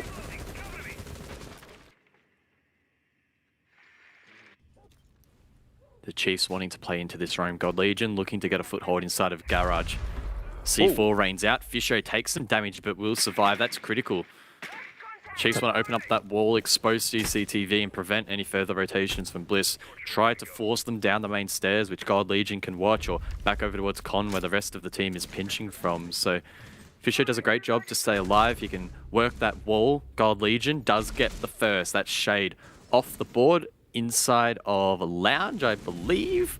Either way, they finds the pick. Jigsaw, though, in response, finds one, and Repix in Con finds another. A good roam from Bliss so far, but here's the pinch from Bedroom. Worthy, can he get the double? Yes, he can. They just walk and line up one by one.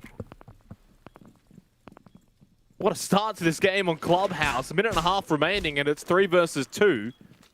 God Legion, Fisher Guy, both very low. Worthy, in fact, has also taken a bit of damage, whereas Oda and Todd full health here on the defense. This is actually very winnable for Team Bliss. Yeah, very winnable. Look at Bliss, 3 players on Veltcam, so they're going to have a really good indication as to where these 3 are pushing from. Oda as well can bring additional util, or information rather, onto the board with the heartbeat sensor as well. So they should have a very, very strong read as to where this push is coming from. And it's only going to take a couple of shots to drop 2 of these players.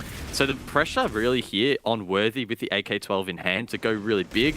He has the most HP to work with. And 2 Nitrocells still available in the crunch time against players that are low on health. I mean, Todd doesn't even need that like precise hit. Even if it's slightly off, it should be able to collect both Fisher Guy and or God Legion, depending on who he, of course, throws it at.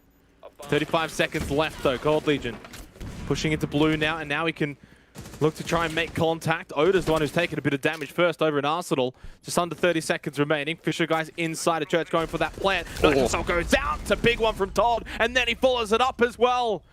Follows up his own work with the kill onto God Legion. Worthy spots ahead. He takes it right off with that triple kill. Knows where he is. Todd, though, gets the 3K in the round, in the clutch, wins the round for Bliss. What a start to Clubhouse. Really good composure there from Todd to close out that round, but also we have to give credit to the roam there from Bliss. Did a great job in wasting a little bit of time, but most importantly, got those players so low on HP to make that a clutchable situation for the remaining members. Really well played there from Bliss. I can only assume again that they had some really good intel off the back of those Valkyrie Black Eyes as well to assist in that clutch. And yeah, a really big round to win out there. This is the map. We are anticipating the Chiefs to put in a really, really solid performance. Of course, they're starting on the attack, but again, we have big expectations on them.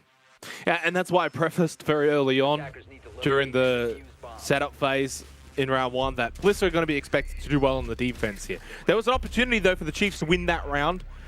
It wasn't necessarily a given, and we kind of touched on the fact that their 3 players were quite low. Bliss also with their 2 players, full health, with Nitrocells on the defense, low on time. I mean, they were set up to win from there. And yet still the Chiefs made it very, very close. Came down to a 1v1. Todd, of course, was exceptional in the clutch with that 3K. Bliss come away with the round win. And most importantly, they keep this momentum that they're probably able to bring over from Cafe, where they won 7-2. Now you had another round. It's like 8-2, right, over the last 10 rounds. It's all Team Bliss so far here in the grand final. CCTV cache being attempted here by the Chiefs, and it's going to come down to that mini game of Fisher Guy on the Kennel's wall. Can he open that up? How long does it take? Is it clean? Does he take damage, etc.? With that mirror on the board, however, that's going to complicate things and make that wall very tricky to open up. So well played there by Shade, who places the second of those mirror windows over towards the top of Red Stairs. Now, it does get punched. Shade now not being able to see exactly what's going on outside. Fisher will come across and try to work the wall, but this is a key moment in the round. If Shade can go for an opportunity here to try and counter it by popping over the mirror, he might be able to find a pick. Of course, that angle works both ways, and both teams, in fact, will play passive. A bomb has been located.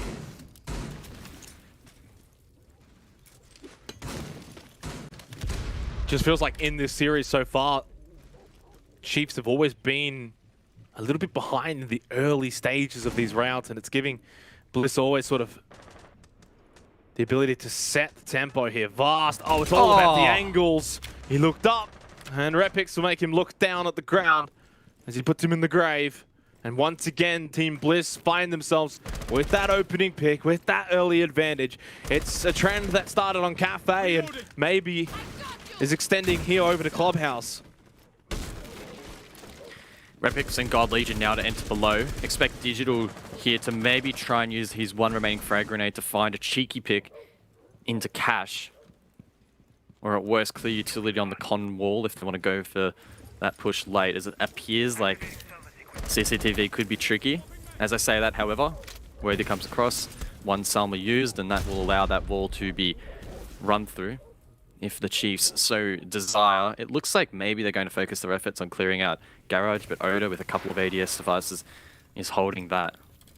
The defense looking strong here from Bliss. The Chiefs need to try and dislodge this somehow. Getting rid of Oda. He's going to be paramount, and they've been able to at least take him down up in rafters. And they will be able to convert as well. Getting Garage control is important here for the Chiefs. 35 seconds left here in the round. Jigsaw inside a Cash along with Shade, and they've still got top red control through Todd. He uses that first gas babe. Just got still two in the pocket as well. A lot of time can actually be denied here against the Chiefs. They are really up against it, Guz, for time. I think the Chiefs are going to be forced to send it deep. You can see them trying to push down top red. Todd under the pump, forced to fall back. Fisho does get one of those entries there onto Red Pix, and you can see them sending it, but Todd jumps back over, finds that kill. Jigsaw as well on site, trying to hold on as another gas babe is detonated, but unfortunately Worthy, he's too good, but Todd finds another. A 1v2 post plant. 5-0 for Todd. But the Chiefs have got the plant down, and that little chaos ball that they introduced in this round late was successful. And Todd finds himself in a very difficult predicament here. Fisho and Digital surely won't lose it from here. They are holding all the angles that they need. A quick little swing from Fisho Guy is successful.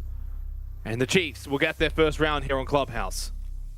Yeah, it was well played there by the Chiefs. They knew the win condition in that round, considering that Todd was still in that position, that they needed to try and send it, find picks, and go for a deeper plant there over towards the connecting door between the two objectives. Now, again, could have played out a little bit differently if God Legion, I believe it was the one pushing out red, found that kill. Then Chiefs probably could have gone for a default plan, and it honestly probably would have been an even safer win for them. Either way, though, a great victory in that round, a good bounce back, and Chiefs showing that on this particular map, late round, they're cool, calm, collected. They can adapt on the fly, even when the situation may look a little bit dire from an outsider's perspective. Internally, the Chiefs, again, they know the win condition, they make the call, they commit to it, and they pull it off.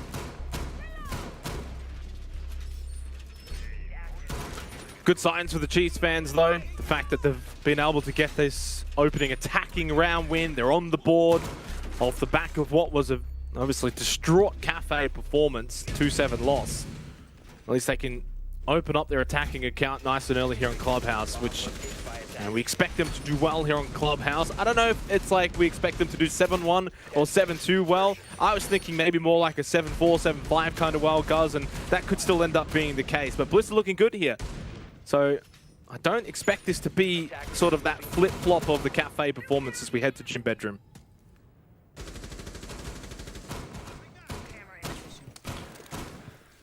Extension over towards CCTV here from the defense, and the Chiefs looking to contest that quite early. Again, Fisho, not expecting him to post huge numbers, particularly on the attack here for the Chiefs, but he does have that very critical role of ensuring that he opens up these breaches cleanly and doesn't get taken down by that aggression that sometimes we may see from Bliss if they so decide to peek these breaches.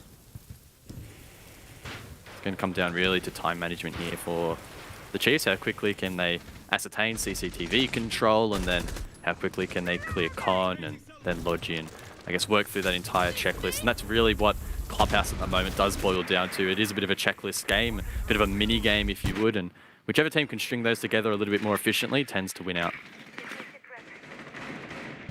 Worthy's just taking a bit of free damage. I think courtesy of Oda. Sitting inside a cache. Oh, I thought God Legion had that one. I'm not going to lie. Oda, though, wins it. Digital from below. That could finish off Oda, and it does. Sends him flying, quite literally. At least gets the trade. Makes it a 4 versus 4.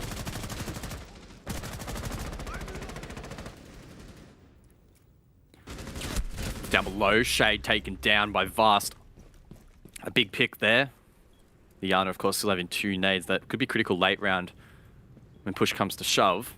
Jigsaw tries to re-aggress down below, making sure no one's inside of bar, but he'll be safe for the most part. Seeks refuge, inside a kitchen. I thought Digital maybe was going to go to kitchen hallway. That likely wouldn't have gone well for him, but no, he heads above.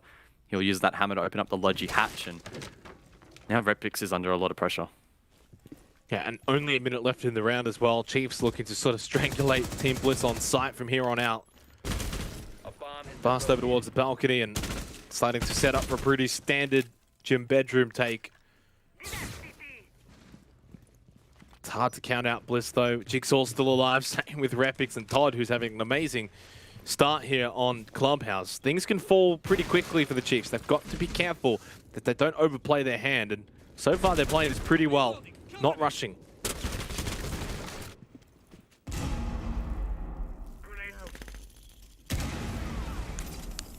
20 seconds left.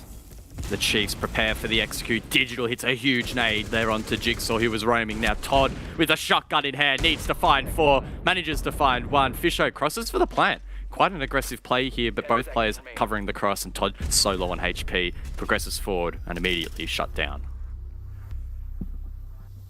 Well, it can't be understated. Todd's having an amazing game here on Clubhouse, but unable to win that round in particular.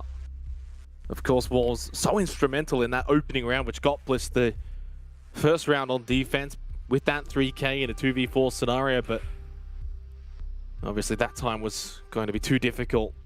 And now it's a 2-1 start here for the Chiefs on the attack as well, guys. That's the thing that needs to be really conveyed here, is that they're doing it on the attack.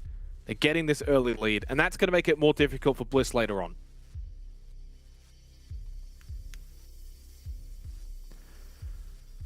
Whew. Good bounce back from the Chiefs. Last 2 rounds have been much more impressive than the first, and they've shown that they are well drilled on this match. And like I sort of said in the last round, Clubhouse for the most part can really be boiled down to a checklist. Which team can progress through that checklist a little bit faster? The attack trying to get through it as cleanly as possible, and the defense doing their best to delay those actions from being taken place, and doing their very best to maybe change up the checklist mid-round and try to force their opponents to adapt. So far, we've seen this match play out pretty vanilla, if you would, in the sense that we haven't seen anything too wild. The first round, maybe the only big stretch, if you want to make that, where Bliss went for that roam and did force the Chiefs into an uncomfortable position. But so far, I don't think either team is seeing anything too wild thus far. Operator picks very standard, setups standard as well. And again, just comes down to which team is a little bit cleaner. I still feel as if, though, on the defense, Chiefs are going to have a field day. Kaid available, Mira available, Valk available. I mean, you look at the bans and you think, Mute, Aruni, I mean, how much of an impact realistically is this having for Bliss on the defense? And I don't know, I just don't really think it's not changing too much really here to say, make it a little bit more attacker favored, for instance. I just don't think it's having that sort of effect. I think Chiefs just playing really well right now, and I kind of do envision that they will run away with things in the second half if Bliss can't find a few more rounds. Of course, we're not done just yet in this first half, though. 3 rounds technically still to play, including this. Chiefs up 2-1, looking good here on Clubhouse. Todd in such an aggressive position over towards bar. He's just sitting and waiting for someone to enter his crosshair. There's one onto Vast, repositions as a rotate at the kitchen hallway. That Digital either made or should be aware of. Doesn't seem to be, however. Todd repositions all the way over towards Meat Locker, and his goal at the moment is to make things really uncomfortable for this attack, and you can see just how frantically Digital is trying to check these angles.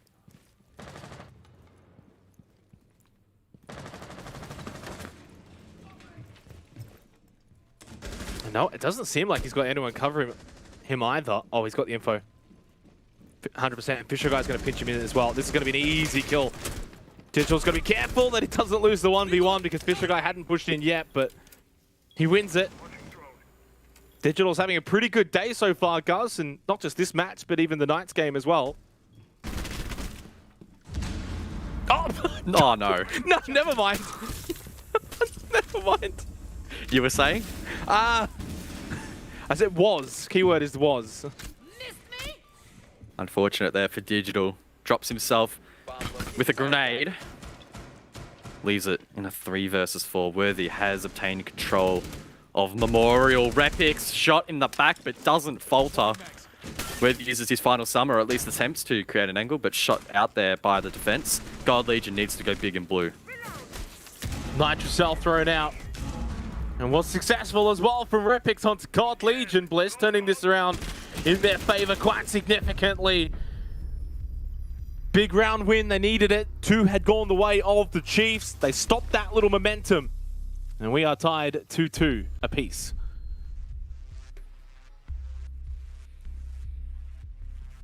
Poor Digital. I wonder what happened. We didn't get to see it, but I'm assuming he tried to throw a grenade down below to clear some piece of utility, and it just got stuck. Didn't go through, yeah. Yeah. Oh well. And he was low as well, remember? So it's not like he was full health. Todd can indirectly claim that kill, as not only did you get the first pick there in 2-bar, but he also did drop Digital so low and wasted a significant portion of that round for the attack. So that was well played by Todd, and the statistics probably not representing just how much of an impact he did have there on that cheeky solo roam, so props to him.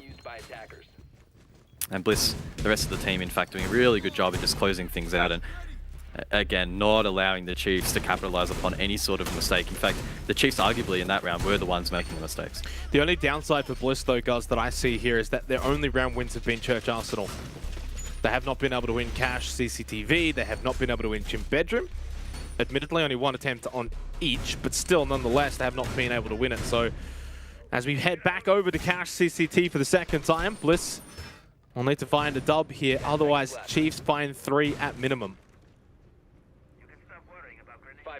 With the mute band out in this matchup, Team Bliss relying very heavily here on Jigsaw, on the Mozzie, to use his pests efficiently and try to deny some of this intel. And with Valk available, they're also looking to be proactive and gain intel themselves. Repix a bit aggressive here inside of Strip, and Jigsaw is over towards the main stairs to maybe lend a hand if required. Now, I'm assuming Repix is playing this position to maybe go for some sort of jacuzzi peek late round, but in the meantime, Kennel's Wall is where the action's going down, and Shade caught off guard. Wow. Digital to get a free kill.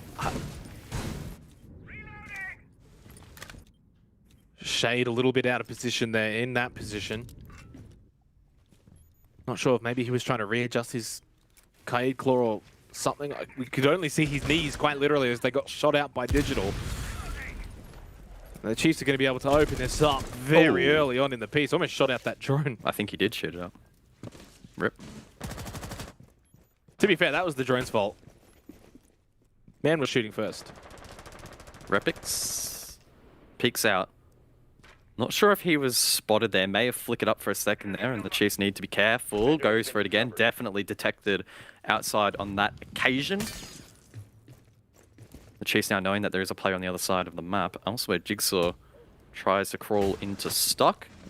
Unable to pull that feat off, instead retreats over towards Lounge, meaning that we won't see a duel between himself and Digital, who is trying to get control below. That is a very common pattern for Digital. Every single time that they are attacking this site, he goes below. Bliss, probably aware of that, looking to maybe counter it. Yeah, Bliss very split up here as well because they're still roaming below, even though they're down to 4 players, and it means their trade potential is basically slim to none.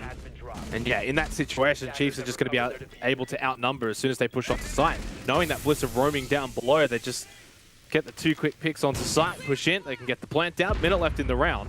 And this is going to force Rapix and Todd to get involved and head back. Rapix now Zonic Cash, rips that Nitrocell.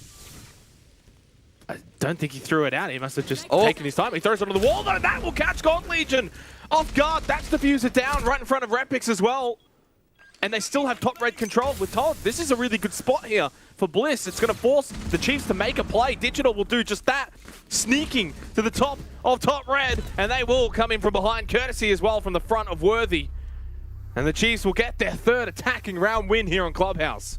Yeah, well played there by Worthy, taking the initiative to finally go for a play there. That had to have been the motto for the Chiefs. We saw it last time when there was plant denial available, that they pulled the trigger out and went bang and went for that late push deep and found picks. On that occasion, God Legion, a little bit tentative, not sure whether or not that was his initiative or a team call, but he obviously repositioned to try and prevent himself from being C4'd there. Repix did rip it, they would have heard it, but put himself in an even more awkward position where Repix didn't even have to C4 him. Honestly, could have heard the plan and hit the wallbang if needed. So a slight falter there from the Chiefs, but they, again, a really good recovery. I loved what we saw there from Worthy. He just went, lads, we've got to send it, finds two picks super easy and wins the round out for his team.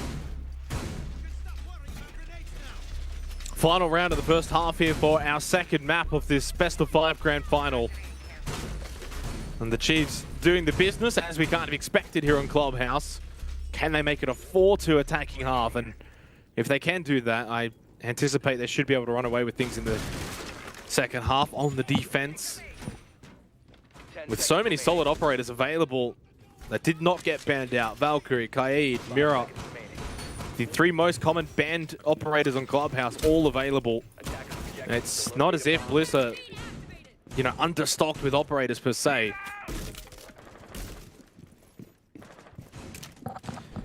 Yeah, going to be interesting to see how well the Chiefs play with so much variety available. Kennel's wall has been butchered up here by the defense. That does make it trickier for Fisho to get a clean breach on the wall. You can see it's quite patchy. Takes a little bit more time and a little bit more fuel in the canister to get that wall open cleanly, and arguably also makes him more vulnerable to counter picks from the defense. But Gold Legion playing Overwatch through the drone hole. Shade. Again. Last time it was his knee, this time it's his ankle. Double nade there from Fish. Won't be able to use those later in the round. Could expose an angle though here. In sight, deployable shield though, covering that player's position, prone on the ground. Gold Legion though proactively counter-peeking that, and you can see just how long it's taking for the Chiefs to get this wall open, and it's no fault of Fish. This is genuinely really difficult to pull off. They've got the wall open now. I mean, only about 15 seconds longer than usually it takes. It's not the end of the world. Still 5 versus 5. Definitely a better attempt, though, from Bliss this time. Repix, though, he gets caught. Takes a bit of damage. Nothing too critical, though. And I think Vast is maybe going to lose sight of him. Or maybe not. They are definitely trying to pinch him out of bedroom. And it's actually Jigsaw who peeks out inside a CCTV, finds the kill onto Fisher Guy, and gives the advantage for Bliss. They need to get Repix. Jigsaw has been uncharacteristically quiet, but finds himself into this round, and with control, Worthy can begin the breach in towards Cash. So that seems to be where they want to get this plant down, as it is, of course, the ace that has the diffuser in hand. Jigsaw, though, doubles down. That's 2. Vast taken down over towards bedroom. A great pick there from the Alibi, and the Chiefs now incredibly compromised as they set up for the execute. Yeah, this is all Bliss right now here in the 6th round. Nate goes out from Digital. That's a Kobe. Give him all 3 points for that one from distance. 2 versus 4. And the cross has been made successfully. Todd is low. He takes a big hit, but Repix gets the kill onto Worthy. Digital in a 1 versus 3. No diffuser. But Todd and Repix very low, would not take much. Has information on the player on Rafters as well, but Oda's got him lined up and closes out this first half. It's still, though, a close one here on Clubhouse.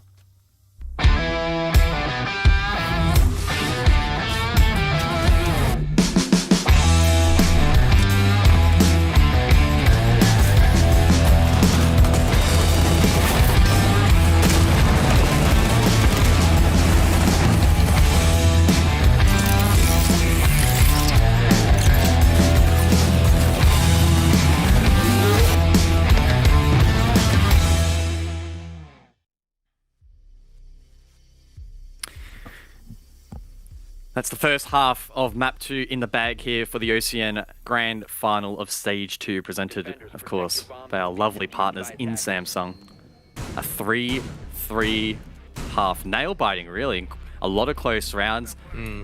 That last defense in particular there from Team Bliss. We finally saw Jigsaw get himself in this matchup. A couple of key picks. He was tasked with holding that box position for quite some time, and despite being naded out, had already inflicted a lot of damage there onto the Chiefs, who couldn't really recover on that occasion. But now they find themselves on the defense, and as we've said, a lot of options available here with the bans that have been set out. Yeah, and that's sort of what I was trying to get at here. Now, the expectations are on the Chiefs. 5 seconds left. Like, incredibly on the Chiefs here to perform. If Bliss can find a few attacking rounds, I mean, this is really going to set up a bit of a story here in the second half. If Bliss kind of run away with things here, that will be the surprise. The expectation now is for the Chiefs to basically close out this game, this map, I guess, here in the second half. We'll see if they can do it, though. Bliss, of course, not going to be walkovers. And, I mean, they're sharp today, guys. They're hitting their shots. They're finding picks. They're getting opening picks. I know it's Clubhouse now, but I kind of still expect them to put up a really good fight here. And I would not be surprised if this does go to OT. No roam to contend with here from Team Bliss, so expect this to be pretty swift. They're going to drone it out and just make sure that the coast is clear. But as we can see, all 5 members from the Chiefs are on site, or at least very close. Worthy really only the sole defender aggressing a little bit over towards main stairs, but once bedroom control is obtained here by Bliss, they should open up that long angle down below. Maybe they won't, no buck available, so I'll have to wait and see, but either way, Worthy's position should be flushed out here quite quickly, and this does mean that Bliss will be able to apply a lot more pressure towards this defensive setup a lot earlier, but the Chiefs with a more conservative approach should be able to force a 5v5. And we're seeing the Flores as well, brought here by Todd and Bliss. We did not see it from the Chiefs on their attack. And the Flores' ability to clear the utility down below for Church Arsenal. Oh, that can. So many avenues where those Rotera drones can drop down and clear a lot of utility. Yeah, that camera is super gnarly there from Didge. What? An aggressive C4. Cam rather from Worthy, as you can see, at the bottom of the stairs there. And Repix, as he progressed down main, was flicking around, checking the roof, checking above, trying to see if he could spot any cameras, because it is a very common C4 lineup from inside of Church. But that one tucked away will be tough. Solid start here for the Chiefs. Again, they want to try and force this 5v5, and so far they're doing that. If they can get a pick, even better, but God Legion didn't even hit him. Unable to find I was going to say a kill, but not even a point of damage. Wow. And that forces him to fall back as well. That could have really set the tide here in this 7th round. And I think Bliss, they have a real opportunity here to cause a bit of havoc down below here for Church Arsenal. 5 versus 5. They've done what they've needed to above. Eventually, they will drop down. And we'll see what happens in the final 30 seconds. So much information still available here to the defense. You can see Worthy flicking those cameras, but they are yet, the Chiefs that is, to find a kill. With 20 seconds left, they have forced that 5v5, and there's the first. Repix just Gemini all the way down into Moto. He can run from main. He can get quite into Church, I'm pretty sure, comfortably. Shade finds the kill onto Future Kai. Chiefs have got to be careful if they get flanked around at the last second, but time is now against Team Bliss. Shade with the kill into Digital. Repix goes down as well. Vast loses that one to Shade. Suddenly, though, the Chiefs win out through Worthy at the end. A messy end to the round, cuz, which was kind of expected when it was a 5v5 with 30 seconds left in the round. But the Chiefs win out, and they regain the lead here on Clubhouse. Worthy, maybe a basketball player in his spare time, but Worthy doing a really, really good job there late round. He held down the fort there deep inside of Arsenal. Always going to be tricky for Bliss to dislodge that position. You could see even a double swing there at the end, not quite enough to find that kill. So well played by the Chiefs. Again, I think the win condition for them with that setup was try and force the 5v5 and play into that intel. With so many Velt cams still up, I think they had a pretty good read as to where exactly that push was coming from. And despite some good solo efforts, one particularly of note was Shade inside of Dirt. He did clear that out and get a decent foothold. Again, unfortunately, didn't translate necessarily to that round win, and it is a very good start for the Chiefs. And Vaz can bring the mirror here for Gym Bedroom as well, as it is available, and of course Digital on the Kaid, and we're seeing Chiefs basically utilizing all of those operators that are typically banned out on Clubhouse, and they will use it to their best degree.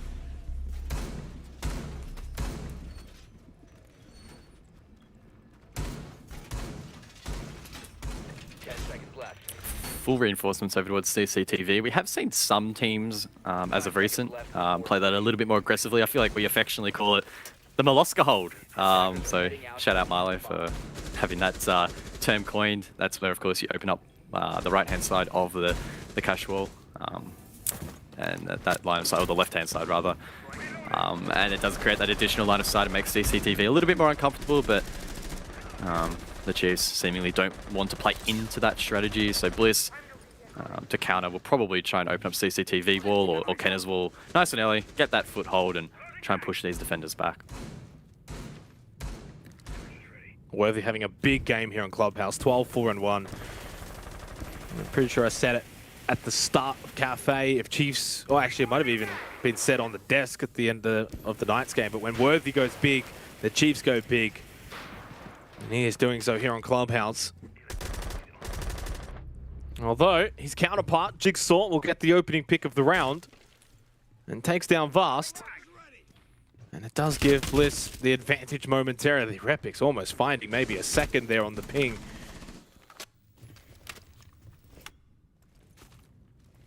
Jigsaw stationed up on the vents window. This is holding that escape for the defense. So even if God Legion wants to get out, it's going to be so challenging. He'll need to swing pre-fire and hit his shot. The rest of Team Bliss looking to feed Jigsaw this kill or even get it themselves, sending in Roteros to find these picks, but God Legion does drop Oda. An unfortunate clear here so far from Bliss. Yeah, and time as well. So much time has gone into clearing out Cash, and then Todd goes down. So not only able to get the players out of Cash, but they're losing the fights as well. I mean, this round is basically over. There's just no way back for Team Bliss in this round at all. Even Jigsaw unable to cut off this rotation. God Legion gets through. Diffuser too. Worthy Whoa, needs to hit this shot, and does. That's big. That could have been an in for Bliss, but now it's Jigsaw. They know his position, and he is very much in a bad spot. A lot of angles that can be watched, and a lot of potential jump outs here for the Chiefs. Worthy just getting a little bit antsy here. He wants this kill. He wants to find it, but he doesn't. Instead, he gives the kill over to Jigsaw. They know, of course, Diffuser's top red. They don't have to go too crazy here to flush out Jigsaw. Don't make any mistakes. It's not worth it. Not in the grand final. Wait out the time, even if you have to. Yeah, it's a little slow. Yeah, it's a little boring, but get the job done.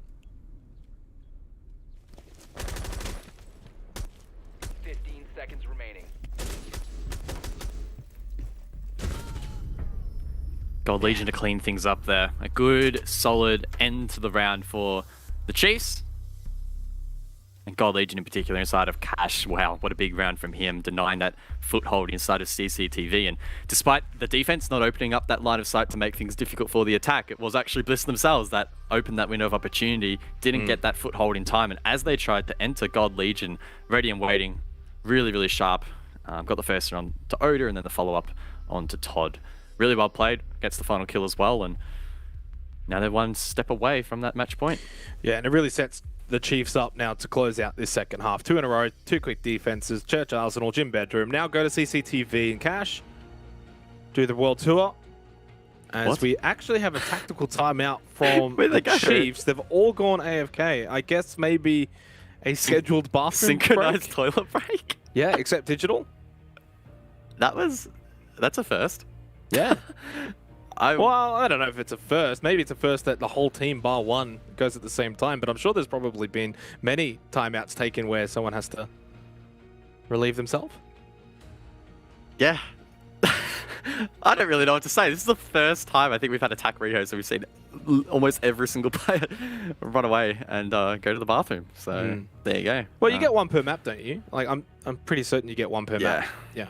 So, I mean, at this point, Chiefs probably don't need to use it for any other reason other than that. But they are not too far away from taking Clubhouse. And of course, for those who have maybe only just tuned in, Team Bliss did win the first map, which was Bliss's map pick of Cafe. They won that one 7-2. Very convincingly, Gus. I mean, it was very one-sided. But Clubhouse has been a little bit closer. Nonetheless, if Chiefs can close out the next 2 rounds, 7-3, obviously not that much different to 7-2. Yeah, for the most part, the Chiefs playing this really, really well. They're not making too many mistakes. That is the environment in which Bliss thrive. If their opponents make mistakes, they make them pay. And for the most part, the Chiefs are really not putting a foot wrong, at least from what we have been seeing. So props to them, proving why it is their map pick. And again, just setting up the expectation that this could be a pretty long best of 5. We thought that the first 2 maps would, be a little bit more decisive, but again, the tail end of this series, it really is anyone's game when you look at the history of the remaining maps. So we'll have to hold on for that. And I mean, look, the Chiefs are still a fair way away from actually closing out this map in particular, right? 2-round wins doesn't sound like a lot, but it can be, especially if Bliss put up a solid fight. And it only takes a couple of these players to really activate like they did on Cafe, and they could turn around this momentum. That's why it's imperative for the Chiefs to really just close this out and get out of here with the map win and head over to Oregon, which is going to be our next map. And the beauty of that, if the Chiefs do win this, Guz, whoever then wins Oregon will be on championship point there on after. So that map is going to be so critical if the Chiefs do win this one to see who can go up 2-1 in the series. That will be a fun one to watch. Rotero drone, nicely used from Todd. This will help open up this jacuzzi wall. Again, so much information here for the Chiefs to work with. Worthy has done a great job in placing these cameras around the map and has a really good read as to where this push is coming from in the hands of Bliss. Minute 40 left in this round. Todd will use another Rotero drone, only one left after this to, I was going to say open up the hatch, but it gets opened prematurely there from Fisher Guys C4. Looking to get aggressive and maybe force a pick. I think he's only got one left as well. He has been droned out here, Fisher Guy. Digital though with the opening pick of the round. Only 4 drones left though for Team Bliss. A lot of utility has been expended. Oda's in through Jacuzzi Wall. Shade now drops down into logistics. Fisher Guy though gets Todd. Shade will swing back and say, where were you hiding? Chiefs still with the man advantage. As Bliss looking to get control of Con.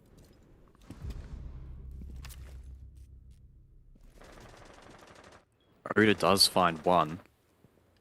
Worthy does pose a risk though. Down below still has a nitro cell, could deny default plants.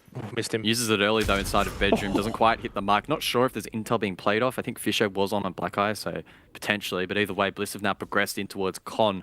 Digital under a lot of pressure, needs to try and hold the Con entry. Also worried about the breach as well. So this is honestly pretty scary for the Chiefs at the moment if they don't find these picks. A big moment, 3 versus 3, but Worthy of course stands up when it matters the most. 15-5-2. Goes big, the Stage 1 MVP. It's grand final time, and that's where you want your best players shining fast with a good headshot onto Oda, trying to entry in. And Jigsaw once again, just like the round prior, the solo and the defeated. It's match point, or map point, I guess, for the Chiefs. Good setup there from the Chiefs. They had those entry points covered. Vast in rafters, holding that long angle in towards the entry, alleviating some of that pressure from Digital, who could focus his efforts on towards the breach. Good signs there from the Chiefs, watching each other's back, communicating well, and playing well. It shows in the scoreboard a 3-round buffer should be more than enough for them to close this out pretty comfortably.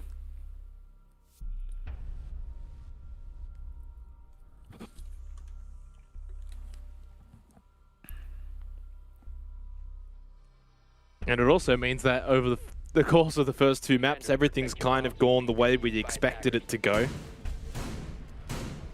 Which then just means that this awesome best of 5 grand final turns into a best of 3 at the core, which will basically mean Team Bliss, Oregon, Chiefs, Chalet, and Villa, the decider if necessary. Imagine if we do go the distance, all 5 maps. What a grand final that would be, and I think if that were to happen, and even if Chiefs were to win, say 3-2, Bliss would be so worthy of the plaudits for showing up in the grand final. But on the flip side, guys, if Bliss lose Clubhouse, then lose Oregon, then lose Chalet, then they're probably going to have those doubters again question their validity come playoff time. So once we conclude Clubhouse here, which we expect probably isn't too far away, we head over to Oregon. And I think the expectations will be more so on Bliss than anything. Yeah, Bliss are looking to prove themselves here in OCE. Wow. Todd taken down early, and like I was saying, again, Bliss looking to prove themselves here locally in OCE, but also looking to build upon what they have at the moment and really stand a chance to fight for an APAC South spot next year. That is the big overarching goal for them, and that does start by winning big matches like this against the Chiefs, who they themselves find them themselves in the APAC South League. Very prestigious position, and it does have home to the best of the best. And despite, again, even the Chiefs being such a good team, didn't even make the APAC playoffs, but they are proving that here on Clubhouse at least, they are such a deadly squad. 2 big picks to open up the round, and Bliss will need to crawl it back. Yeah, it's not happening. Not on Clubhouse, and not when Worthy's going 17-5-2. Just a clear standout performance individually here from Worthy. Obviously, as a team, the Chiefs have been good, and we expect them to be good on Clubhouse. Digital also has had, once again, another good game here. 2-man advantage for the Chiefs, though, on the defense. It's very unlikely for Bliss here with a minute and a half left. Fast gets aggressive, but will fall back. Gold Legion, though, he stays inside the bait of Secret. What can he do? Dead. Well played from the Chiefs. Executed perfectly. Jigsaw had no idea. Got baited in. God Legion just stands up, takes the free kill. And now it's a 5 versus 2. Nitrocell from Digital. Oh, he runs straight into it. Oda. So unfortunate. Diffuser up above. Shade still inside the kitchen in a 1 versus 4. Under a minute. There's no chance. Let's get Oregon. What an absolute amazing map from the Chiefs, guys. 7-3. Not quite the 7-2 flip, but close enough. We get what we expected. And now this turns into a best of 3. Yeah, the series is now well and truly neutralized, and the Chiefs, they bounced back from a disappointing map 1 to win their pick. A great performance from them. Pretty stock standard at the end of the day. They just played better Siege and better structured Siege at that here on Club. They'll be happy with that result. But again, such a long, long way to go and a lot of Siege to be played.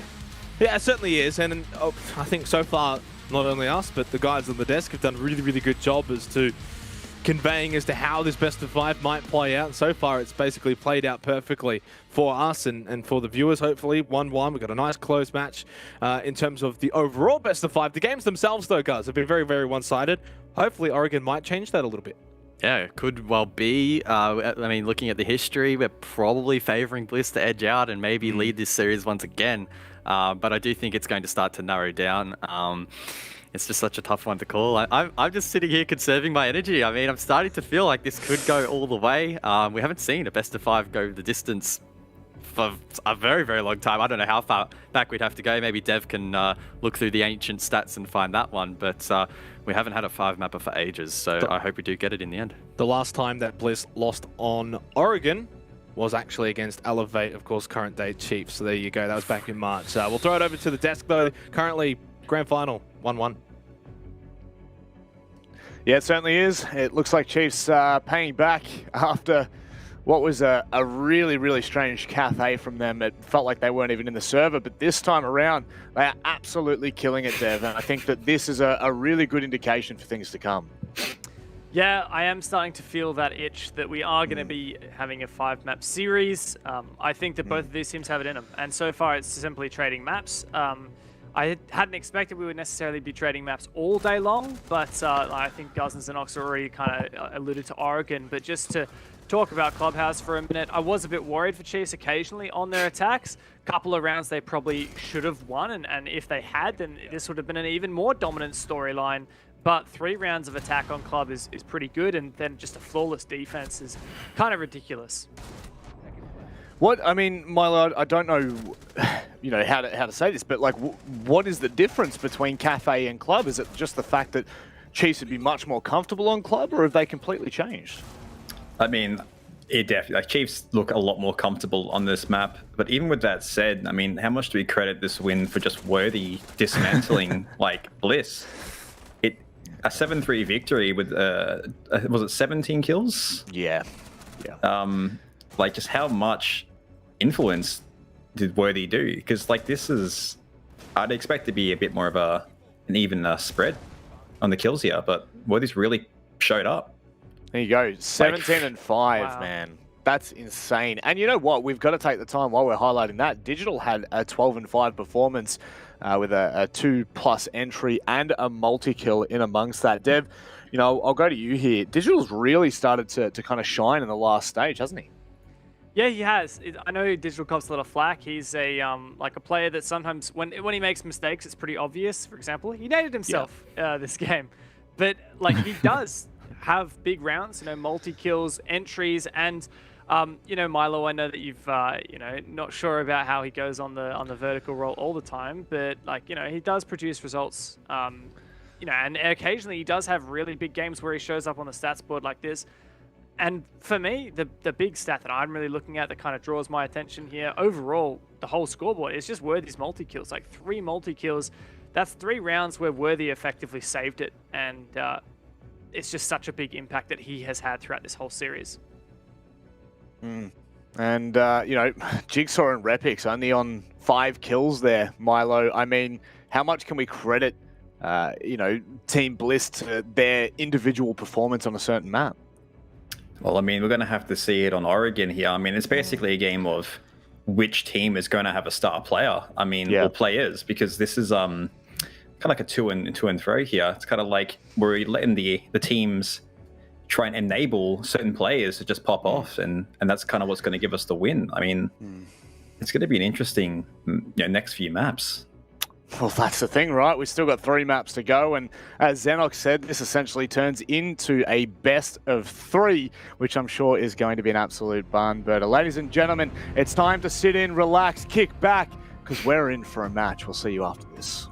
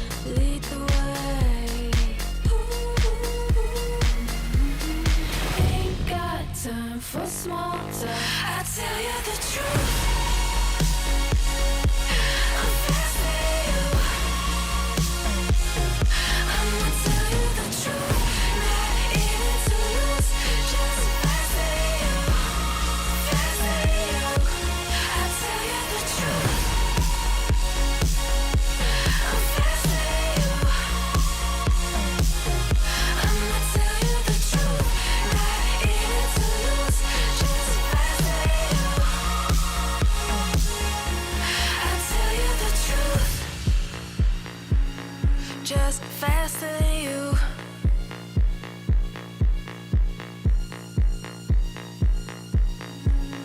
Just faster than you.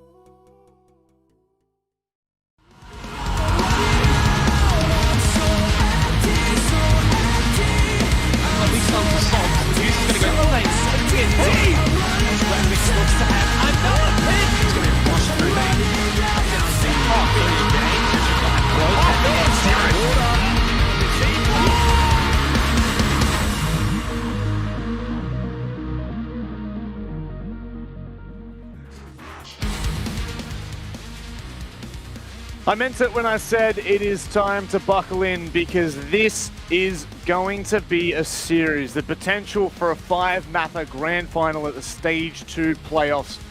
The OCN presented by Samsung Dev. I mean, you know, we're all feeling it, but can it really go the 5? Can Bliss push this the distance, or will Chiefs crumble here? Yeah, it's hard to say. Look, depends on how Oregon goes. I think if Bliss win Oregon, then we're probably slated for a 5-mapper. There's a potential for a 3-1, I think, if Chiefs can take it here. But should we see that full 5-map? You know, Guz had mentioned it. I've looked up a couple of the numbers. I'm pretty sure the only other ANZ Oceanic final that has actually been to the full 5 maps was the very first LAN we ever had. It was called the ANZ Invitational back in 2017. Atletico beat Corvidae at the time, and Todd actually played for Atletico and got the winning kill for the whole series. So a bit of a throwback there. We haven't had many best of 5 since then, but yes, this may well go to the full length. Milo, as we head into Oregon here, you know, we've kind of gone back and forth about where this map is. The last time these two teams played, Chiefs won it, sorry, I believe it was in overtime as well. How are we feeling now that we've had kind of a full stage since then? Well, at the moment, we've got Chiefs and Bliss with a map each. And yeah, we still got to push the envelope that Bliss still have to prove that they can win multiple maps in concession. And it, you know, Chiefs have history on Oregon. They have won, and have history on Chile. Yeah. Now, all it is a matter of whether the Chiefs can be consistent and still maintain their composure that they are going to be pushing off from Clubhouse. And if that happens, then I'm seeing a 3-1. Okay, interesting. Well, it sounds like that there's a lot of questions to be answered, and maybe the people to give us those answers are two of the best in the business, Xenox and Guz. Yeah, well, we got the best desk, we got the best host. We may as well have the best casters as well, shouldn't we, Guz? We may as well. Obviously, we're also having a pretty damn good grand final as well. 1-1, tied apiece. Maybe we can even get a best of 5 that goes the distance. Of course, for stage 1, it was a 3-1 victory for the Chiefs over the Knights. This is the part where now, though, one of these two will go up 2-1 and have that championship point. It could well be. It's a close series, one apiece, but neither map close thus far. Oregon, though, we're expecting this one to draw these two a little bit closer together. Which team can get it done? Let's find out. This is, of course, Bliss's map pick here on Oregon. But don't get it twisted. The last time these two teams met here on this map, Bliss lost out 6-8 to the Chiefs. Then, actually, though, known as Elevate. That was back in March at the very beginning of OCN Stage 1, so it was a long time ago. There was no jigsaw for reference. I mean, we can't take too much of that into account, Guz. What we can take into account is since that moment, Bliss have not lost on Oregon. They've only played it 3 times since then, but most recently in the month of July, they beat Order 8-7 and they beat Rhythm 7-2. Those were the games on Oregon to try and get that all out there. And Bliss are going to be attacking first, Chiefs on the defense. Flores banned first from the Chiefs, Mav in response from Team Bliss. So these are two new bans that we haven't seen brought out so far in this series. Again, Flores very potent here on Oregon. A lot of those strongholds can be dislodged by those Rotero drones. Maverick, of course, very efficient on those hatches, and is a little bit of a Fisho guy nerf there for Team Bliss to ban out. Valk to follow things up. We have seen Valk played out quite a bit so far in this best of 5 in both of the first 2 maps. In fact, she wasn't banned, and we did see both teams employing her, but on this occasion, Team Bliss not wanting to deal with that. Chiefs, of course, starting on the defense, get the final ban, and it is the Arini. Once again, 3 maps straight. And I should mention as well, in terms of the Chiefs' record on Oregon, they don't really play the map a whole lot, at least over the last couple of months. Only twice have we seen them play Oregon, and they beat Knights, actually, 7-3 back in Stage 1 of OCN. And then they also played Cyclops in the APAC playoffs. They lost that one 7-5. That's it, though, in terms of seeing Oregon for the Chiefs. So I wouldn't necessarily discount them on this map, guys. I think that compared to the first 2 maps of Cafe and Clubhouse, this is probably the more neutral territory map, because I'm going to be completely honest. I think the Chalet after this, I'd back the Chiefs in there every day. Yeah, Chalet could be quite an exciting matchup, as either team will be fighting to win the entire series there, and it has been an insta-ban for Bliss, so... In fact, you could even argue, guys, sorry to maybe cut you off there, but Bliss have not played Chalet, and they have not played Villa. In Stage 1 and Stage 2 of OCN, they have not played either of those 2 maps. Those are the 2 last maps. Now, that sort of goes back to the overarching question of Bliss in their map pool, best of 5, you know, you got to play more maps. They haven't even played those 2 maps at a competitive level. Yeah. Chiefs have. I don't think we could get any better of an answer. Almost must-win territory if you're Team Bliss. Yeah. I can't think of 2 better maps to head to. We just don't know what to expect, and we will finally answer that question that we have been posing for the last couple of weeks throughout Stage 2, and probably even throughout Stage 1 as well. So we'll have to wait and see how those play out, but yeah, you're right. Here on Oregon, map number 3, a bit more of a neutral territory. Some good form for both of these teams. A basement defense, of course, to kick things off here from the Chiefs. Bliss looking to swiftly take blue. Quick drone from Todd. I think Bliss are prepping for a rush. Yeah, this is definitely a rush. I would know. Oh, they fall off it.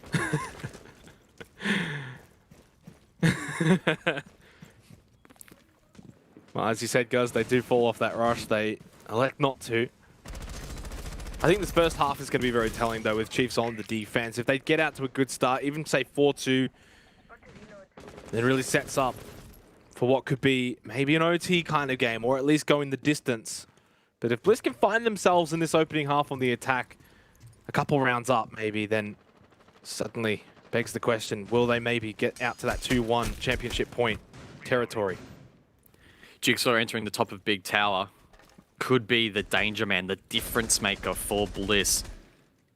Again, one of a few huge fraggers throughout the Stage 2 regular season. And his entry is going to be very important here on this round. Both Gold Legion roaming inside of meeting. That mute jammer unable to protect those Selmas from being detonated. And of course, Vast elsewhere on that vigil, now rotating back down the armory stairs in towards lobby. Now, there haven't necessarily been any engagements so far, but both teams are tightly contesting here for map control.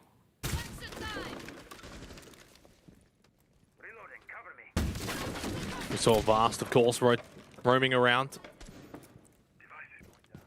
on the vigil.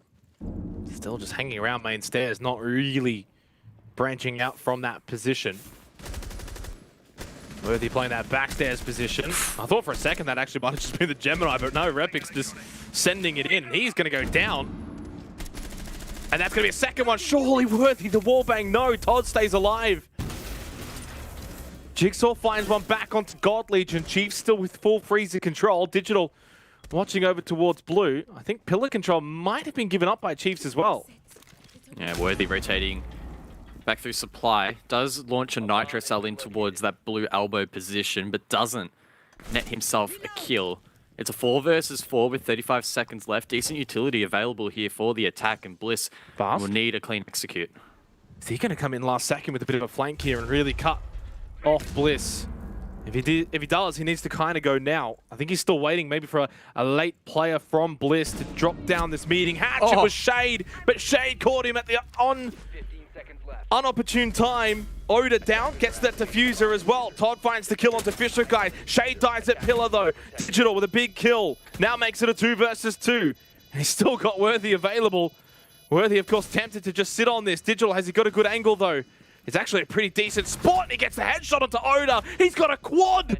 Digital, in the grand final, comes up big, and Worthy gets the counter defuse. A huge round there from Dig. Not only there at its conclusion, but put a lot of pressure in towards Blue early from sight. Use those angles really, really well to inflict a lot of damage and, again, provide a lot of pressure for the rest of his team to play off, the likes of Worthy feeding into that as well. And in that pillar position early, and it did steamroll there. Bliss, of course, in red time, forced to go for the plant. A little bit of an unideal rather, position for them in the post. Good work from Worthy to cross. Again, using that pressure from Digital. Could long arm it, and then Todd so low on HP. No real chance for him to get back into that round. So, just like a well-oiled machine, the Chiefs will take that round.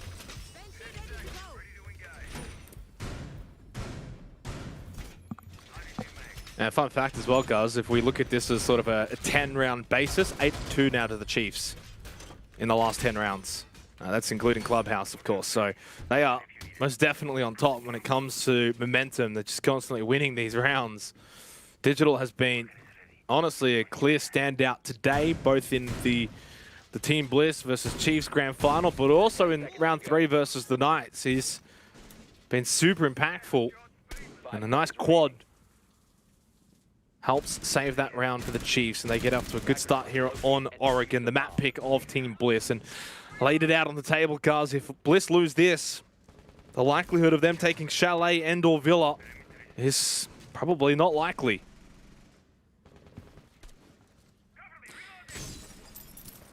Aggressive spanner thrown into the works here from the Chiefs. God Legion playing the top of Big Tower, and that's a position that if Bliss want to clear out, we'll need more utility over there. They do have the flash grenades from Shade, a couple of nades from Repix, but both of those players are in fact on the other side of the map. So we may well find ourselves in a scenario where God Legion is ignored here, and instead Bliss focus their efforts on opening up games and maybe even going for a double window and top white stairs execute. That has been quite fashionable in this current meta over on Oregon.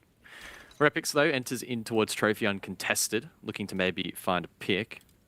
God Legion is monitoring that satellite window if Repix does fall back, or if another player, such as Jigsaw, does try and go up the stairs. But again, much like the last round, a bit of a standoff. Not too much aggression from either team as Bliss slowly take map control, and Chiefs willing to concede it in the meantime. Yeah, I think time for God Legion to rotate away from Big Tower. Repix will find the opening pick. That's Fisher Guy eliminated. Minute and a half remaining here in the second round of our third map of this grand final. Best of 5, of course. Winner of this will then be on championship point.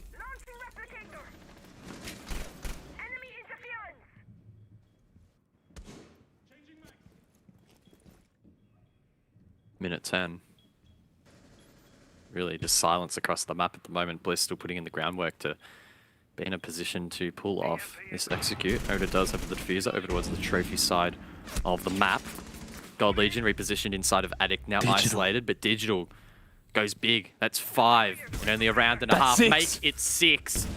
The man's popping off deep in towards Storms. How many more can he find? Thought maybe Worthy, and yes, had he held that angle, he would have got the kill. Now he certainly will with the Nitro Cell. It goes bang! And right now the Chiefs lighting up a storm here on Oregon. They take the second round. Despite Bliss getting that opening pick. God Legion. Yeah, the boys. What did I even say? I think it was at the I thought boys. it said, was it at the boys or end the boys? Why not just say yeah, the boys? I don't know. Maybe a little bit lost in the sauce there, God Legion, and talk about being lost in the sauce. Bliss stalling out big time in that last round. It seemed like they had good progression. They opened up games. God Legion was isolated, but at the same time, maybe they got a little bit too concerned with that player inside of Addict. And then when they tried to send it in deep, The trades just weren't quite there. They had the man advantage, Bliss, but they couldn't quite capitalize. And the man of the hour, Digital, kicked things off so nicely there for the Chiefs, and I guess nullified any advantage that Bliss had attained. Apparently it said, hi Huey and the boys. So hello to Huey and the boys. Hi Huey. Does that mean Huey's not part of the boys? Maybe. Either way, the Chiefs are off to a flying start here on Oregon, which is not good news for Team Bliss. That's now six rounds in a row, guys, that the Chiefs have won, including their 4-0 second half on Clubhouse. Now 2-0 to start here on Oregon. All of the momentum on the side of the Chiefs, and Team Bliss need to rectify that one. Otherwise, they could find themselves 2-1 down in the grand final, heading into unfamiliar territory of Chalet and Villa. Oh my god, I thought that was Repix for a second. I thought that too. The timing, yeah. It was worthy though, in Big Tower to get that first pick. Unfortunately, Jigsaw falling. In the third round with the attack down 0-2, we often look at this round as being really important for the attack, as it means, rather it gives us an indication as to whether or not they can step it up on the tertiary site choice here for the Chiefs, which on this occasion is meeting and dining. A couple of awkward air jabs down below there from Shade. Trying to establish control below, prevent any rotations from the defense. But again, not an ideal start. Dropping Jigsaw makes things very, very tricky. You can't rely on that frag power anymore.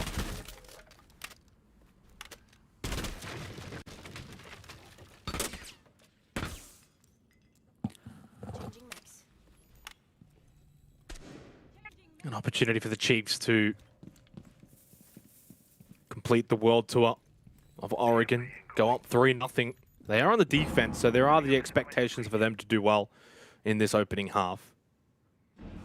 Minute and a half remaining, still just that one-man advantage, and once again, kind of similar to the last rounds gone by, it has been rather slow going, and that's okay. We don't need to see too much chaos early on in the rounds, and I guess that's probably just the nature of Oregon. It's all very late round heavy action. Shade still down below, playing hallway monitor, making sure that no one rotates from the defense. Todd watching Digital, who's getting very, very hungry for his 7th straight here in round 3. He won't. Still he won't peek it. Gets gonna get droned. He's still no, Dig, no.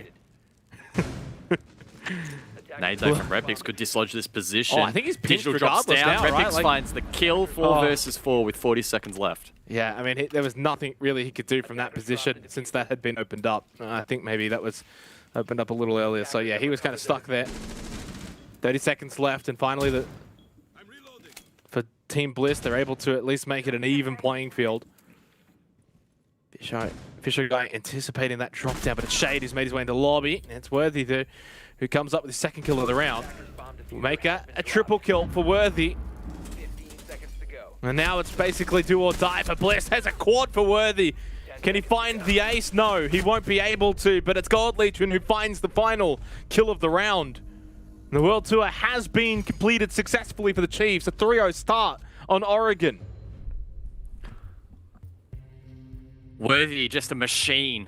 He had a very strong performance over on Clubhouse, and it seems to be transitioning nicely now over towards Oregon.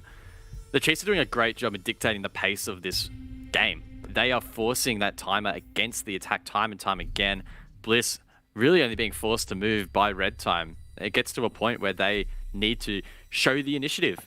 And the Chiefs, they're doing a good job in denying some of this map control and playing the minigames quite well. And they're ready and waiting for this push to come through. They're hitting their shots and not allowing Bliss to trade those picks, making things very, very difficult. A 3-0 lead, very significant.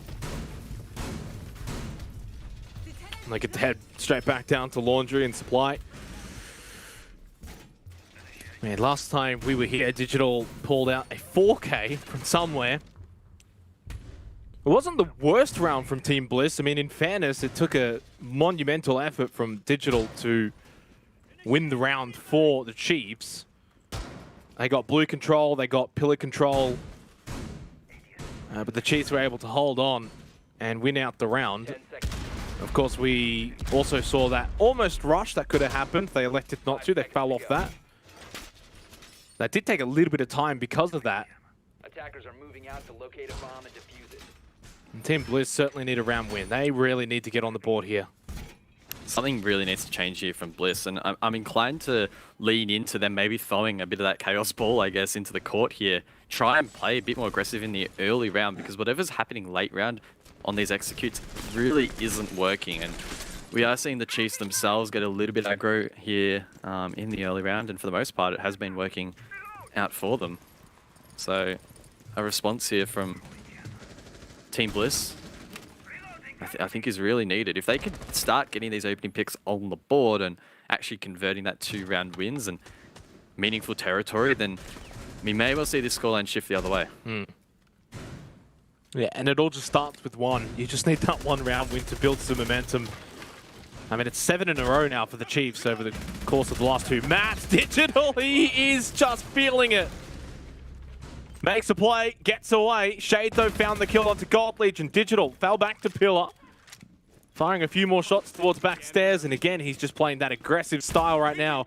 When you're in the zone, guys, that's just sort of the way you play. Yeah, red hot at the moment. Fisher's still above as well. So the Chiefs have a good foothold and a good position to play off. Repositioning of the deployable shield there from Fast to hold down the corridor, and Worthy wins out that engagement onto Jigsaw. A 4-3 advantage for the Chiefs. Shade needs to be very careful of Fisho still inside of security monitoring that hatch, that entry as well in towards Kitchen, but it's Worthy. 2 more in this round. He is going absolutely massive, 8-1 thus far. Yeah, it's the Worthy Digital show at the moment. And there's another one, 3 for the round. Oh, finish it off, Fisher, and he does. It's 4-0 on Oregon. This is Team Bliss's map pick, and yet it's Chiefs' map. Doubt now starts to begin to creep in the minds of Bliss. Do they have the map pool? Do they have what it takes to win more than a single map in this series? That's what's being asked of them at the moment, and the scoreline so far suggesting that things are not going their way at all. A pause in the action though. Oda leaving, so we'll get confirmation as to why that is sound the case. Bug, probably. Yeah. Yeah, may well be. Just a little wink sound bug. Yeah, I mean, a convenient one. Yeah, what are the odds? Yeah, things not going well. Anyway, 4-0 for the Chiefs. And then a tech issue here for Team Bliss. But look, ultimately, I think they got more issues than just some tech issues, guys. They got issues in the game. They are getting slaughtered right now from Worthy and Digital. And I say that, it's still a team game. It's still a Chiefs, but it's Worthy and Digital. They are popping off everywhere. Now, should preface, of course, they're on the defense, right? So there's expectations. Oregon defense do well. Usually that's the play. But the fact that they're up 4-0, is that... I'm not even going to say what it is because I don't know if I'm allowed to. In fact, I know what you want to say. I really want to say it too. Either way, it is a nice blank. Yeah.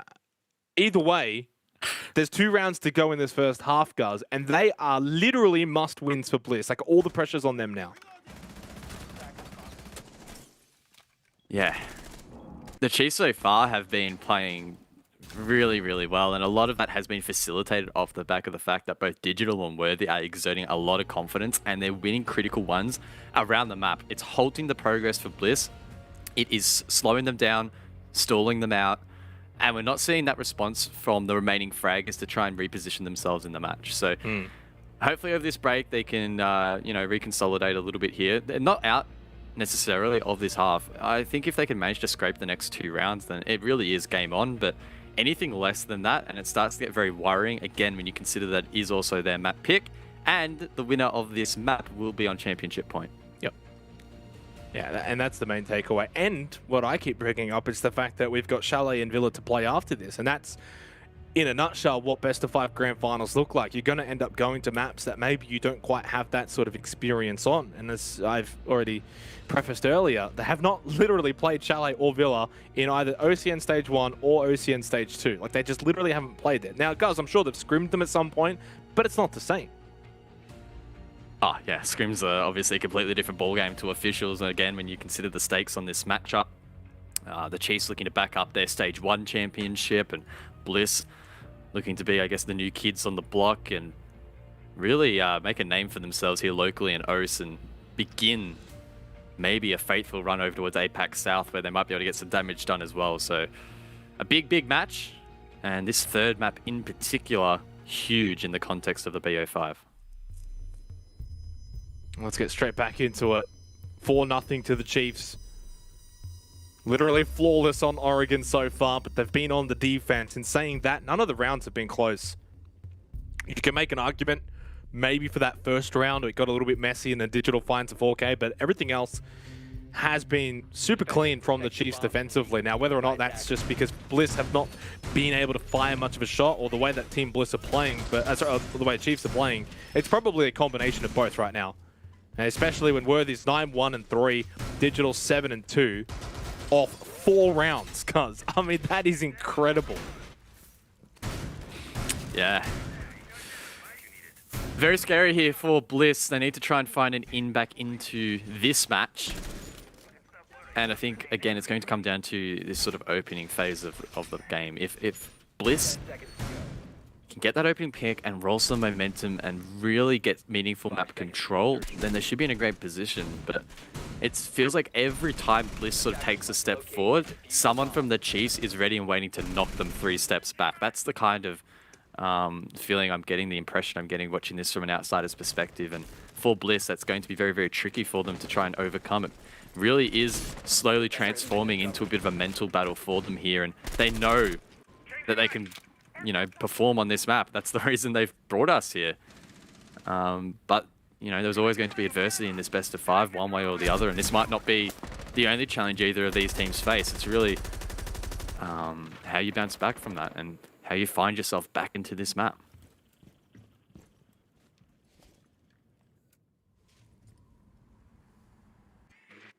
Absolutely pivotal round.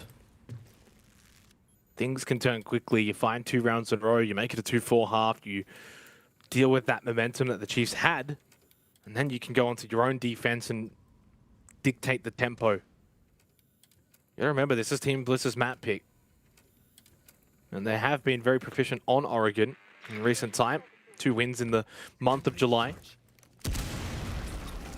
They need to find an avenue forward though. Time for them to be aggressive here. Oh, talk about aggression. Fisher inside of games. Staring down the barrel of that breach that has now been opened by Oda and his Salma. A multiple breach, so it will be a little bit awkward to enter in if Bliss so require. And it would suggest that Oda wants to use these Salmas elsewhere. The first, taken down by Nitro Sal. Maybe Bliss trying to apply more pressure into its pit. That could be another avenue of attack.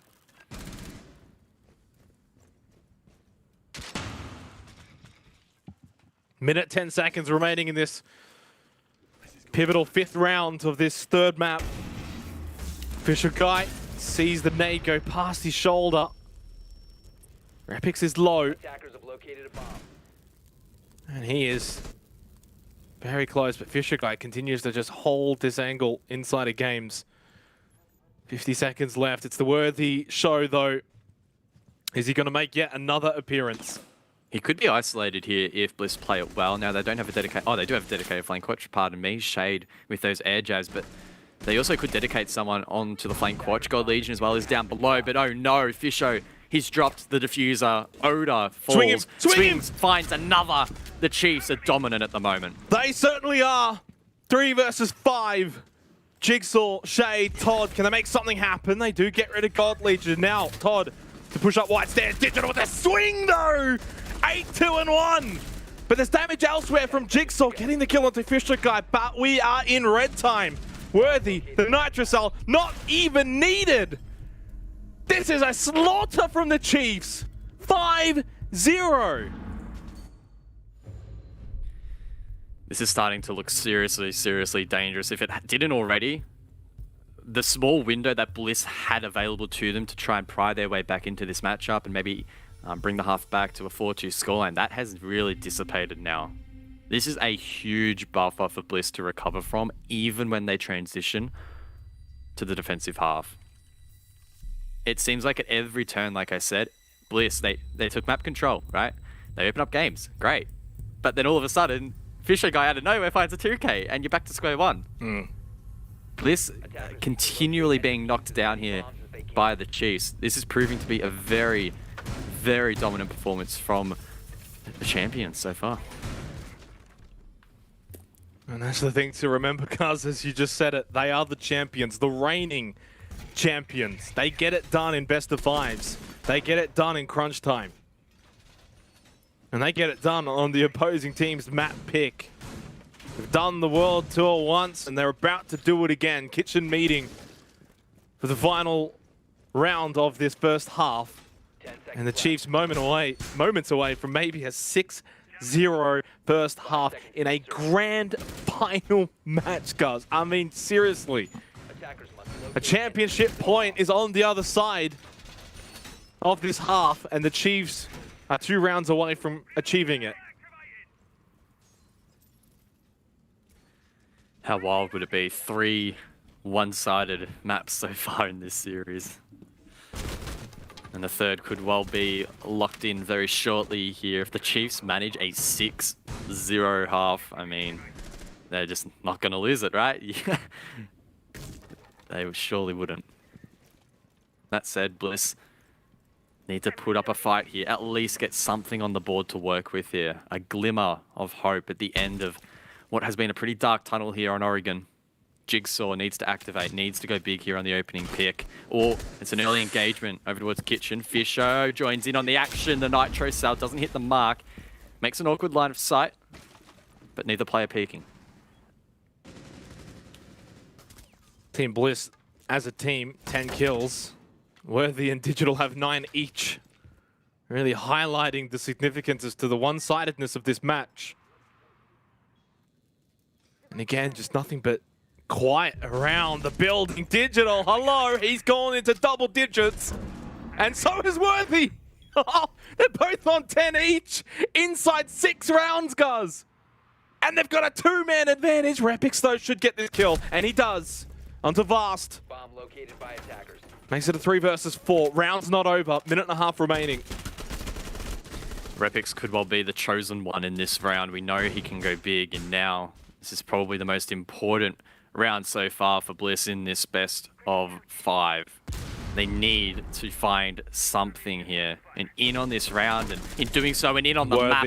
And maybe even the series, but Worthy is just too damn good. Swings again. Oh no my way. word, it's an awkward engagement. Worthy whips out the pistol. Nitro cell to follow, but it doesn't quite detonate in time. Repix immediately traded Oda on a little bit of HP. Shut down as well. It's a lockout from the Chiefs. It's a 6-0 half.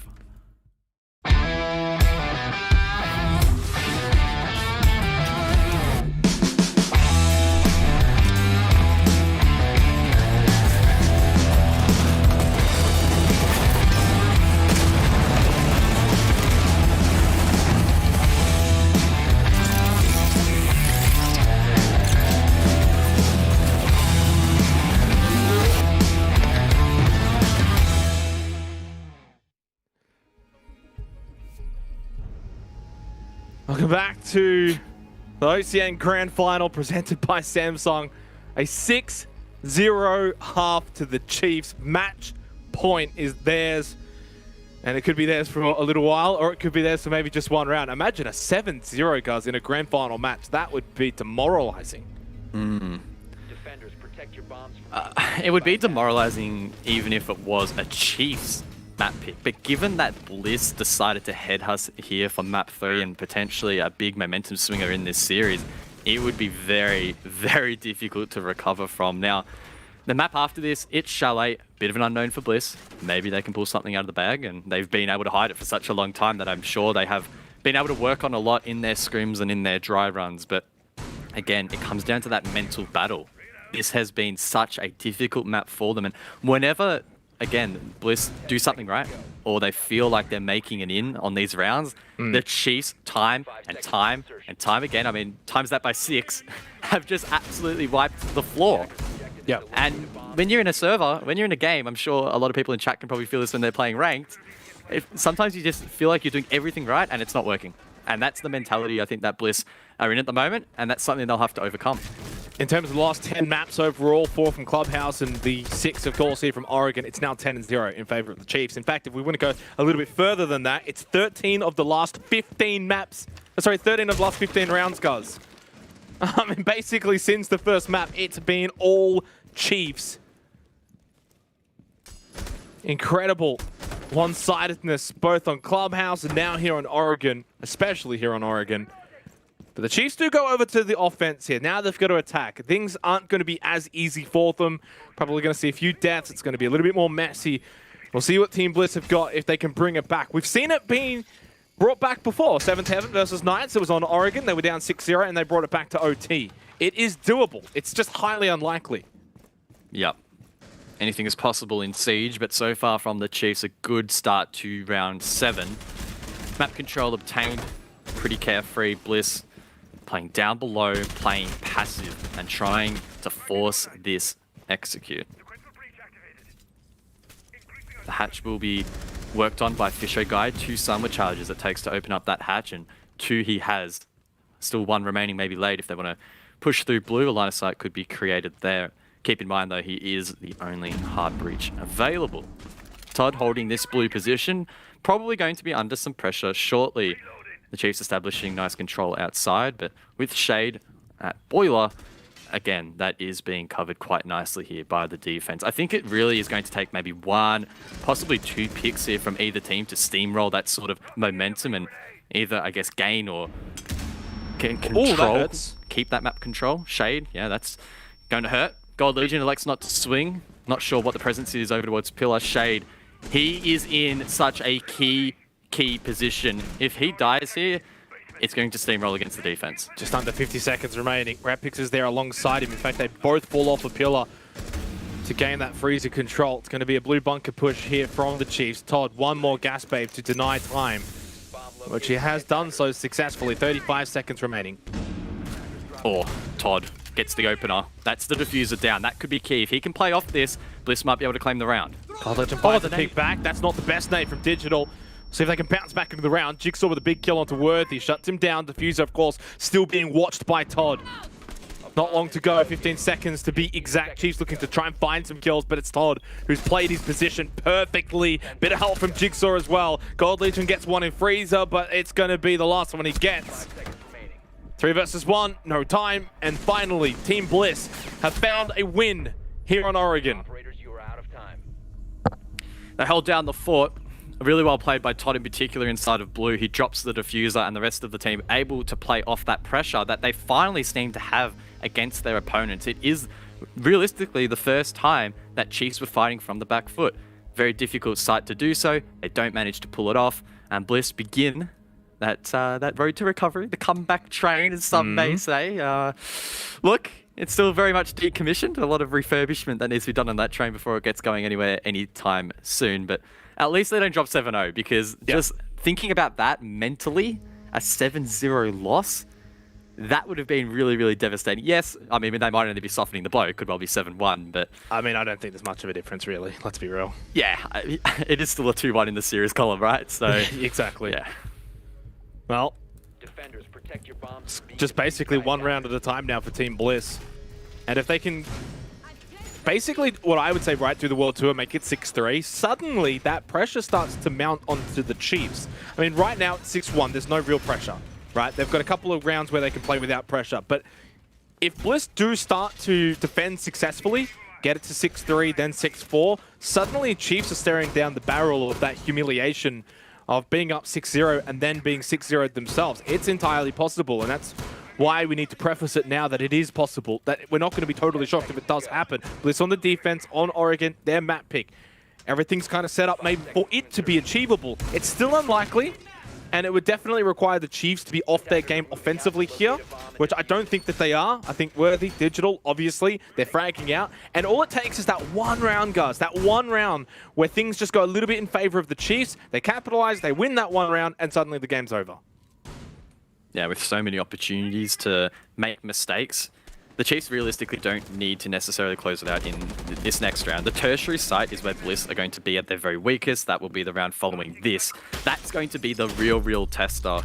And if the Chiefs don't win it there, well, honestly, then that comeback train becomes a lot more realistic. However, though, the Chiefs, they want to put their best foot forward, close the series here, and they're going to take Pit on the ASAP.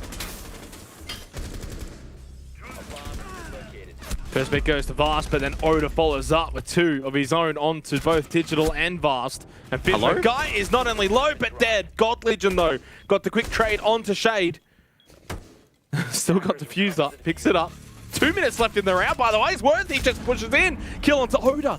Really nice Nitro saldo from Todd. He won it. Now Worthy picks up the Diffuser. In a 1 versus 2, sticks it immediately in this kid's sight. And suddenly, from 1 minute and 50 seconds, we're down to 45. The retake, very difficult here, but Todd hits the shot. That is clean. That is so clean against the magnified scope. They'll be careful as they enter in towards site. Don't want to get picked off by a Claymore. But a clean retake there from Bliss, and there we go. They get 2 straight. And Todd being, once again, influential in both of those rounds. 2 in a row, and it just starts with 2, and it starts with 1, starts with 3 in a row, then 4 in a row, and suddenly the pressure's on the Chiefs. Of course, it still holds out to be map point for a while. It will be a while. And that's the thing, that kind of round, guys, like, that's not bad from the Chiefs. I don't mind that sort of chaos that they can create in this round. Yes, Bliss were in favor pretty much the entire time, but like Worthy gets this kill here, and suddenly it's a 2 versus 2. Bliss just happened to win out, but the Chiefs cause that chaotic environment, and when you're only 1 round away, and you cause that chaotic environment, at some point, you're going to get the chips to fall in your favor. Yeah, I like the mentality there from the Chiefs. If they play a more measured play style, arguably the stats are in favor of Bliss being that secondary site. So they tried for something a little bit different to close out the map, and it didn't work out. But like I mentioned earlier, during the prep phase, this round here is probably the Chiefs' best opportunity to win the round and close out the map. This is the one that's critical. If the Chiefs don't manage to convert it here, Bliss go around the world, then things start to get really exciting, because Bliss, of course, can go back to the 2 more favored sites here in Oregon, and they know that they can win the tertiary. So for me, this is the biggest round so far that we have seen between these 2, and with Oda sticking the clash, that is going to be a big risk for Bliss. Yeah, and basically to summarize what you've just said there, if Bliss win this round, it's likely they can force 6-5, which is staggering to even think about, right? Like, that's what a comeback, right? That's 5 in a row, and then obviously you will have to go back to kitchen meeting again. So, yeah, huge round here for the Chiefs. Not their last round, and I mean, like, they can still pinch Storms or Laundry. Like, it's not impossible for them to win those. But yeah, like, if they're going to win a site, this is probably one of the ones that they should be more comfortable on. Things have just dried up, though, a little bit for the Chiefs offensively, and Team Bliss have been, well, stalwart on the defense. Todd's been very impressive as well. Jigsaw spawn peek in the front door, but Worthy on the east, not the west, where that angle was looking towards. Vast, meanwhile, elsewhere, taking control of Big Tower. We may well see Chiefs pressure above and nullify any hatch control that Bliss may have inside of Attic. Jigsaw still looking to maybe get something done, but most of the offensive effort here from the Chiefs is on the north. Big Tower in towards Addict, and with that Selma detonating, it does mean that Bliss can't really rely on that control above. I do think that the linchpin here is really Oda on the clash. If he can be a nuisance inside of meeting, not get taken down for free, then getting that plant down is going to be tough with him feeding all that information to the rest of the team. Good upstairs control for Bliss at the moment. And they still need to, well, Chiefs also still need to deal with Jigsaw as well, just hanging around lobby now in classroom, and he's going to be a nuisance. It's just all about buying time and being a bit of a pest, really. 1.5 minutes remaining, and how much have really Chiefs got to show for it. Yeah, that was really well played by Jigsaw inside of lobby. Shits down 6 of those ex-Kairos. That's a third of what Worthy has available, and Either he was trying to bait out that information or was maybe not expecting it. Either way, though, not a great result there in the utility department for the Chiefs. We're still looking to get it in, but there we go. That's like the aggression from Jigsaw that's been missing. I'm pretty sure he swung out. Bliss. Oh, God Legion. Hits a one-tap there onto Shade. Puts him to rest. It's a 4v4. Yeah, God Legion went for the rotate to start roam clearing horizontally because they realized what Team Bliss were doing, and he did find that kill. I think he also, at some stage, would have wanted to find a kill onto Jigsaw as well. Oh, they're inside. Yeah, and they're going to go straight into Kitchen now. Digital hasn't really given away too much of a presence. They just basically nullified the clash by going around it here. Digital maybe needs to find a better sightline. Fortunately, has Fisher Guy watching as well. Oh, he just runs straight past. He didn't check. Todd's going to punish him. Makes it a 3 versus 3 with 30 seconds left in the round. Fisher Guy needs to stick it at some point. But he can't get it down. He's trying desperately to find a safe spot. Tried to get it down in the first instance, but Bliss have created a lot of angles and have above control. Todd trying to hold back Z. This is a very awkward position for both teams. Repix can drop down as well. 12 seconds left.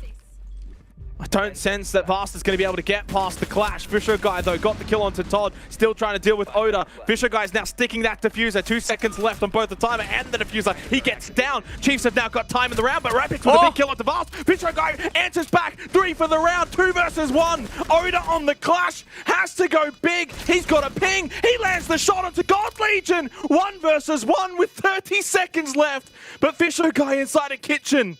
Well placed. He has to hit the spin trick. With he a has shield. to hit the spin trick. Or he's going to stick. This Does he is just risky. stick it? Nah, he's not going to be able to win this one. He has to get off it. He has to get off it. Fisher Guy runs over, collects his head, and collects the round win and the map win for the Chiefs on Oregon. 7-2. They now are on championship point. 3 dominant scoreline straight in this series, but the Chiefs edging out there in the series as a whole. 2-1, they're now on that championship point.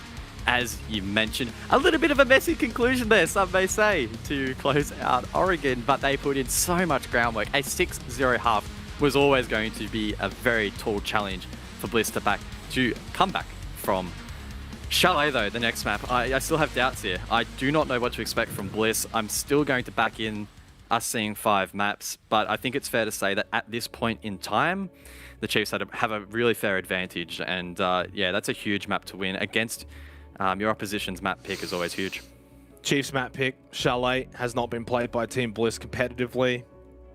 I mean, it's Team Bliss favored all the way. They're up 2-1, especially off what we saw there from Oregon, guys. It's certainly looking like Chiefs may be back-to-back champions. They've got to get one more map. For Team Bliss, though, they've got to get 2 in a row. It's as simple as that. We're going to throw it back over to the most handsome desk? Yeah, we'll go with that one. Kind of sounded like handsome ass desk, in which case, yes, I do agree too. But yeah, guys, once we kind of dissect that, I mean, Milo, I'll come to you first. What do you do if you're Bliss right now? You just got absolutely dominated. That was one impressive showing from Chiefs. I was not expecting to be that one-sided, to be honest. And honestly, they really put Bliss back in their shell. Like, they've never seen Bliss play this passive before. I mean, on one of the last rounds, Bliss not contesting a single entry. Chiefs had sight, basically were surrounding sight by 2 minutes. It was just something insane to watch. Dev, we're seeing a completely different Bliss to what we're used to. Is this the pressure of playoffs? Is this the fact that we've seen Chiefs here before and it's just tried and true? Yeah, look, definitely plays into a part of it. You know, Chiefs are a team where they can lose a map, get 7-2 at the start, you know, opening for this series, and it doesn't really get to them. They can always bounce back from that, whereas Bliss, perhaps a little bit more rattled. I think they're capable, but that was definitely, like you said, Milo, you know, a bit concerning. Like, Bliss are kind of known for just exuding confidence, and especially on their attack, they completely lacked that. And a couple of funny moments, like in this last round, for example, Chiefs were planting in a 5v4. They get 1 pick on the only player who's in kitchen, and after that, they don't try and replace that player at all. They don't really realize that Chiefs are just planting on site. Is it a lack of information here, Milo? Like, what is going wrong for Bliss? I think the interesting thing to really put light on is the fact that Bliss don't bring shotgun operators, it seems. Bringing 2 sets of impacts for rotates and not a single shotgun operator really does limit the flexibility and prevent them from actually bringing any sets of barb or any other valuable utility. Dev, when you are looking at this, I think we were talking as well, with that with the lack of the shotgun operator, it also, makes Vert a little bit harder to create. Yeah, no, that's definitely true. Having a shotgun just does so much. And look, I'm always open to teams running different comps. I think that part of it is obviously Bliss running the mute ban, which means that there's one less shotgun in the mix. Often, if you want to run a smoke, you would have their shotgun, but a lot of these more loose defense, they're not interested in running the smoke. Yeah, overall, I'm for Chiefs' perspective at least, I'm glad that Worthy and Digital are both still firing all cylinders. I think those guys have actually really stepped up today. I think Worthy's definitely putting himself up there as a contender for MVP of the playoffs so far. He's been really, really consistent throughout, and a big part of why they won on Clubhouse, 17 kills. So, yeah, definitely moving into the next maps. This is where it gets complicated for me and gets interesting, I think, Rob, because the two maps that we have left in the veto, right, is Chalet, which Chiefs picked, and then the decider, which would be Villa. And both of those are insta-bans from Bliss. We literally have no wins, no draws, no losses, no plays. They're the two most banned maps by Bliss. So this is really where it's going to, like we've talked about, Bliss need to have a big map pool, right? They're not tested in these big series. This, right now, is where we actually get to see the fruits of that. Milo, before we go to a break, is this over for Bliss? Can we see a way for them back into it? Well, this is going to be a first experience for Bliss and for us to even watch. Can Bliss recover momentum? I mean, that's the question. Are they going to continue this sort of progression into hiding into their shell while Chiefs kind of triumph with all their confidence? Or are we actually going to see them come back and fight for it? Well, I guess that's the only way that they're going to be able to win this one. They have to fight back. It has to be on Chalet. It's Chiefs that are on series point. We'll be back after this.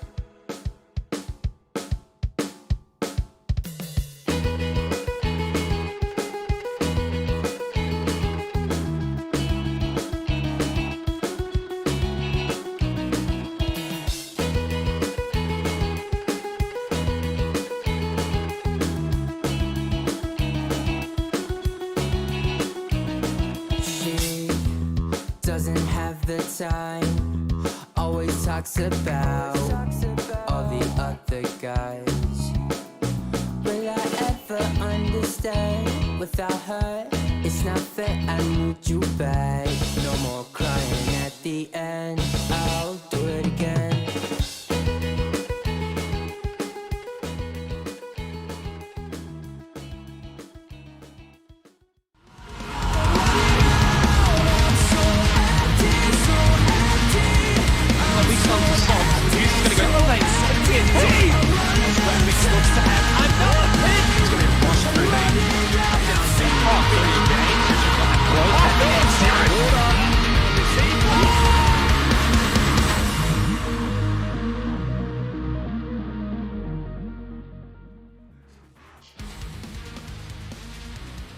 We are potentially looking at a final map here in our best of 5 series for the OCN playoffs presented by Samsung. Milo, as we head to Chalet, the Chiefs are up in the series and you'd have to say that they're feeling pretty confident going into this one. Definitely. They are looking pretty happy, all of them, except maybe God Legion and Worthy at the moment. They're looking a bit focused. Is that the secret sauce? Maybe it is. Maybe it is. I feel like Fisher Guy just lives in a cave. Like, I don't see a single honestly. pixel of brightness other than his monitor. Yeah. That's how he is. A couple of the rhythm players are like that as well, that's for sure. But I guess, we can probably isolate this game here, Dev. Chiefs are certainly looking so confident coming into this final map, or what could be final map on Chalet.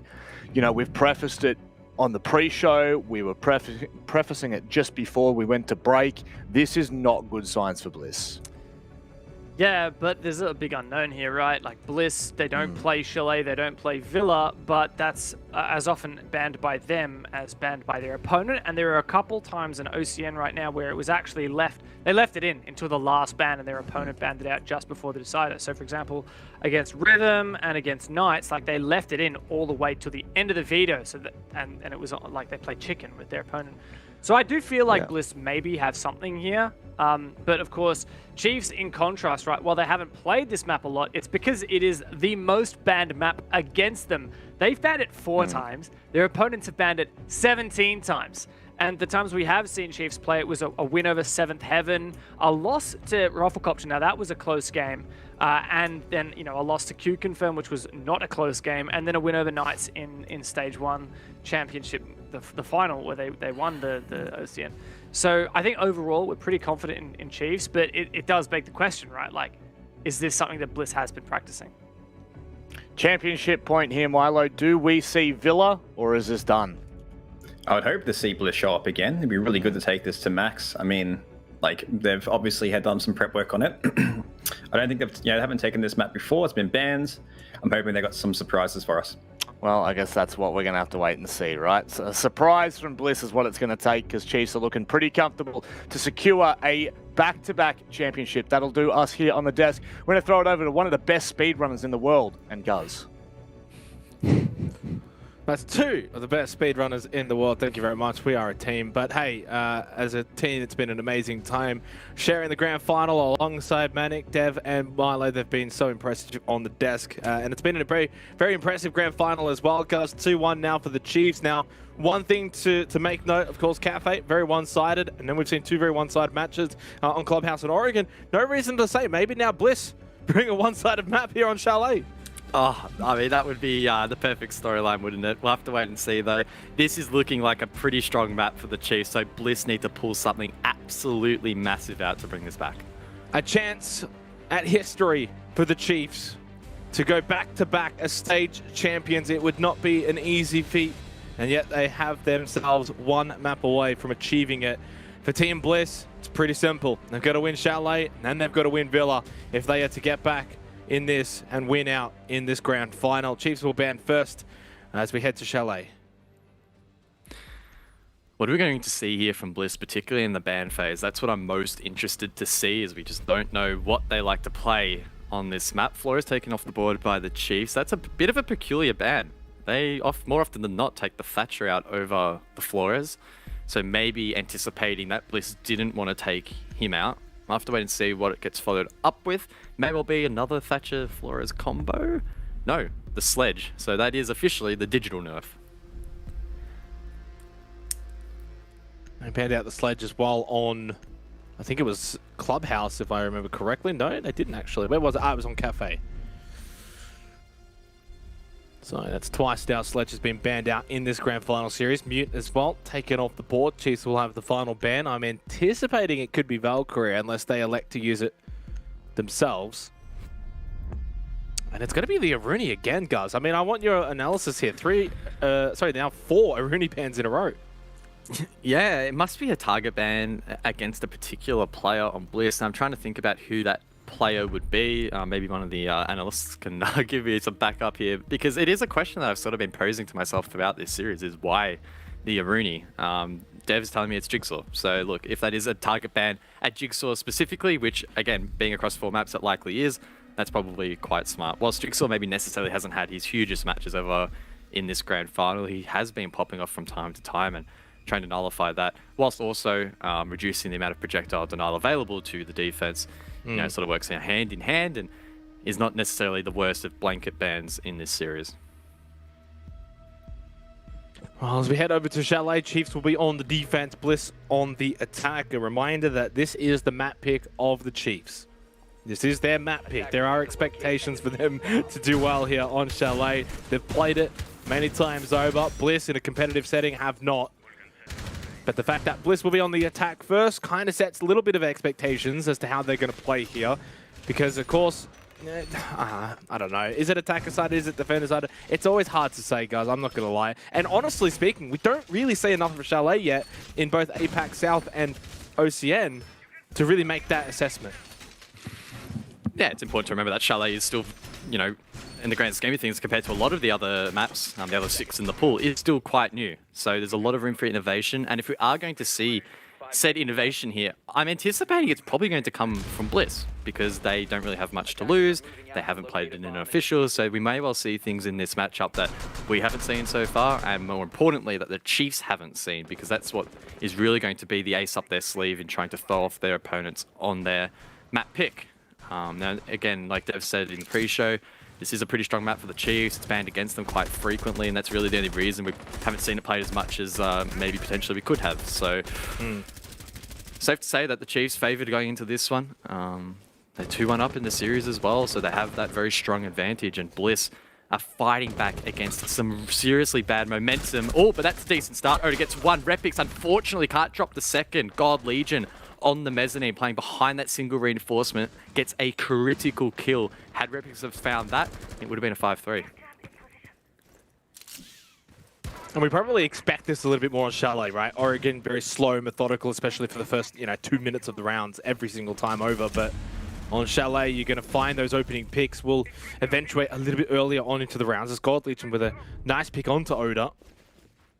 It just gives the Chiefs the advantage now. Jigsaw trying to apply pressure into Piano, and Digital just serves his head up on a silver platter. And Jigsaw will happily oblige and take it off. 3 versus 3, minute and a half remaining. This is the moment for Jigsaw to really step up and solidify himself as one of the best in the region. Yes, he had a big regular season, but the finals is where you really need to be showing up and really lifting the performance of the team. Big first kill here in the first round, and you should better clear this deployable shield with his lifeline. Follows it up quite swiftly to take it down. Fisho playing behind Halfwall. This is a key position to try and clear out. Jigsaw, sure, he has the cross on the retake, but if Fisho can hold sight, getting the plant down will be tough. Shade, big kill on Vast, and this is what Bliss need early. They need to be finding picks, being involved. Try and get things to go in their way. Jigsaw's going to get another one. And Fisher got into 1 versus 3. Yep. And did not last very long. Jigsaw is here to play here on Chalet. Big from Jig. Those last 2 picks are huge. Had he have dropped to Bathroom, would have left it in a 2 versus 2. And with that power position still in play, Bliss would have struggled to close out the round, but instead he shoots straight, finds those 2. It's a good start for Bliss. pretty chaotic in the beginning. I don't know how Oda got that kill onto Worthy, but of course that was quite large as well. Decent trading for the most part. I mean, it was a 3 versus 3 until about that last 1 minute mark, but there you go. Jigsaw just sealed the deal. I guess he licked that stamp, sent it, and that was the right call. Attackers need to locate and bomb if they can. Bliss off to a good start here on Chalet. It's only one round, guys, but when you compare the first half of Oregon, that one round's pretty significant. Well, it's their second round, third round win in the last, about, what, 10? Probably last about 3 14? hours. Whatever it was, because they also were on a losing streak on the map prior, so it is something to work with here for Bliss. Positive signs. No doubt they are being seriously tested here. It's their sixth round in 3 maps. Yeah. They're being seriously tested mentally. It's been tough outings for them in the last 2 maps, but the beauty of a best of 5 is that you can have that cushion, you can make mistakes. It's all about how you bounce back. Especially since they won the very first map, obviously, otherwise it would have been a 3-0. But by winning that first map, you at least, at minimum, force the Chalet, regardless of what happens on Clubhouse in Oregon. So they had a bit of a buffer, as you said, and well, now they do not longer have that buffer, though. They have to win now. So the pressure's certainly on, especially attacking Chalet first up. They need to find rounds. They need to get out to a good lead here in the first half. Godlegion just getting peppered over towards the mezzanine. As the shield at the chimney. Pretty standard defensive hold right now from the Chiefs. Although, actually, for a second, I thought it was Bar Games, but it's not. It's actually going to be Kitchen. So they're actually extending over to this library position. This is kind of aggressive from the Chiefs, more so than anything. Yeah, pretty common position here from Gold Legion, but you are right. It's aggressive, high risk, but also high reward if you can deny this entry inside of library and deny this map control. Bliss taking quite a while to clear this out. Utility being burnt by this ADS devices, and they are finding this tough. Dislodging God Legion from this position will prove challenging. Some good X-Kairos, though, will compromise God Legion. Does he go big or does he play safe? Minute 40, but this is already a success from the Chiefs, right? They're stalling out, making it very difficult for Bliss to get control of library. The idea is you extend above, but they're also extending across to the mezzanine, making library control hard to achieve for Team Bliss. But Jigsaw, nonetheless, 4 and zip to start here on Chalet. Digital, who's been immense in the playoffs so far, has not fired a shot. Literally, Repix, big headshot onto Vast as well. And suddenly Team Bliss have got their entry. They've got control of library. They can now make their way. They'll have that vert control above in Master Office, looking down into Kitchen, and they should be able to close out this round. Bliss need to get on their bike, though. Todd going to be pivotal in opening up the walls both above and below to clear out Powerful and to make sure that they can get an entry in towards side and get that plant down. But Worthy on the flank. Oda, does he have those air jabs established? I'm starting to think he doesn't. And if Worthy goes big here, Bliss will lose the round. 45 seconds remaining, and the fact that Team Bliss don't have top library control, top of library stairs control, could be a bit of a mistake late in the round. Worthy capable. There you go. Of course, the buff on the MX4 as well. That air jab, though, denying him from rotating down below. Jigsaw with the kill onto Fisho. Shay gets Worthy. And suddenly, God Legion in a 1 versus 4. What a clean start here on Chalet from Team Bliss. No chance for God Legion. The best he can do is maybe pad his stats. I thought maybe for a split second, guys, they would all line up 1 by 1 for him. But no. Well played by Bliss. 2-0 start on Chalet. I was going to say, you almost jumped the gun a little bit too early there. Never count Gold Legion out from putting up a good fight, but obviously just overwhelmed in the end. And sure, Worthy did get one on the flank, but he just needed to step it up to another level. Unfortunately, just under the pump too much, and Bliss were able to shut that down. A good start, and that round in particular, they were under the pump quite a bit in that last minute. They didn't have a lot of time to work with. A lot of that was sunk trying to clear God Legion in particular and ascertain control of library, but they really stepped it up to another gear. They got on their bike, as I said they needed to, and they got the job done. Really positive signs here from Bliss. Attackers have discovered the location of the bomb. And to just bring up a fantastic stat from our boss, Raven. Under this program, he is our boss and not a fellow caster. He has pointed out that Chalet is exactly where Chiefs closed out the Stage 1 championship against the Knights. They won at 7-3. They actually won 4 defensive rounds. That's not looking likely here against Team Bliss. And the other thing as well to note, this is kind of scary. The final 4 maps, Oregon Clubhouse, Chalet, and Villa, which is exactly the final 4 maps of Clubhouse, Oregon, Chalet, and Villa. The only difference was that Cafe is the first map, of course, in this grand final, and Coastline was the first map in Stage 1's grand final. But yeah, a little scary there. Can the Chiefs go full circle and be victors once again on the same map? Hasn't been a good start for them, however. They need to try and halt some of the momentum that's been building up here for Bliss. Here on Chalet, Jigsaw, 5-0. He can be the hyper carry for this roster when required. That said, as theorized by Milo, it hasn't been overly consistent throughout every single map. But it only takes one here. One big game from Jigsaw to even out the series. And again, given the amount of momentum against Bliss at the moment, that would be an astronomical performance.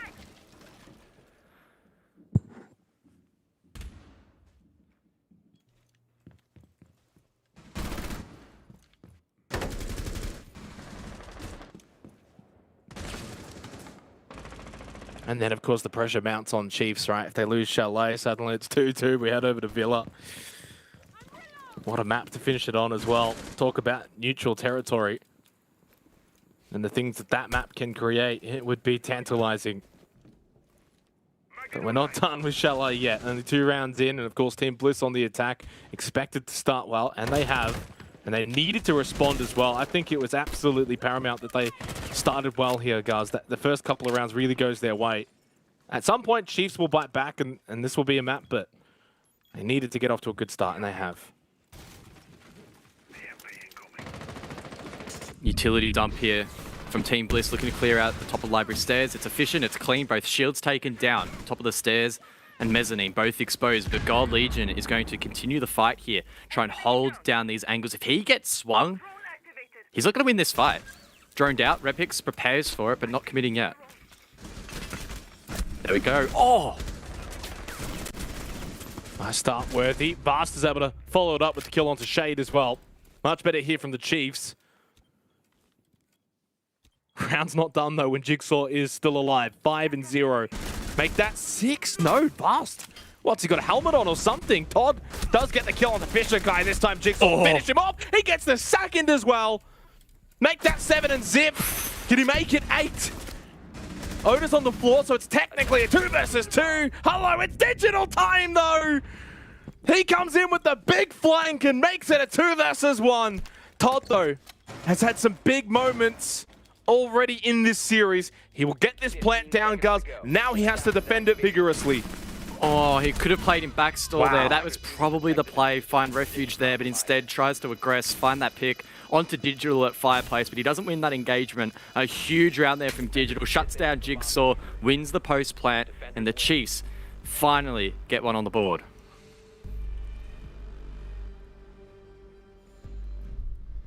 Yeah, and a needed round as well to not allow Bliss to go out to a 3-0 start here on Chalet. Just gets one back. Jigsaw, though, is just looking terrifying right now. Digital with a big play, though, with a 3K flanking from behind. Saves the round, basically, for the Chiefs. 2-1. This might be our first map, guys, where it actually is close. This could be the one. I hope so. Even if the Chiefs were to close out the series here, just for the sake of competition and putting on a good show, I hope it's at least a close map. Because we haven't had one so far. And it's not even a stretch. It hasn't been like, oh yeah, we've had, you know, a 7-5 or a 7-4 here and there. They've all been smashings, really, at the end of the day. So, look, I'm sitting here, fingers crossed, toes crossed. Hopefully, we can get a close one between these two. In the grand scheme of things, taking a step back, looking at the series, you could argue, again, you know, it's pretty close. It's been a fair contest. But on a map-to-map basis, dominant from either Bliss or the Chiefs so far. So maybe this is the one. The map that Bliss have been hiding for so long. The map that the Chiefs have been prevented from playing maybe as much as they would have liked. A lot has been hidden, a lot still to be shown in this match. We've only had the one overtime in this playoff gauntlet so far. That was all the way back in round 1. Rufflecopter versus Knights. Attackers must locate and defuse a bomb. And for Team Bliss, they've only had the one OT all stage long, actually. That was the Playday 5 matchup against Order. They won that 8-7. Of course, their only loss coming at the hands of the Chiefs at 7-4 loss. That was on Coastline. No surprise, Bliss banned that one out straight away. As we draw our attention back over to Chalet, though, it's going to be Snowwine defense here for the Chiefs. Typically, you'll see pretty heavy roam game up above. Digital looking to try and deny these X-Kairos. I don't know if that's going to work. Nah. Electric Claw doesn't hit the mark either. So that's a line of sight for Bliss. I don't think it's wide enough to enter. So that could be a precarious position that the attack find themselves in. But nonetheless, it is a bit of pressure, at the very least perceived, and that's something that the Chiefs need to be mindful of if they want to cross that mid-round. Elsewhere though, Repix over towards the office balcony looking to take control above. Pings go out there onto the Valkyrie. It's Worthy looking to maintain map control, and he hits a nutty shot there onto Repix. It's a big pick. I mean, if there is a Grand Final MVP or even just a playoffs MVP right now, it's Worthy. Which is not really a surprise. What a shot. Gives Chiefs the advantage, minute 20 seconds left, and just stalls out Team Bliss momentarily. Of course, needing to deal with these roamers.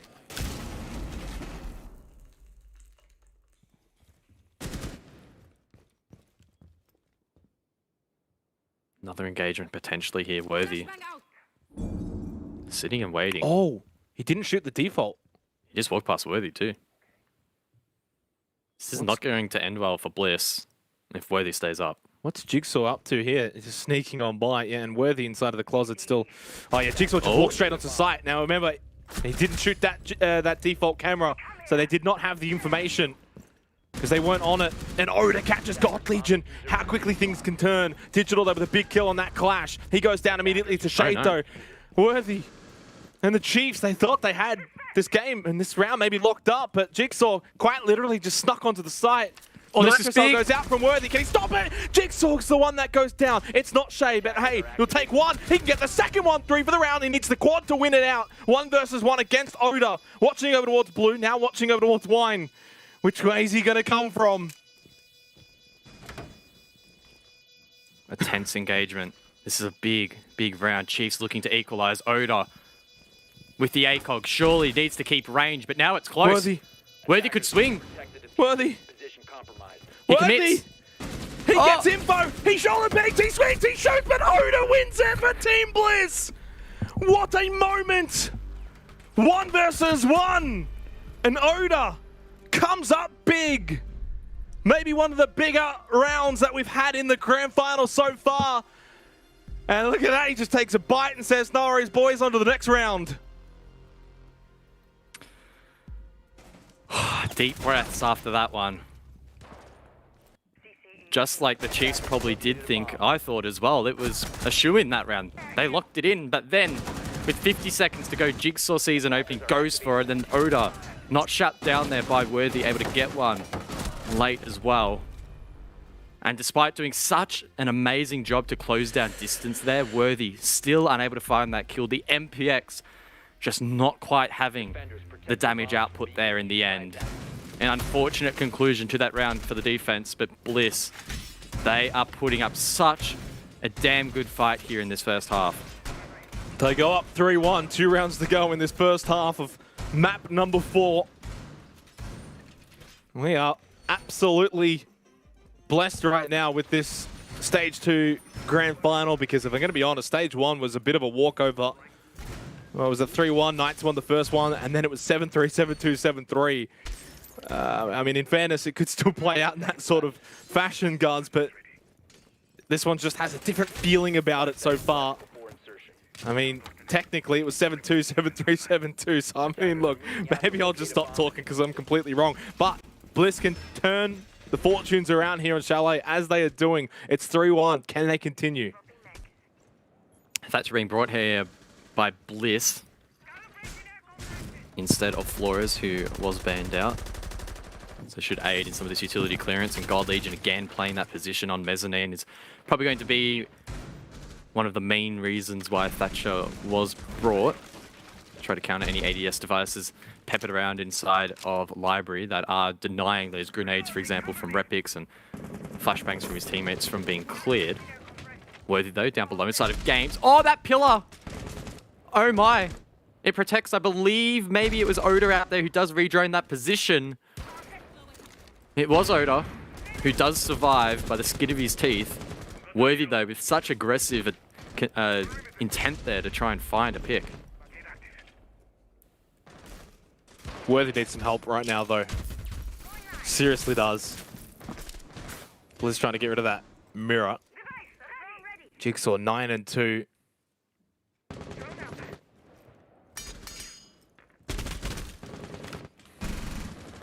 Minute 40 left in this round.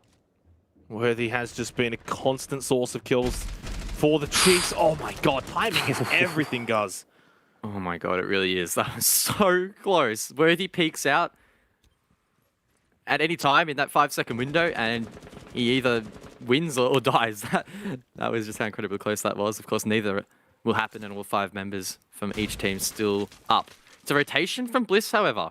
Now taking trophy side across. Solarium may well be the push. Not particularly on meta here in OS, but Bliss are going to attempt it.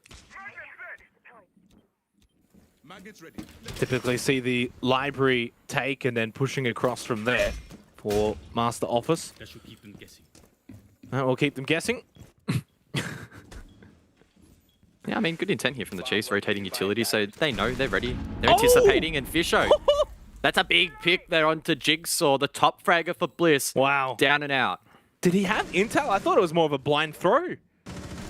With maybe a bit of older intel rather than immediate. Either way, 30 seconds left, and now Chiefs have got that man advantage. No Jigsaw to worry about.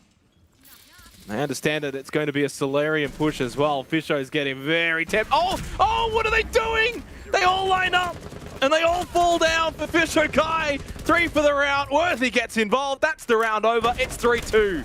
Flawless from the Chiefs. They attempted the rotation, but they fall. Really, really well played by the Chiefs. They found so many picks there that honestly they had no right in obtaining. It wins them the round. It fulfills them with some confidence. And I can't help but feel that for Team Bliss, that will be a little bit disappointing. They tried to innovate in that round. They tried to adapt. They went and committed to a complete rotation from their original plan, but it just completely fell apart. And now the Chiefs might be able to even out the half.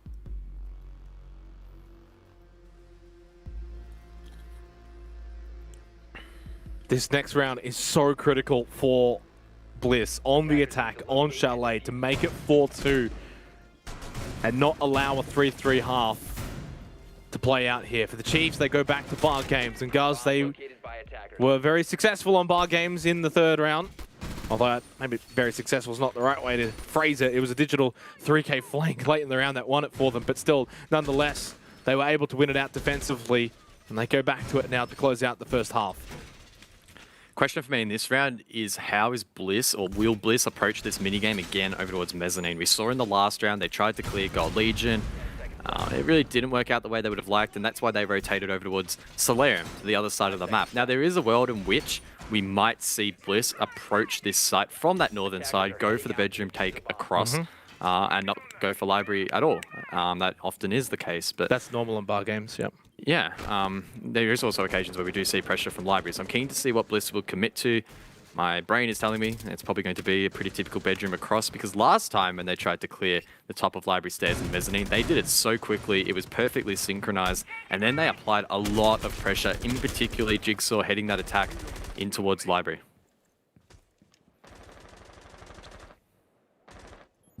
The real point, though, of action right now is Worthy's position inside of Solarium, or at least, you know, hovering around here, looking to find a pick.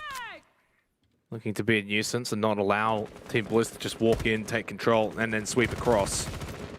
The other thing as well, for Team Bliss, they probably do want to put some sort of pressure on those inside of Library without giving up their lives. Digital, just going to be a pain, quite literally, although was not expecting Worthy behind him. Shade pushed up. Is that he's taken out, and again, Chiefs with that man advantage. A masterclass there from the Chiefs, how to lean into the clash and play aggressive. We've seen, or we are seeing rather, a pretty extensive extension here from the Chiefs. The deployable shield inside of Master. They've also reinforced a single wall in Solarium to make that entry really tough. And it feels like Bliss are really finding it difficult to mount a meaningful attack. Maybe they'll go for something cheesy. Jigsaw inside of Mudroom. Can he get something done? Does find the first, but that should be a clear call to the rest of the team. Oh! Headshot from Worthy. Jigsaw will meet his demise. And again, Chiefs will re-establish this man advantage. 1 minute and 5 seconds left. The final round of this first half here. Map number 4. Can Team Bliss find a way without it being from Jigsaw? Repix, Oda, Todd need to find something here. Alpha members have rotated down below, so there's no real excuse now for Bliss not to gain control, map control, particularly up above, and maybe apply some pressure in towards the site, but I'm not sure if it's going to be extremely meaningful. They can't just go ahead and drop the hatches because they are being closely monitored here by the Chiefs. Someone from Bliss has to somehow pull something off. Easier said than done, but it's their only win condition. 25 seconds remaining. It's going to be hard to see Team Bliss win it from here, especially when Worthy is just getting headshots left, right, and center. Oda will just drop down, but he drops straight to his grave. It's a 3-3 half here on Chalet. What a defense from the Chiefs.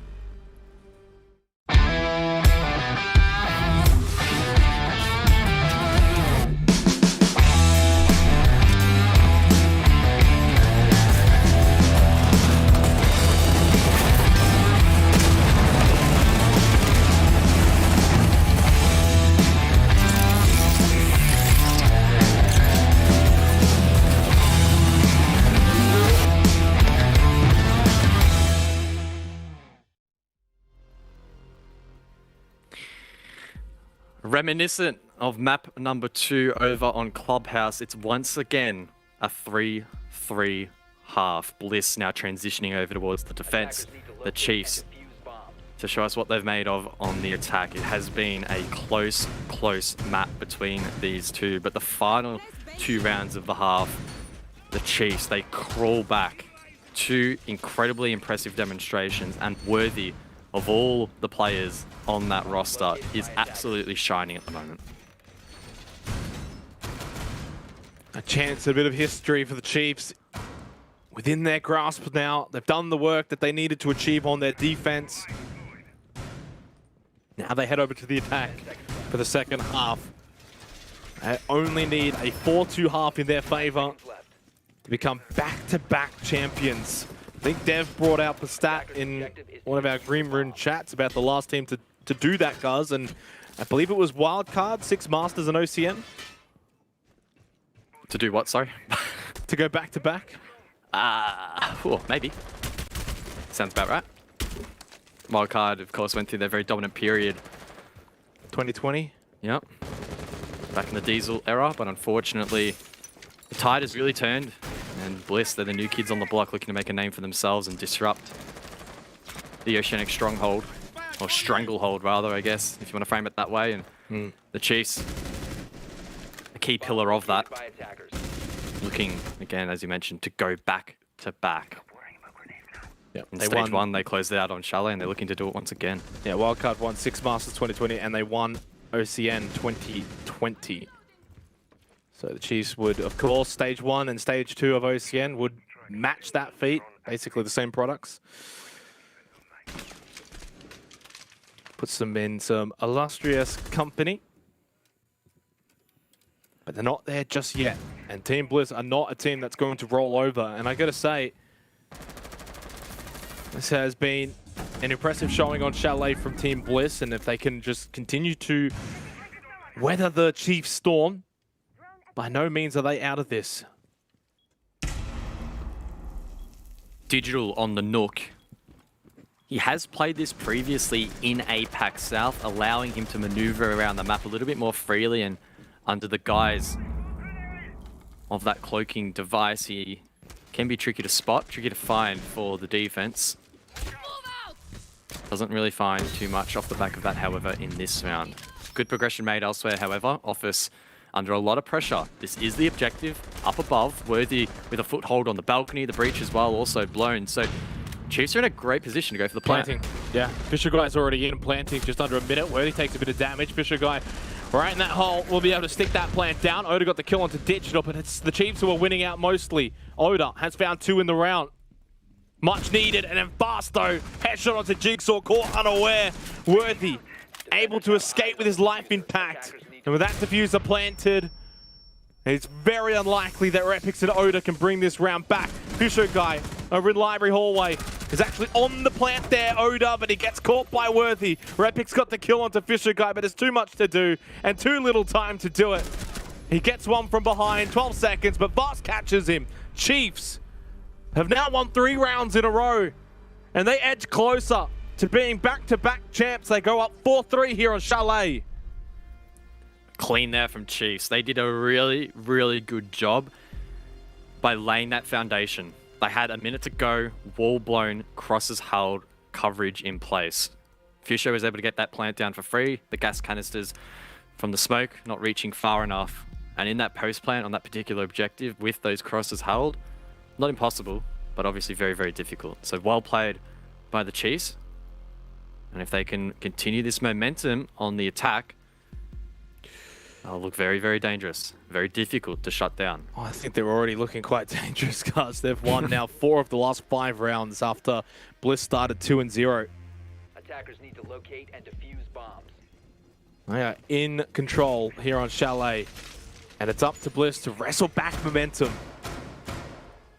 We have not had an OT in the grand final yet. And we may not if the Chiefs continue in this fashion. Worthy has had a fantastic grand final performance. And it hasn't just been the Worthy show. We've had moments from Fisher Guy. Of course, Digital's been immense. God Legion's also had some big plays. Vast has been impressive here on Chalet as well. So it's most definitely been a team effort from the Chiefs.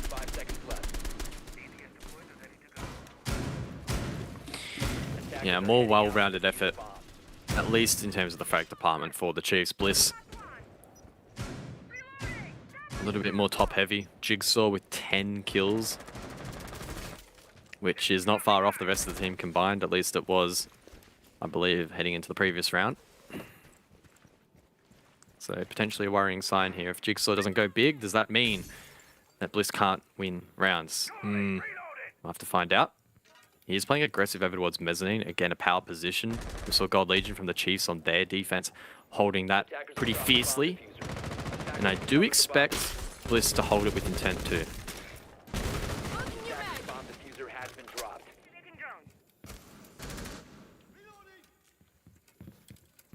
Bit of a different setup though here from the Chiefs. A bit more pressure, I think, over towards Library. Where typically bar games, we mentioned it before, you'll see that Solarium take, sweep across. They are really making it difficult here. Jigsaw's got to be careful. He tries to get into a good angle though, where maybe he can catch someone from the Chiefs peeking that window. It really is a do-or-die spot. Grenade does fly in. Jigsaw forced to maneuver away. Nitro Cell doesn't quite land. His position is surely now known, but with the cross established alongside Shade, this is probably going to be tricky to clear. A lot of those ex-Kairos as well are being shot thanks to that cross, meaning that Fisher is having a limited impact in this round. And it's taking a step back. Look at the clock. Yep. Half the round to go. I was just about to mention that as well. That clock is bleeding and still no library control for the Chiefs. Minute 15, of course, it's bar games just down below. This vertical hold right now from Bliss has been absolutely impeccable. Fisher Guy, of course, playing that big window position, will eventually bolt in and go for that plant. Oda will be there to stop him, though, in that bar stock position.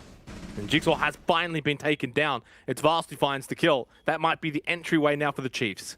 They need to capitalize upon this, though. 50 seconds left. No time to procrastinate. They need to go for something big. Fisher wins that fight. What? In no world should he be winning that. Worthy enters from Fireplace to find one as well. And now Fisher, off the back of that kill, can stick the plant. That's the round. That's it. I mean, like, Oda should be... He had one job. That was to stop the guy coming in from big window. Rapix, good kill onto Digital. Maybe not. The round is over. Not just yet, at least. It's still going to be difficult because of where that plant is. It can be on the rappel. Someone's going to go out, and Fisher guy finds the kill onto Rapix. Shade has to basically vault it. Vast is waiting and watching. And the Chiefs, they find yet another round win. They go up 5-3. 4 rounds in a row here on Chalet. That is huge from Fish. I still can't explain how he managed to win that fight. As you said, Oda has one job: prevent a player from jumping and getting the plant down. Fortunately, he failed. Sometimes those vault gunfights can go a bit 50-50, and on that occasion, Fisho capitalized upon that animation to get the kill. Huge. Absolutely huge. He really struggled up above with his hard breach to open up those walls thanks to that cross. And the buddy system employed by Shade and Jigsaw, but he made up for it. He was the reason that Chiefs were able to win the round in that fashion. Yes, maybe Chiefs would have gotten control above and eventually converted the round, but the way that he just fast-tracked that progress was pretty insane. So far, Bliss have not been successful on their defense here on Chalet, which is not too surprising, really. They will now head over to Kitchen Dining. They will extend above. And this is where typically you will see that library take from teams and push in through library, open up that office wall, get vert control, and then late round plant. See how Bliss are going to counter this. Todd actually 6-picked over onto the Maestro and Digital onto the Nook. Castle being brought out here by Bliss. All 3 barricades up above, looking to stall out the map clear here from the Chiefs, who they themselves are looking to accelerate it, both again with that Nook and the Jackal. Their goal will be to get some sneaky map control nice and early. If they can find a pick or 2 as well, that would be an added bonus. They're looking to try and hunt down players like Jigsaw roaming in bar, but there we go. Digital on the Nook. Todd having an absolute shocker so far. The Maestro dropping first. Ooh. That's huge, but Jigsaw finding them back, that's pretty big as well. Yeah, certainly needed that one. Maybe Digital just getting a little bit too overconfident in that moment. Jigsaw will punish him. 2 Nitrocell still available for Team Bliss on the defense, and still obviously early days. Chiefs now getting library control.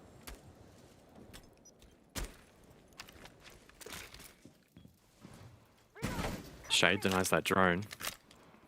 Still a healthy amount left for the Chiefs, 8 in total.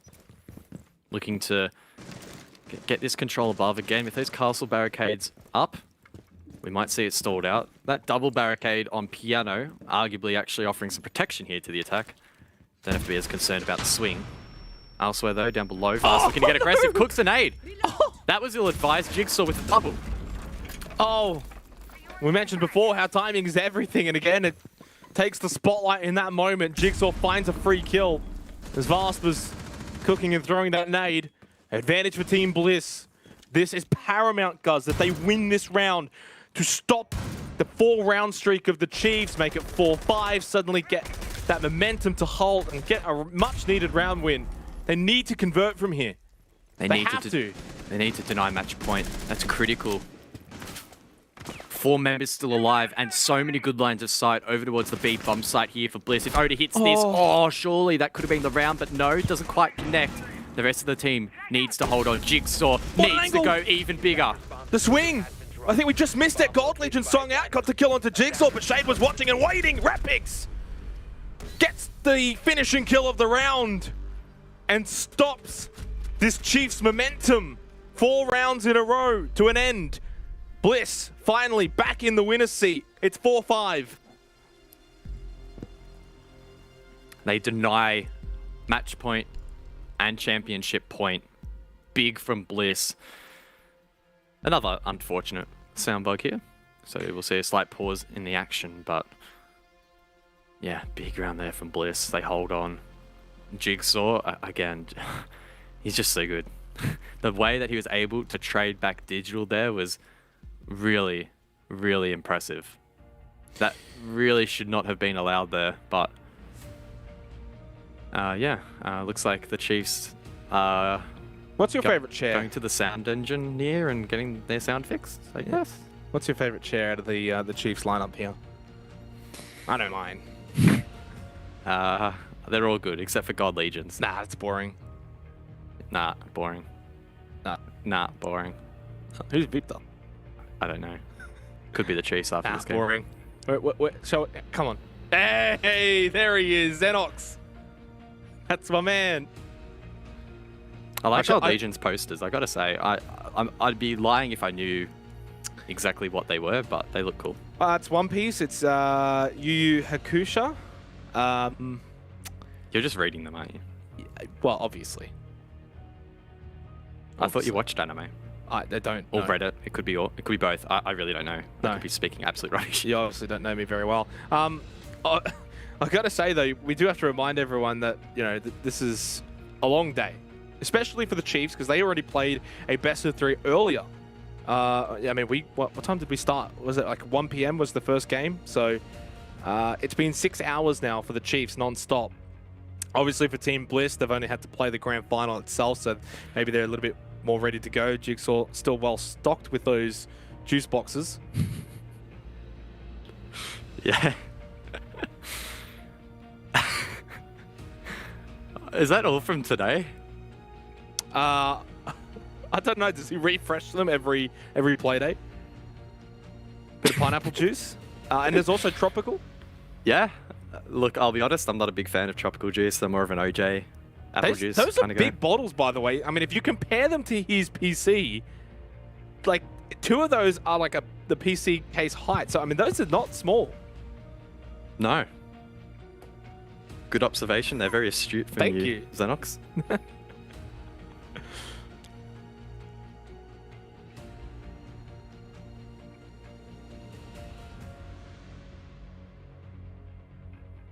Todd, deep in thought.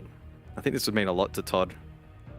He's been around for such a long time, and maybe we would have to go back as far as that ANZ Invitational for him to have last won a big match. There's probably other results in there that I am missing, but that, of course, being a best of 5 was incredibly significant and was really the start of competitive siege here locally. What's on his screen, though? Is that like a wanted poster? Xenox, I'm trying to do some story building here and talk about one of the We don't need greats a of the story region. build. I mean, like, come on, we're a few rounds away from finishing this stage. You've got to be the worst co-caster I've ever seen. Whoa! Repix, let's talk about Repix. Repix, Alright, he's yeah. new on the block. He was picked up from Ranked. He is a Ranked star, now turned pro, and he's been putting in some solid performances. There were, I think, definitely doubts as to whether or not, as there often is with freshly ranked players, if they can come in and actually perform and competitive, and he has been doing that so far and linking up with some of those older names in Todd and What is going on with God Legion? in Todd and Shade. I think they have a nice mix, Bliss.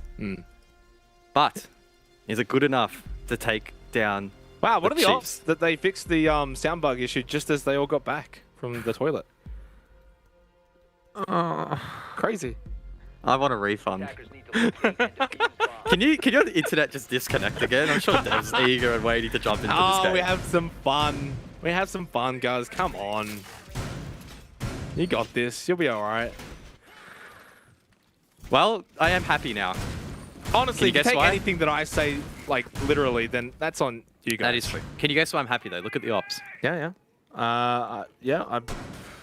Why am I happy? The Who's Frost? being picked? Yeah, the Frost. It's out. Todd, the Pogmats, we finally get to say it.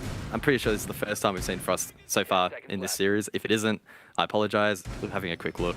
Fairly confident that it is. So, yeah, it definitely is. Again, brings that shotgun, can set up sight, create rotations, deployable shield as well. Quite impressive. Now, unfortunately, the 9mm did lose the 1.5 times scope, so we'll likely see Todd rock the holo, or the reflex, maybe even the red dot if he fancies it. But, yeah, keen to see what kind of an impact it could have in this round. Another critical round, as Team Bliss are, again, trying to deny that match point.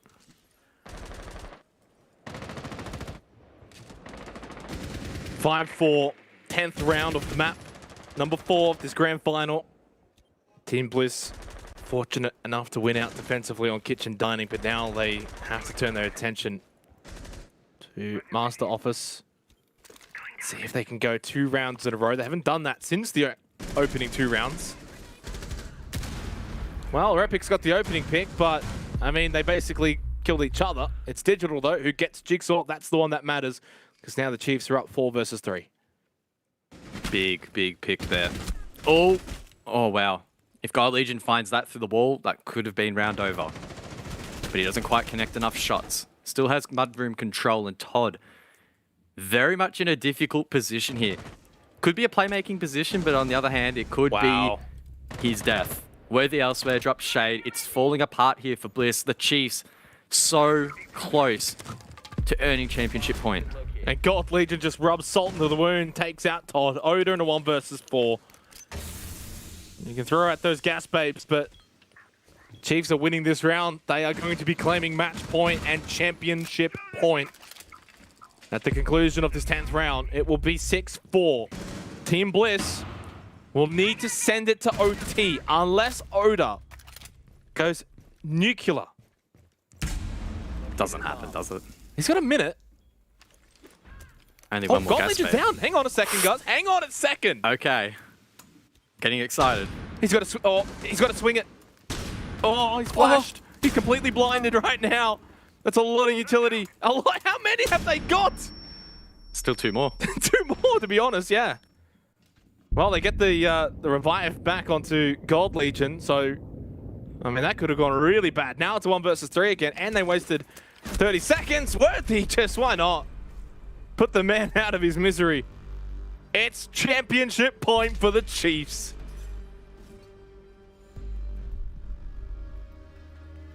Impatient there from Worthy, but the right call, not allowing Oda to get into that round. And they're so close now to backing up their stage 1 performance. It's been a bit of a rocky road here and there for the Chiefs. They didn't make the APAC playoffs, but now what is going on with God Legion? I'm trying to have another serious moment, and God Legion is in the middle of an earthquake. Respect, though. The siege stops for nothing. Well, they've been in this position before. Stage 1, where they defeated the Knights 3-1. They might just repeat it once again. They lost the first map of Stage 1 as well. They were down 1-0, then 1-3 in a row. History repeats itself. They were down 1-0 in this best of 5 grand final. And now on the verge of winning 3 in a row. Bomb located by attackers. They are an awesome team to watch, the Chiefs, when they are up and about. Worthy leading the way once again. Could he claim back-to-back finals MVP? 10 seconds left. Maybe. Maybe. It's been a big map from him so far. A big afternoon overall, and a very impressive performance. But still a ways to go here. 3 minutes. This action phase could dictate the course of this best of 5 coming to an end, or Bliss maybe being able to bring this to overtime. Digital, again, a quick entry on the Nook, being droned ahead as well. Can he find an entry?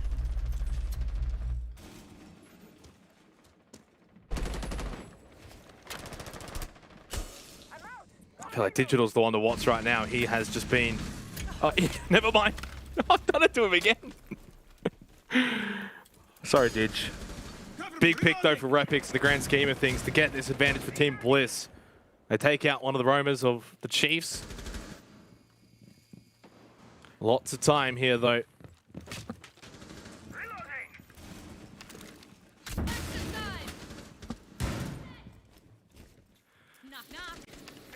X-Kairos detonating here from Fisher Guy. Line of sight down through that piano corridor.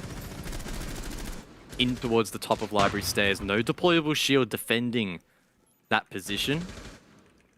Nor is there one standing at mezzanine. That gives the Chiefs a lot of free reign here with 1:30 left to go. Of course, a man down could compromise them, though. Minute and a half remaining. Championship point for the Chiefs.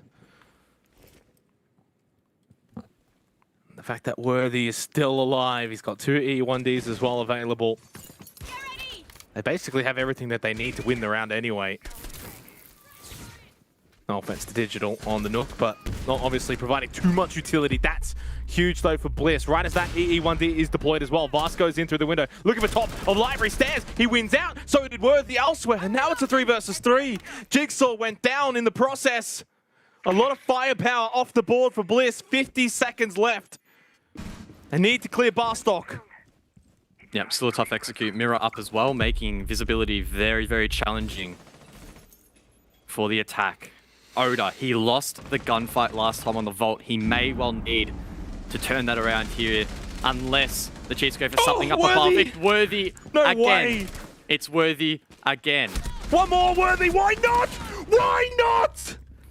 Triple kill in one of the most clutch rounds. Oda in Barstock, he's got no hope in hell.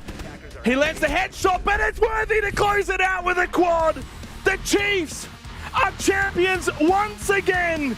They have gone back to back and reign supreme as the kings of OCE. You can see how much it means to them. What a fantastic performance from the lads. They are elated with that result. What a performance. What an afternoon. And what a stage. And what a team. What a performance from Worthy. Digital was insane. Fisher guy. A whole lot of them. 7-4. In the end, it's a 3-1 victory in the best of 5, Guz. Team Bliss took the first map on Cafe 7-2. Since then, 7-3, 7-2, 7-4. And the reigning consensus on the desk originally was 3-1 to the Chiefs. That proved correct, Guz. In the end, too good of a team. And they are fantastic. Back-to-back champs. Yeah. Fantastic performance from the Chiefs. We finally got our answer as well. Bliss, they're a great team. They had a fantastic stage, but their map pool, obviously, just not quite there in the end. The Chiefs outclassing their opponents. They had the depth. They pulled it off, and they managed to pull through that pressure. It didn't look great after the first map. We started to raise our eyebrows a little bit, but to bring it back in the fashion that they did is just a great performance overall, and I think encapsulates their stage as a whole.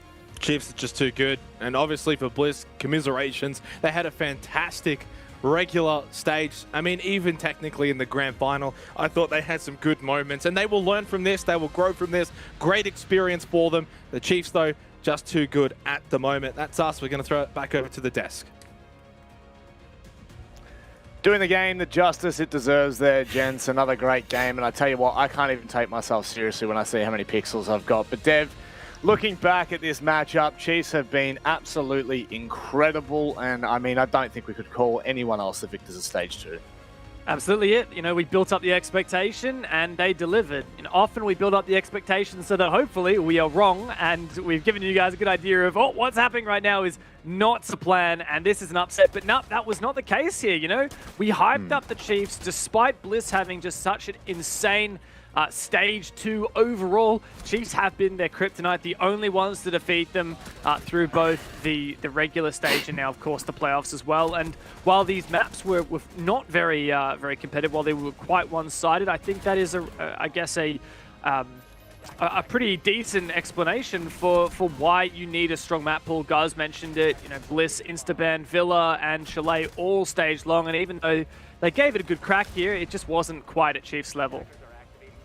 Could you bring this down to experience being here before Milo? You know, like, is it possible to make that argument that Chiefs are just sitting in a very comfortable position coming into this? I really don't know, man. Like, I want Worthy's eating. Like, to be honest, like, just give me what he's on. Give me his regimen. I wanna play like that. He's just insane. If there's anyone that's gonna make you feel reassured in a team, it's him. Yeah.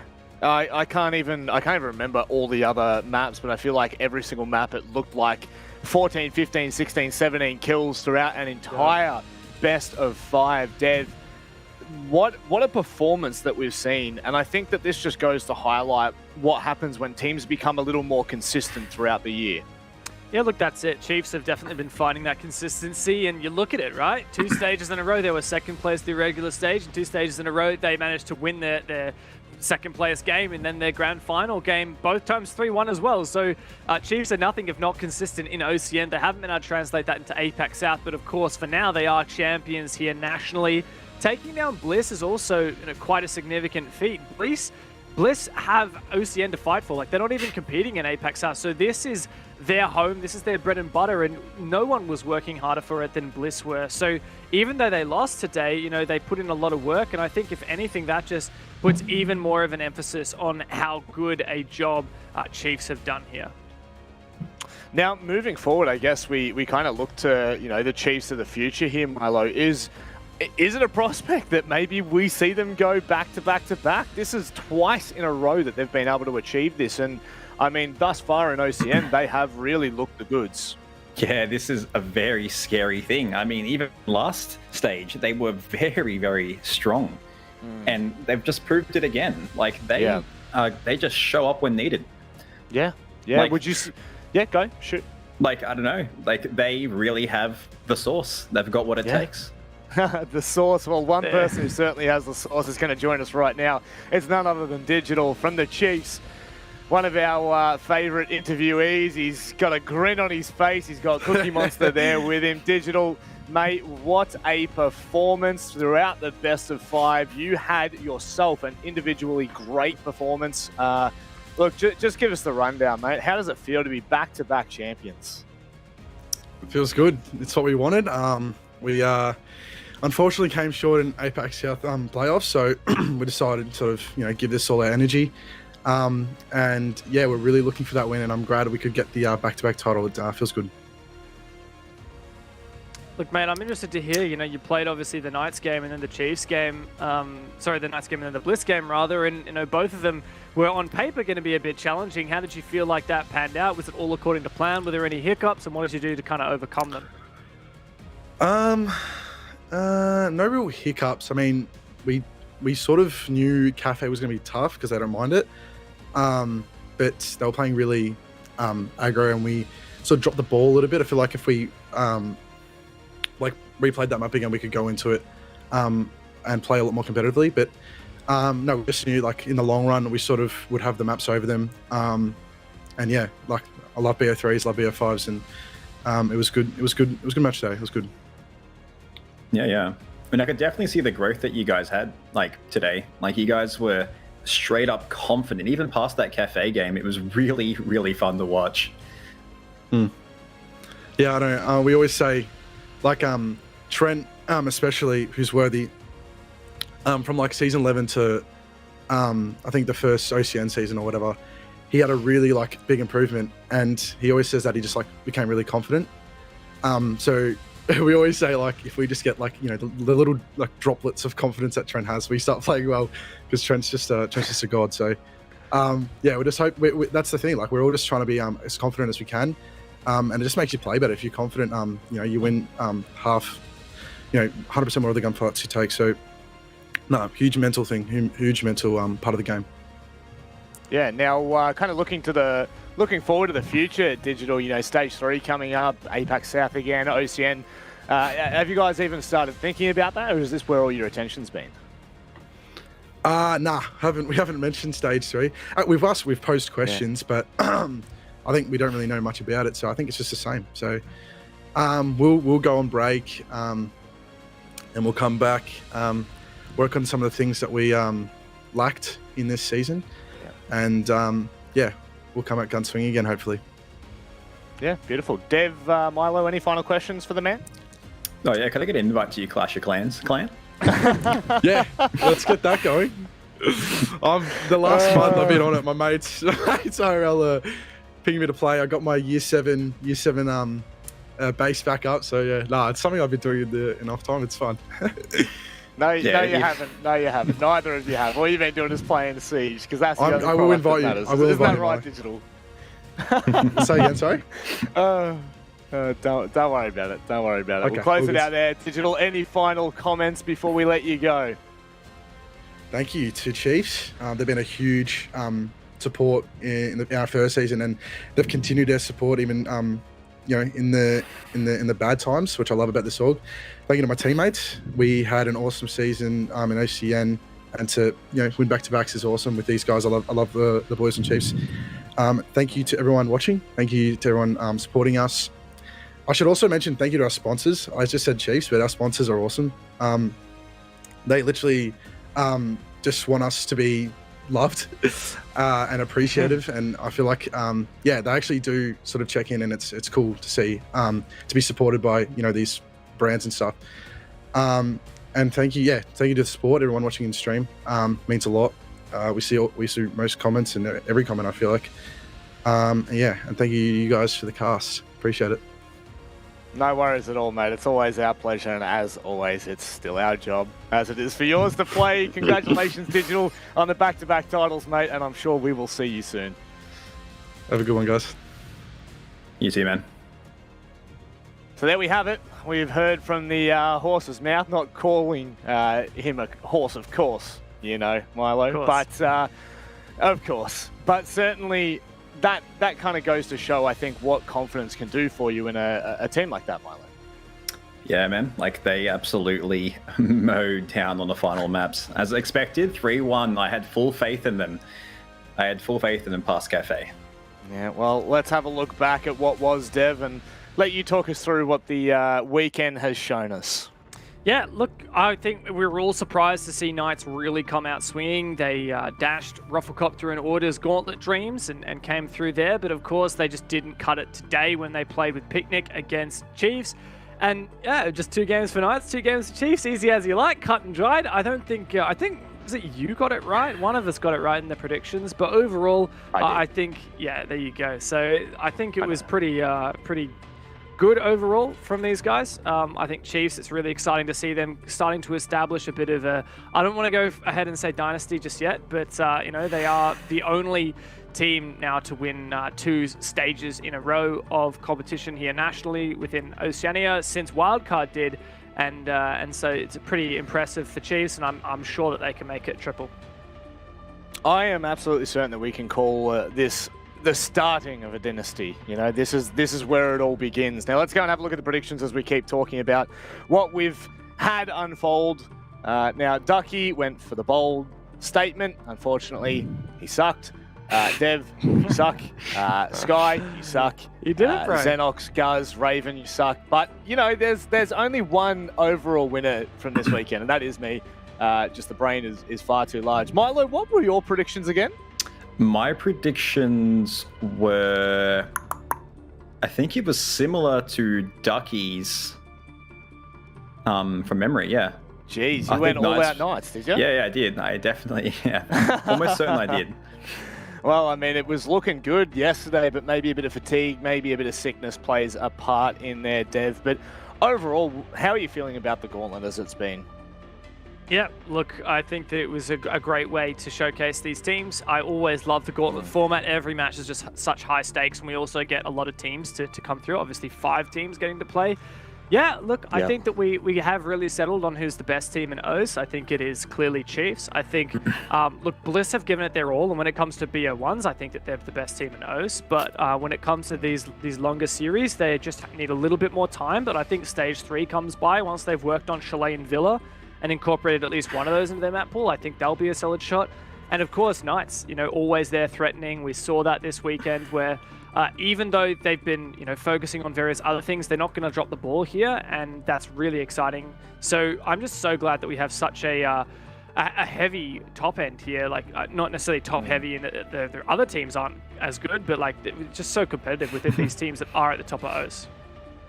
Yeah, and Milo, I'd love to hear your thoughts on Bliss, as we kind of start to close things out, because I think that they have been phenomenal throughout the season, and as Dev has just touched on, great in BO1s. Anything past that gets a little bit complicated. Do you see them really tightening things up for Stage 3? Could they be a threat next playoffs, should they make it? Yeah, of course. I mean, they're a relatively new team. I think they are the newest team, to be honest. And for them to come this far in such a short period of time, it just shows just how much potential those guys actually have. Yeah. And when they actually iron things out and they get those maps under their belt, like, they're going to be a force, and Chiefs are going to have a hard time defending the title for Stage 3. Well, I guess, Dev, it's getting down to the sticky end, but we have the wonderful MVP ready, and I don't think we could look any further than worthy. Dev, he has just been, I mean, how do you even talk about this guy? He is just on another level altogether. Yeah, look, he really is. You know, we were talking, Worthy's had it before. You know, can we give it to Digital this time? And I was like, no, we really can't. Like, you just cannot look past this man. Worthy so you has make the just decisions, been, look, all right. Yeah. You just can't interrupt me while I'm trying to talk about the point, which is fine. So I'll just let you talk about it then, Rob. That's fine. It's fine. No, don't throw me under the bus. I threw you under the bus. It's not meant to go that way. But no, seriously, he has been incredible. Milo, I'd love to get your thoughts on playing against this man. Well, I guess you've played with him as well, haven't you? So what's it like just trying to compete against someone like this? Look, I'm a little bit of a Worthy simp here, and the man's a Terminator. Like, if there's anyone that just has that confidence and the brain power to make those plays, it is Worthy. He is just so consistent with the aggression and just with the problem solving. It really speaks of the talent of this guy. I mean, speaking of back-to-back, Dev, Stage 1 and now Stage 2, he's looked the goods. Is this just what we're coming to expect from this guy? Yeah, look, I think Worthy's definitely stepped up and said, look, I'm probably the best player in the region. And that's a pretty significant claim, but one I think he certainly backs up with the results here. He's just such a hard hitter. It doesn't matter what you chuck him on. Lion, Ace, you know, even on defense, like just whatever it is, you know, he'll do some work. Even the clutches that he didn't win today, right? Pretty amazing. We saw that 1v3 or 1v4, I believe it was, on Wine Cellar, where he almost made that work on the retake. So he's just such a good player, and yeah, I'm looking forward to having a chat to him and figuring out how he ticks. There is something that ticks about that bloke, that's for sure. He's on another level, another planet altogether. Milo, as we are kind of, you know, really talking about the Chiefs here, you know, internationally, they really haven't had a fair shot yet, have they? It feels like that opportunity is coming. Do you think by the end of this year we will see them hit that stage? I think it's definitely something that we'll have to look forward to. I mean, I'm thinking it's going to happen. I'd love it to happen.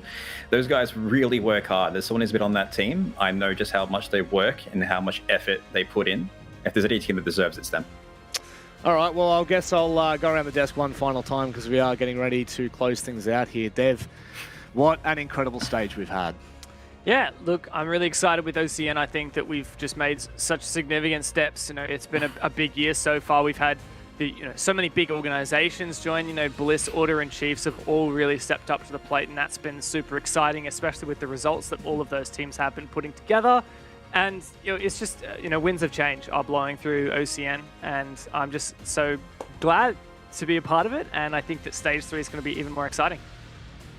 Yeah, Milo, I'd like to say we might see you next time, but I'm hoping it's in the server, my friend. Look, yeah, definitely going to aim for the server, man. I mean, as much fun as I had here, I think I'll have a lot more fun clicking heads in the game. I think we will enjoy you just as much in the server as we have out, mate. Honestly, it's been a pleasure to have you on board, and I think I can speak for all of us when I say you've done a fantastic job. So, you know, thanks, man. Congrats on the work you've done this weekend, but of course we will see you next stage, as we will with all of the viewers and all of you at home. Thank you very much for joining us here for Stage 2. It has been incredible. The Chiefs, back-to-back champions. Don't forget, the major's coming up mid-August. Tune in. We will see you next time. Oh my god, what is this? What? How does this happen? They're just going to push and swarm around the site. Can they suffocate and cut the oxygen off tonight? It looks like maybe so. A 2v2 though, Haywood. That's an unreal C4 and it is now worthy. But what a performance from Haywood. Hey, the Knights clear this as they come around. They think it's already clear. It's a free kill, surely. Oh, Fisho, not like that. Oh no. It's Haywood into the crosshair. Kicking ass, taking name. And maybe even the series, but Worthy is just too damn good. Swings again. Oh no my word, it's an awkward engagement. Worthy whips out the pistol. Nitro Cell to follow, but doesn't quite detonate in time. 3 for the round, 2 versus 1. Oda on the clash. Has to go big. He's got a ping. He lands the shot onto God Legion. 1 versus 1 with 30 seconds left. Triple kill. in one of the most clutch rounds. Oda in Barstock, he's got no hope in hell. He lands the headshot, but it's Worthy to close it out with a quad. The Chiefs are champions once again. Just let him do his thing, Rob. Just let Worthy kill everybody. 1 point. Oh! What? Hello and good night. Sincerely, Worthy.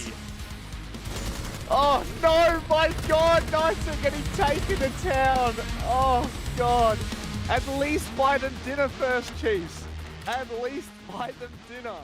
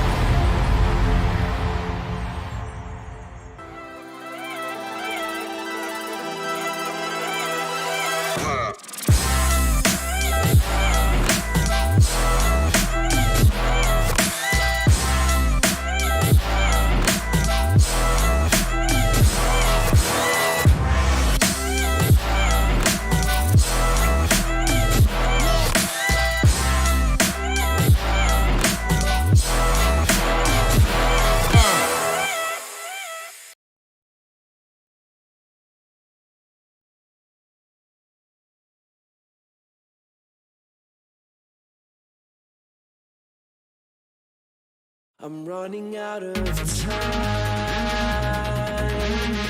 I'm running out of feeling so. I'm running out of time.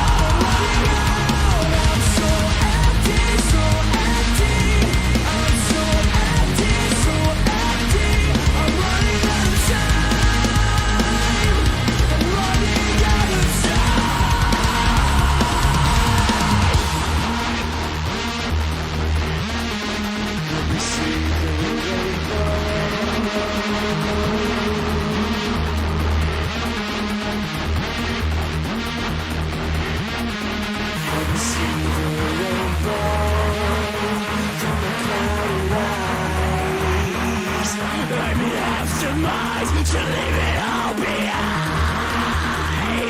Help me see the rainbow.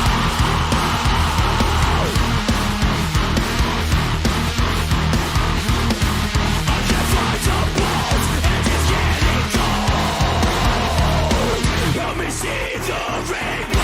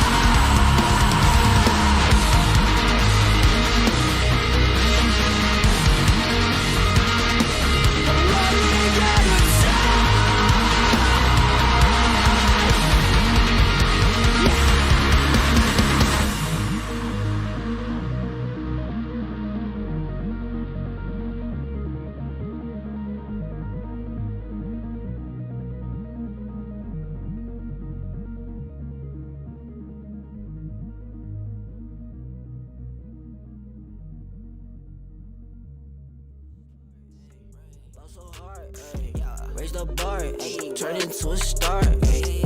Play my part, yeah. I aim too far. I do it big. I keep it large, okay. Live it up. This is fake, better give it up. Young, but I feel like I've seen enough. Numbers going up, better keep it up. Ain't slowing down, better live it up. About too hard, ayy. What about too hard? Ayy, what about too hard? Ayy, ayy, about too hard.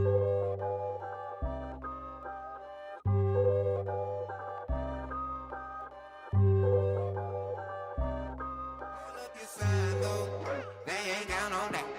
They ain't count on that. They ain't count on that. Show what you gon' do. They don't want all that.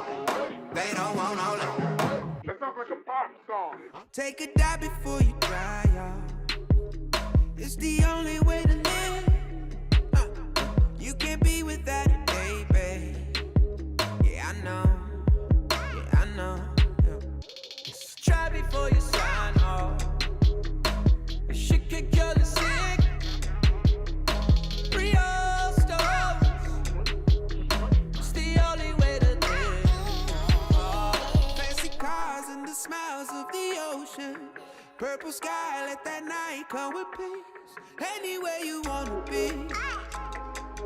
Anywhere you wanna be. Yeah, yeah. Hold up your sign, though. They ain't count on that. They ain't count on that. They ain't count on that. Show what you gon' do. They don't want all that. They don't want all that. They don't want all that.